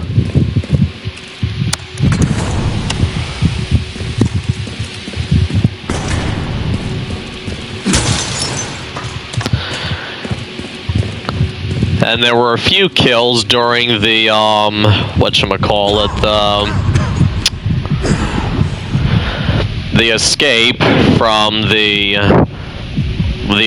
working to get the detonator parts. There were 4 kills that the game didn't count, but I definitely do.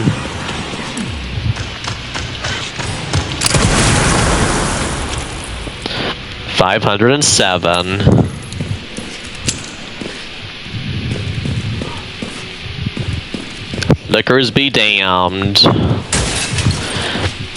Continuing his looting addiction and celebration, Leon knows that the number of creatures we can kill is almost done.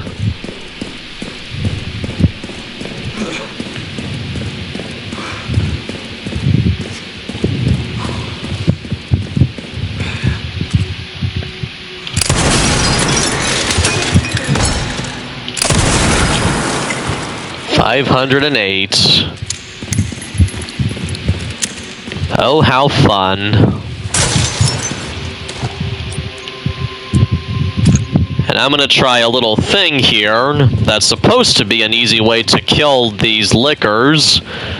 Plus, I gotta keep count anyway, so it doesn't hurt to do what I'm about to do. At least it better not hurt.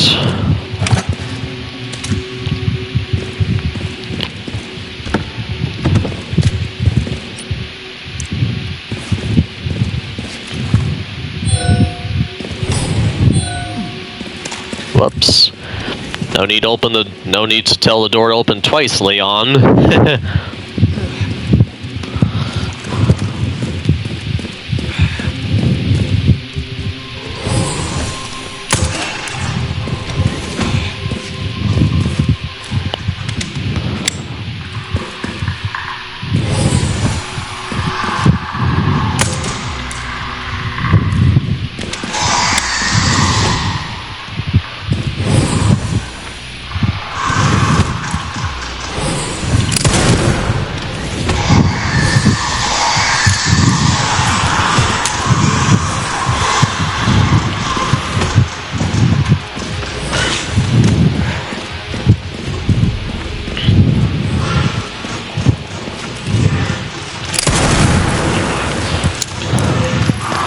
Wait a minute.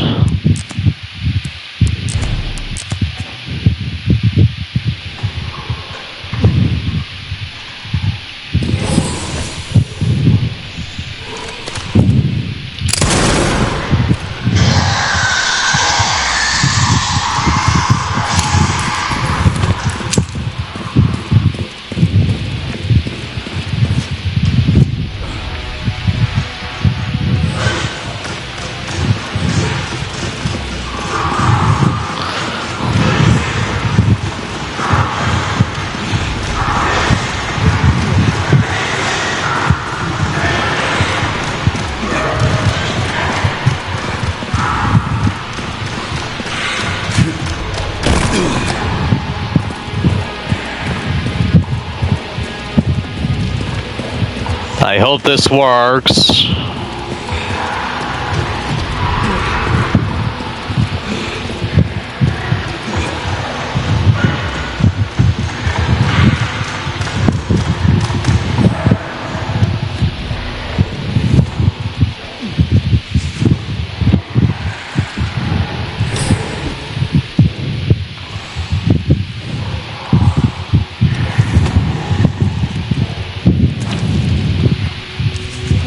See, that's one.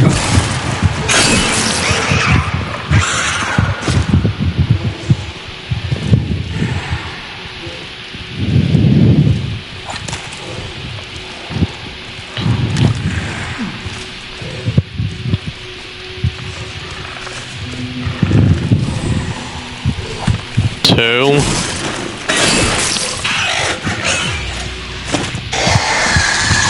Whoops.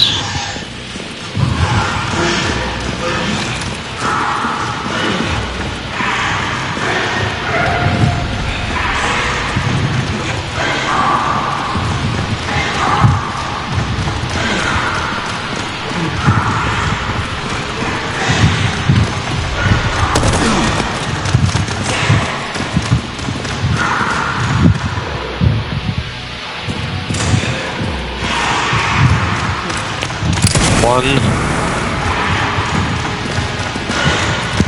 two,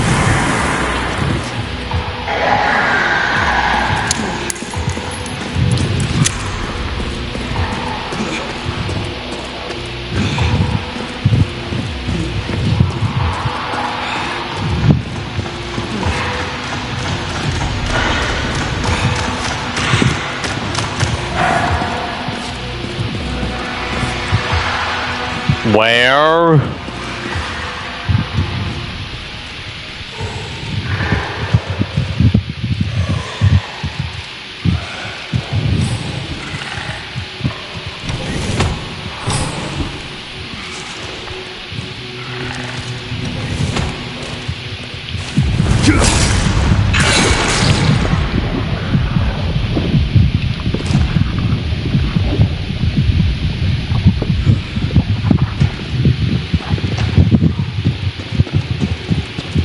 $513 so far.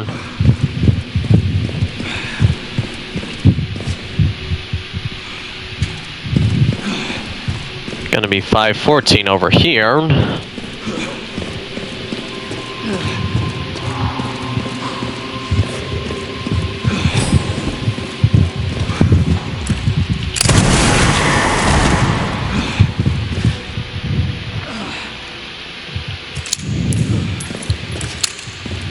Now let's see if there's any more liquors or if I've dealt with everyone.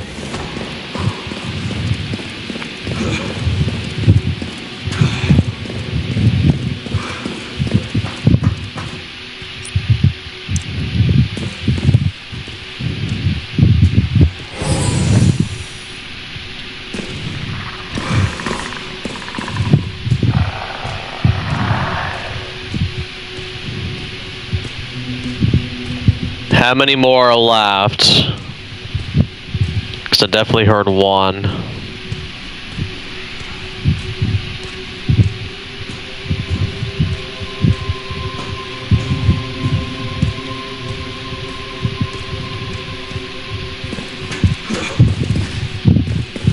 No more?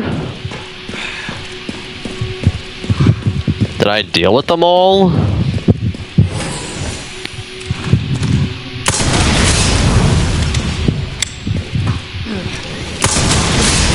Take away the... I guess that's all of them?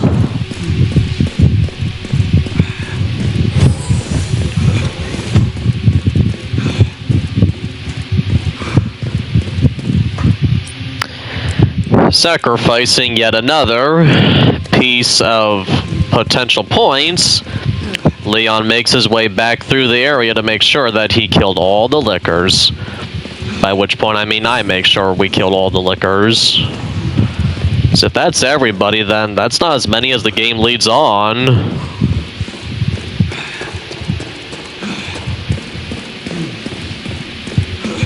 anyone else here?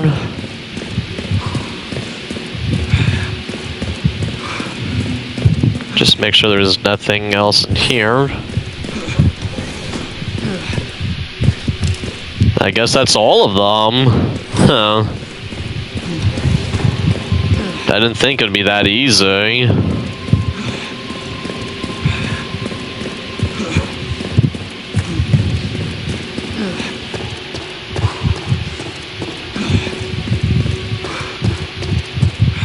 Hello, stinky liquor.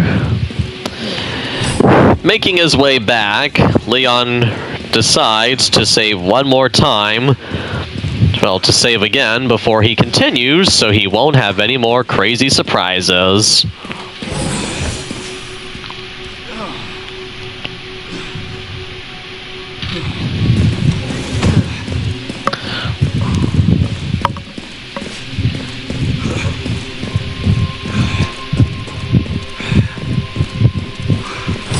And of course, take any weapons, I mean anything he doesn't need, and put it in here.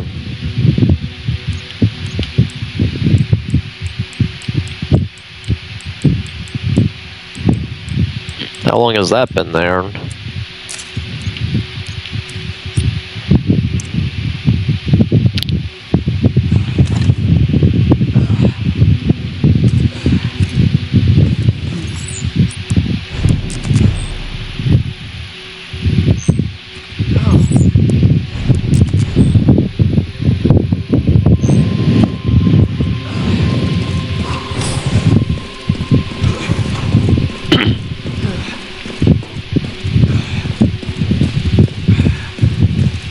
Security threat detected.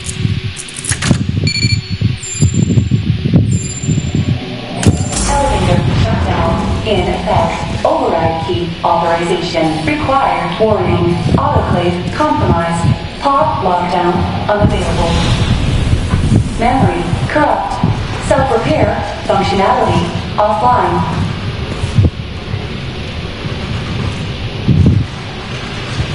Leon prepares for what should be, hopefully, an easy situation. Yeah. Let's get this over. 1, 2, 3, 4.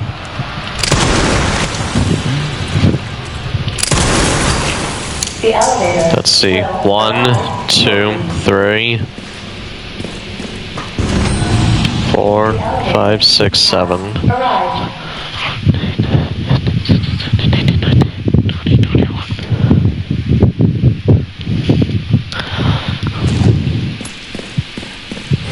I can't waste any more time here. I need to go. Giving us 7 more kills. The total has been taken up to, as long as I counted accurate, 521. Which means counting Victor, we should be able to get a kill total of 522 kills, I think. Yeah, since Leon doesn't really kill anyone else here.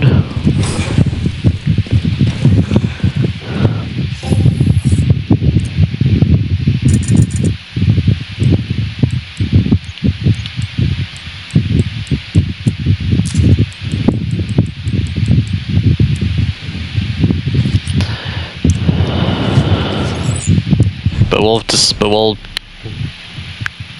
add up we'll do the final count at the end.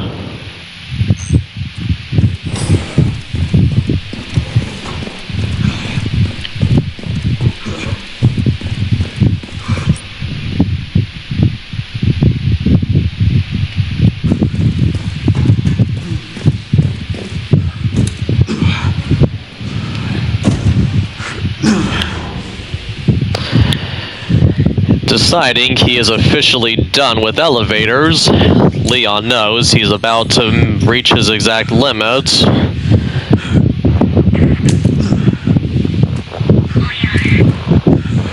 As his Requiem magically disappears into his suit, and things go from crazy to worse.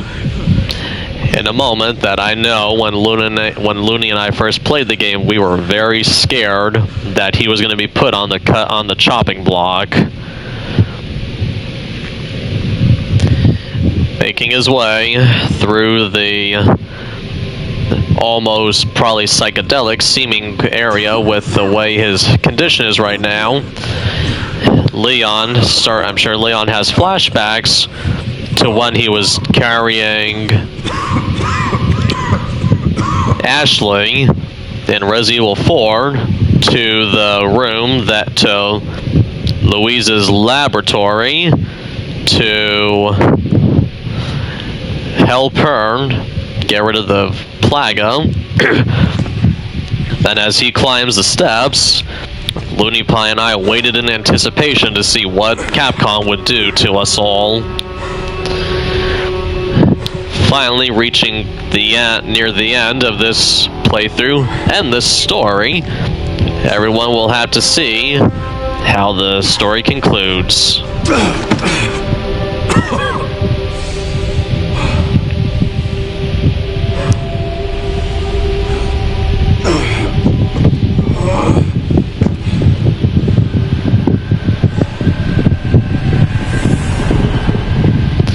However, cutting back to Grace finally learns the truth about her existence. And as stated before, that the file that she got was not her mom's OnlyFans, but information about the past. What kind of legacy do you leave behind? My research opened Pandora's box, unleashing disaster upon the world. Except Elvis, the goddess of hope? Or so the myth goes. Blind hope. What do you mean? Humans cannot predict when death will come for them. This is why they have hope. I was wrong, and I am plagued by guilt. Happiness cannot be achieved at the expense of others. Something far too many people out there do not even try to understand Today, or comprehend. Why did you accept my request for an interview?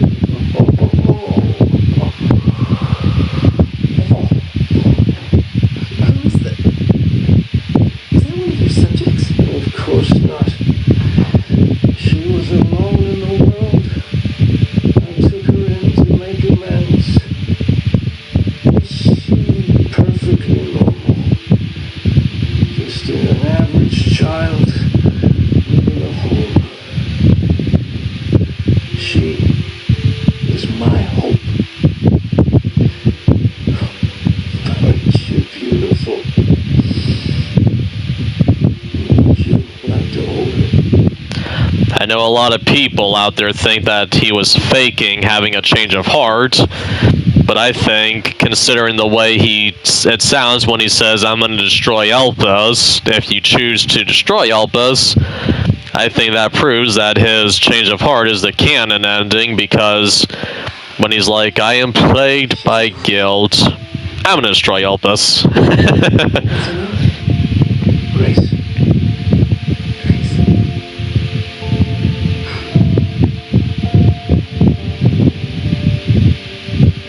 Is there anything else you'd like to tell me? I've said my piece. I only hope it serves as a requiem for those who have passed. And thus Grace learns the truth of her existence.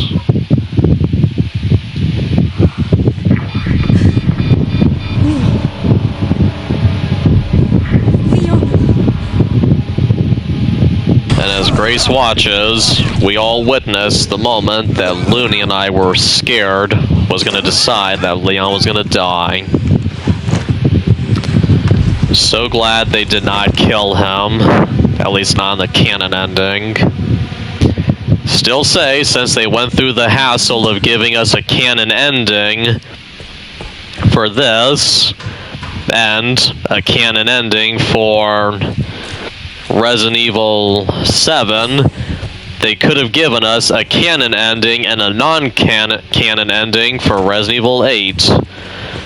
But I guess they were so eager to be done with Ethan that they were like, you know what? Players only get one ending because we want to go back to our legacy characters. This is finally my chance to do something. Herself possibly deciding she's done with elevators, Grace makes her way to Leon as the game reaches the climax and we finally see the truth about so many things, including how Zeno is a cheap imitation of Wesker, Leon! and Gideon, in my opinion, is an imitation, to a degree, of Spencer. Please wake up. Come on. Wake up, wake up. Just resting my eyes. Just resting my eyes.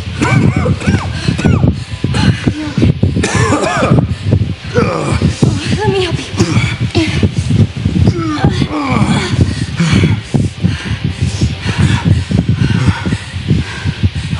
Let's do this.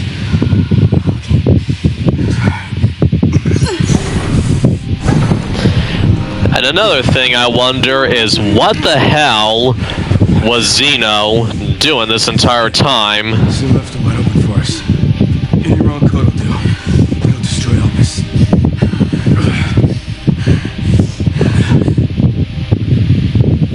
If he really stayed there that entire time, then he really is kind of pathetic. I can buy you some time.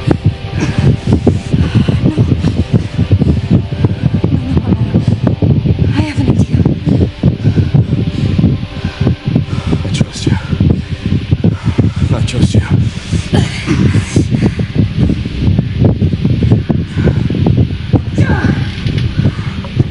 So, the prodigal daughter returns. I know the password. Fulfill your destiny, and all will be forgiven. Only if you let Leon live. Very well. I'm sure he didn't intend on letting him live unharmed. Crooked bastard.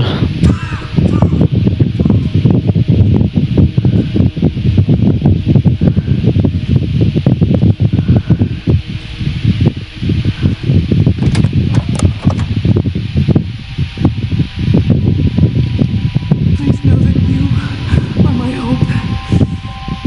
She is my hope. The blind hope.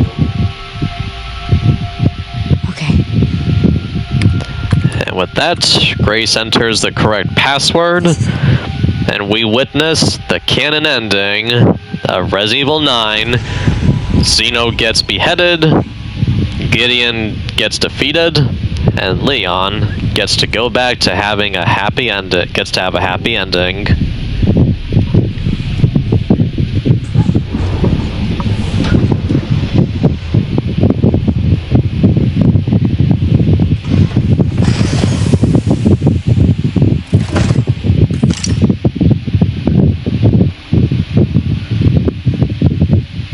What are you doing, Grace? Spencer regretted what he did. He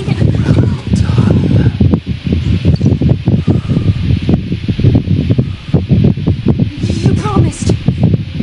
Yes, that I would let him live.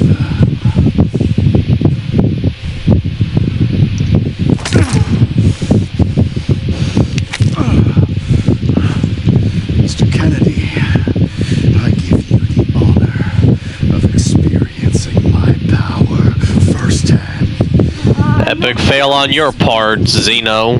There's nothing special about As Zeno realizes he didn't actually get what he wanted, he finds out that he's returned to being that he's now a regular person. What is it? Tell me! Leon! Why? My powers! Elvis is Spencer's atonement. It's an antiviral.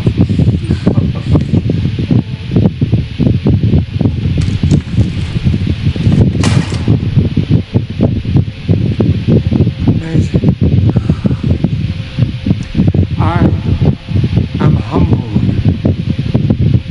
Master's genius.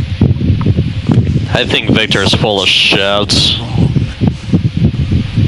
Elvis wasn't a weapon.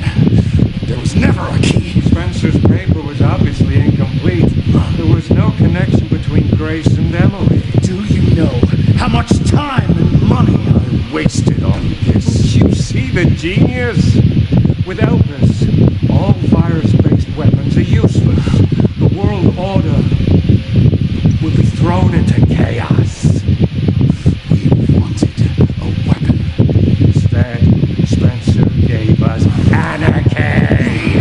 I don't see how. His torch and bring his vision to life. You and Spencer were a means to an end. Yet he outwitted you all. Spencer defied us and paid the price with his life. He was nothing. You are nothing but an imitation. It's over, Victor. The Connections is done with you. Actually, they're done with you since now he's dead. Your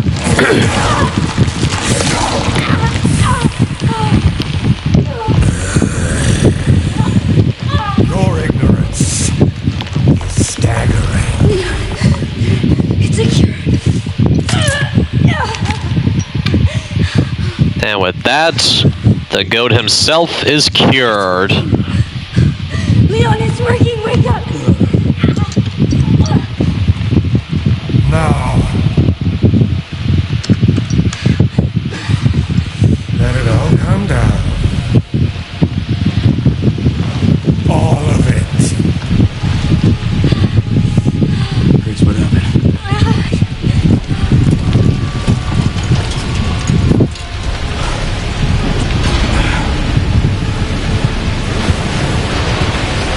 And with that, everything starts to literally fall apart as Leon realizes he's alive, but if they don't get off of there, they're in deep shit. It's gonna go! Grab something!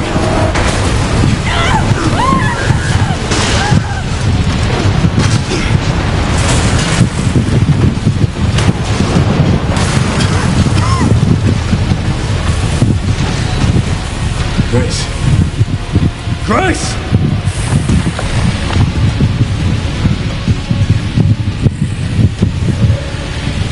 Ready to finish this, Skeleton. Leon doesn't have to wait for Victor to drop Spencer's vision lives through me. a It's rocket launcher, as he himself has one.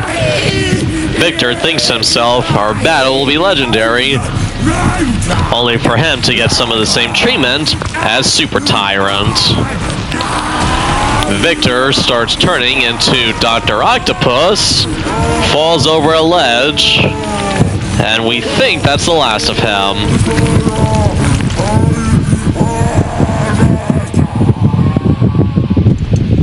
And he starts muttering some weird gibberish.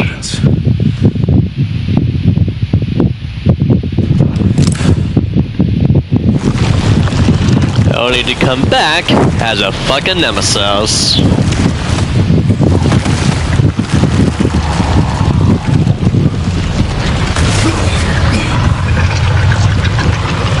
Nemesis. You're so damn relentless. And with one more rocket, we prepare to take out this asshole once and for all.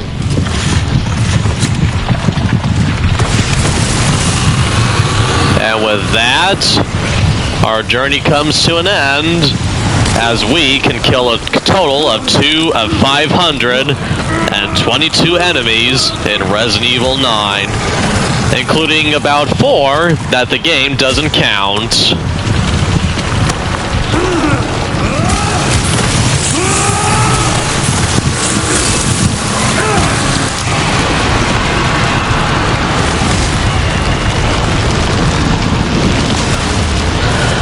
And I died a total of 1 time.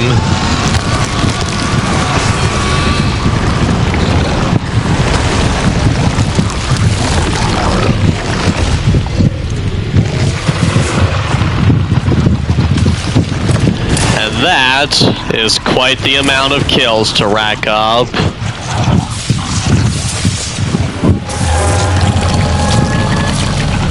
This time, you ain't getting back up.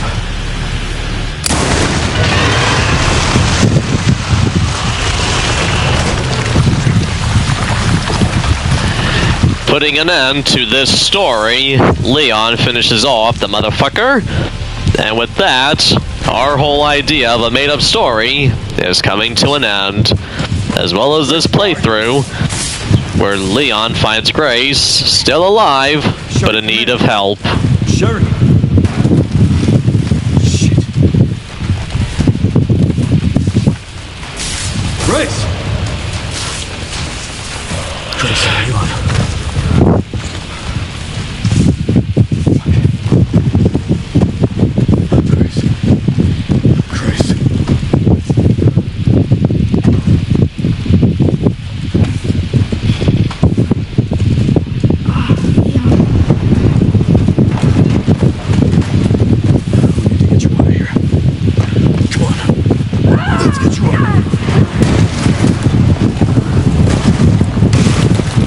As the structure falls apart and everything descends into even worse chaos, Leon concludes that they may not make it out alive. That after Grace, I think Grace and Leon conclude they may not make it out alive, and he decides to wait it out with her, as he's not going to leave her alone.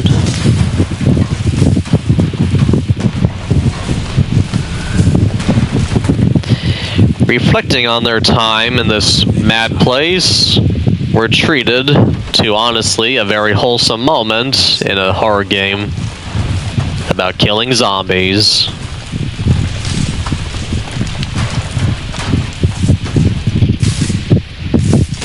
And we're treated to what I figured was the actual end of the game. As the lights go dim, and it seemed like everything was completely hopeless.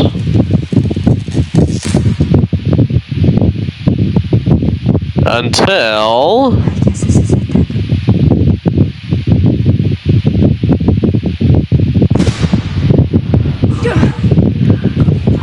Chris's team finally makes it, but Chris is nowhere to be seen at the time.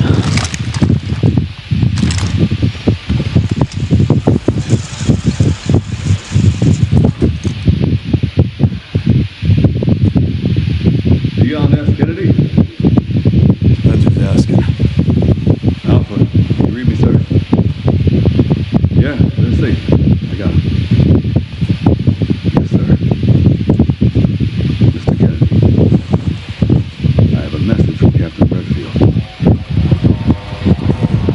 Who happens to be late to the party, and I guess in the DLC, we'll find out where he really is this whole time.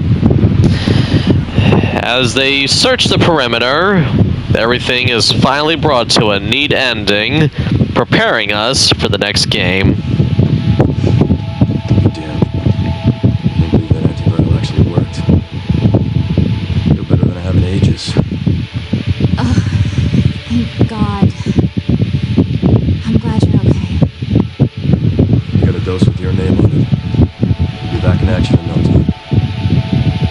Thank you, Leon. Would have been a lot smoother if Chris hadn't been so late to the party. Where is Chris, anyway? No idea. I'm sure I'll run into him at some point. Yeah, a lot of us wonder, where is Chris? It's over then. Yeah. Well, this really was our last hope. Let's pray Umbrella hasn't left us any more nasty surprises. I wish we could have saved him. Grace. I didn't hit any of her vitals. She could still be alive. What did you say? Maybe we can save her.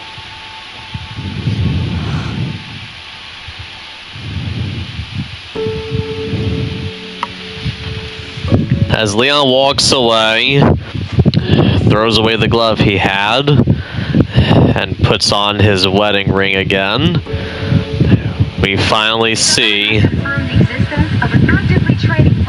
that people are finally waking up to what was going on the whole time. Point for the worldwide spread of bioorganic weapons. This illegal facility appears to have been in operation for decades. Sources say that the extension of the lockdown and the recent series of mysterious deaths may be related to tragic events in Raccoon City 28 years ago. Evidence seized in Raccoon City has led the Justice Department to reopen its investigation into Oswald Spencer and the long-defunct Umbrella Corporation. Some believe the government deliberately drove Umbrella into bankruptcy. The late Alyssa Ashcroft is credited with cracking the Oswald Spencer story. Conspiracy theorists are already claiming that she was killed in a cover-up, and that the organization responsible is secretly controlling our government. Tonight, Exactly. in a speech from the Oval Office, the president is expected to reject allegations of any government involvement since the Raccoon City incident. Meanwhile, at the Totally Not Care Center, and actually the state capitol, Emily is recovered.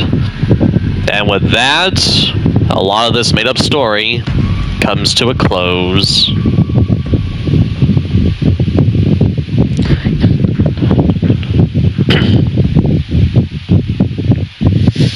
Cold rain seeps to my soul.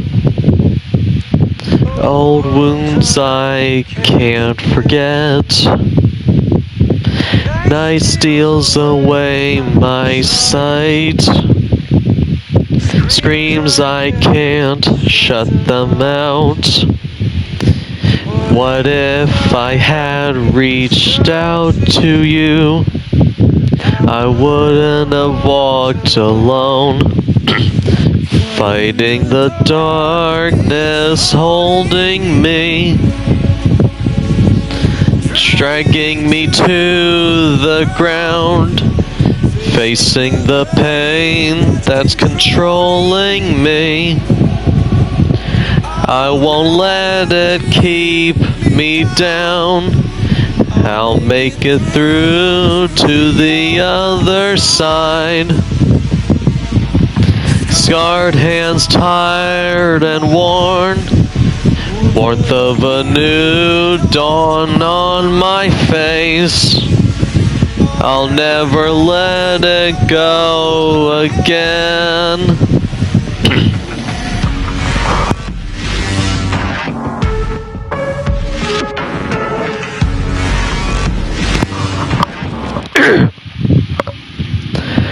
Cold rain seeps to my soul.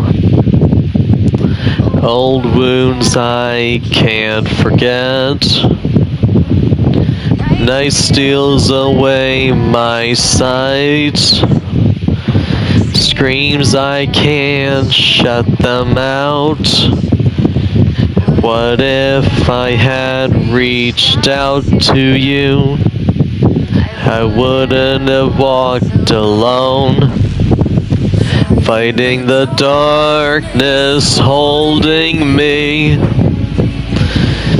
dragging me to the ground, facing the pain that's controlling me. I won't let it keep me down. I'll make it through to the other side. Scarred hands, tired and worn, warmth of a new dawn on my face. I'll never let it go again.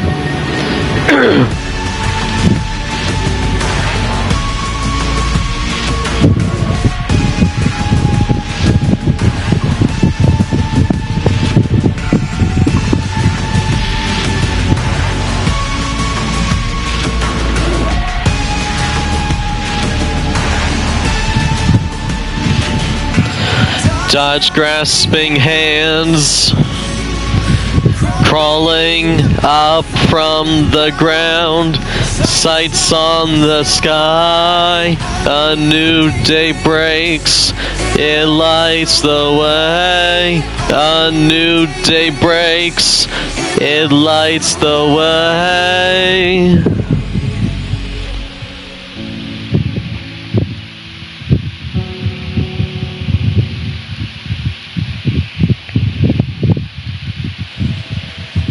And with that, the story comes to a close as Grace is back at her job, but way more confident, and taking in Emily. Yeah, she's doing great. I'm actually teaching her how to read. Grace. And totally not Nick Fury shows up to demand the report. Where's that report? Sorry. Leon, gotta go. Catch up soon. And this time, she grabs the report, way more confident, as we see a picture of her and Emily together.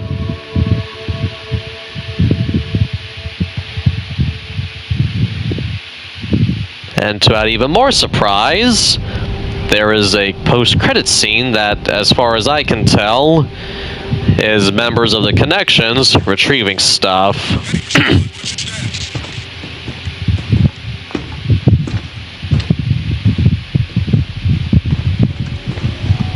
Remaining BSAA forces have been neutralized. Retrieving the objective before they send in the wolves. And I'm guessing we'll learn more about this whole scenario in Resident Evil 10. Here we go. Took 6 hours, 35 minutes, and 22 seconds. I rounded up 522 kills, and I took 1 blow myself. I'll give the coolest kill to...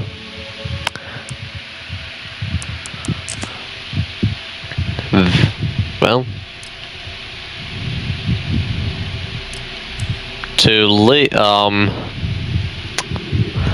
Gideon, as his kill is always the coolest because it's the last kill and you get to hear Leon tell him he ain't getting up this time.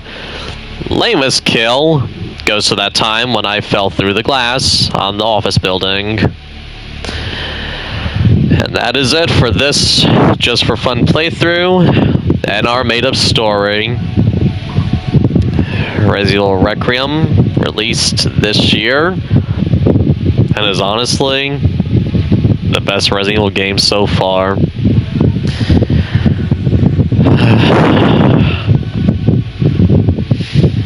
I never thought the game would upstage my love of Resident Evil Village, but it has. As always, this has been Caleb the Vampire, one of the Lethal creators, having fun with everybody.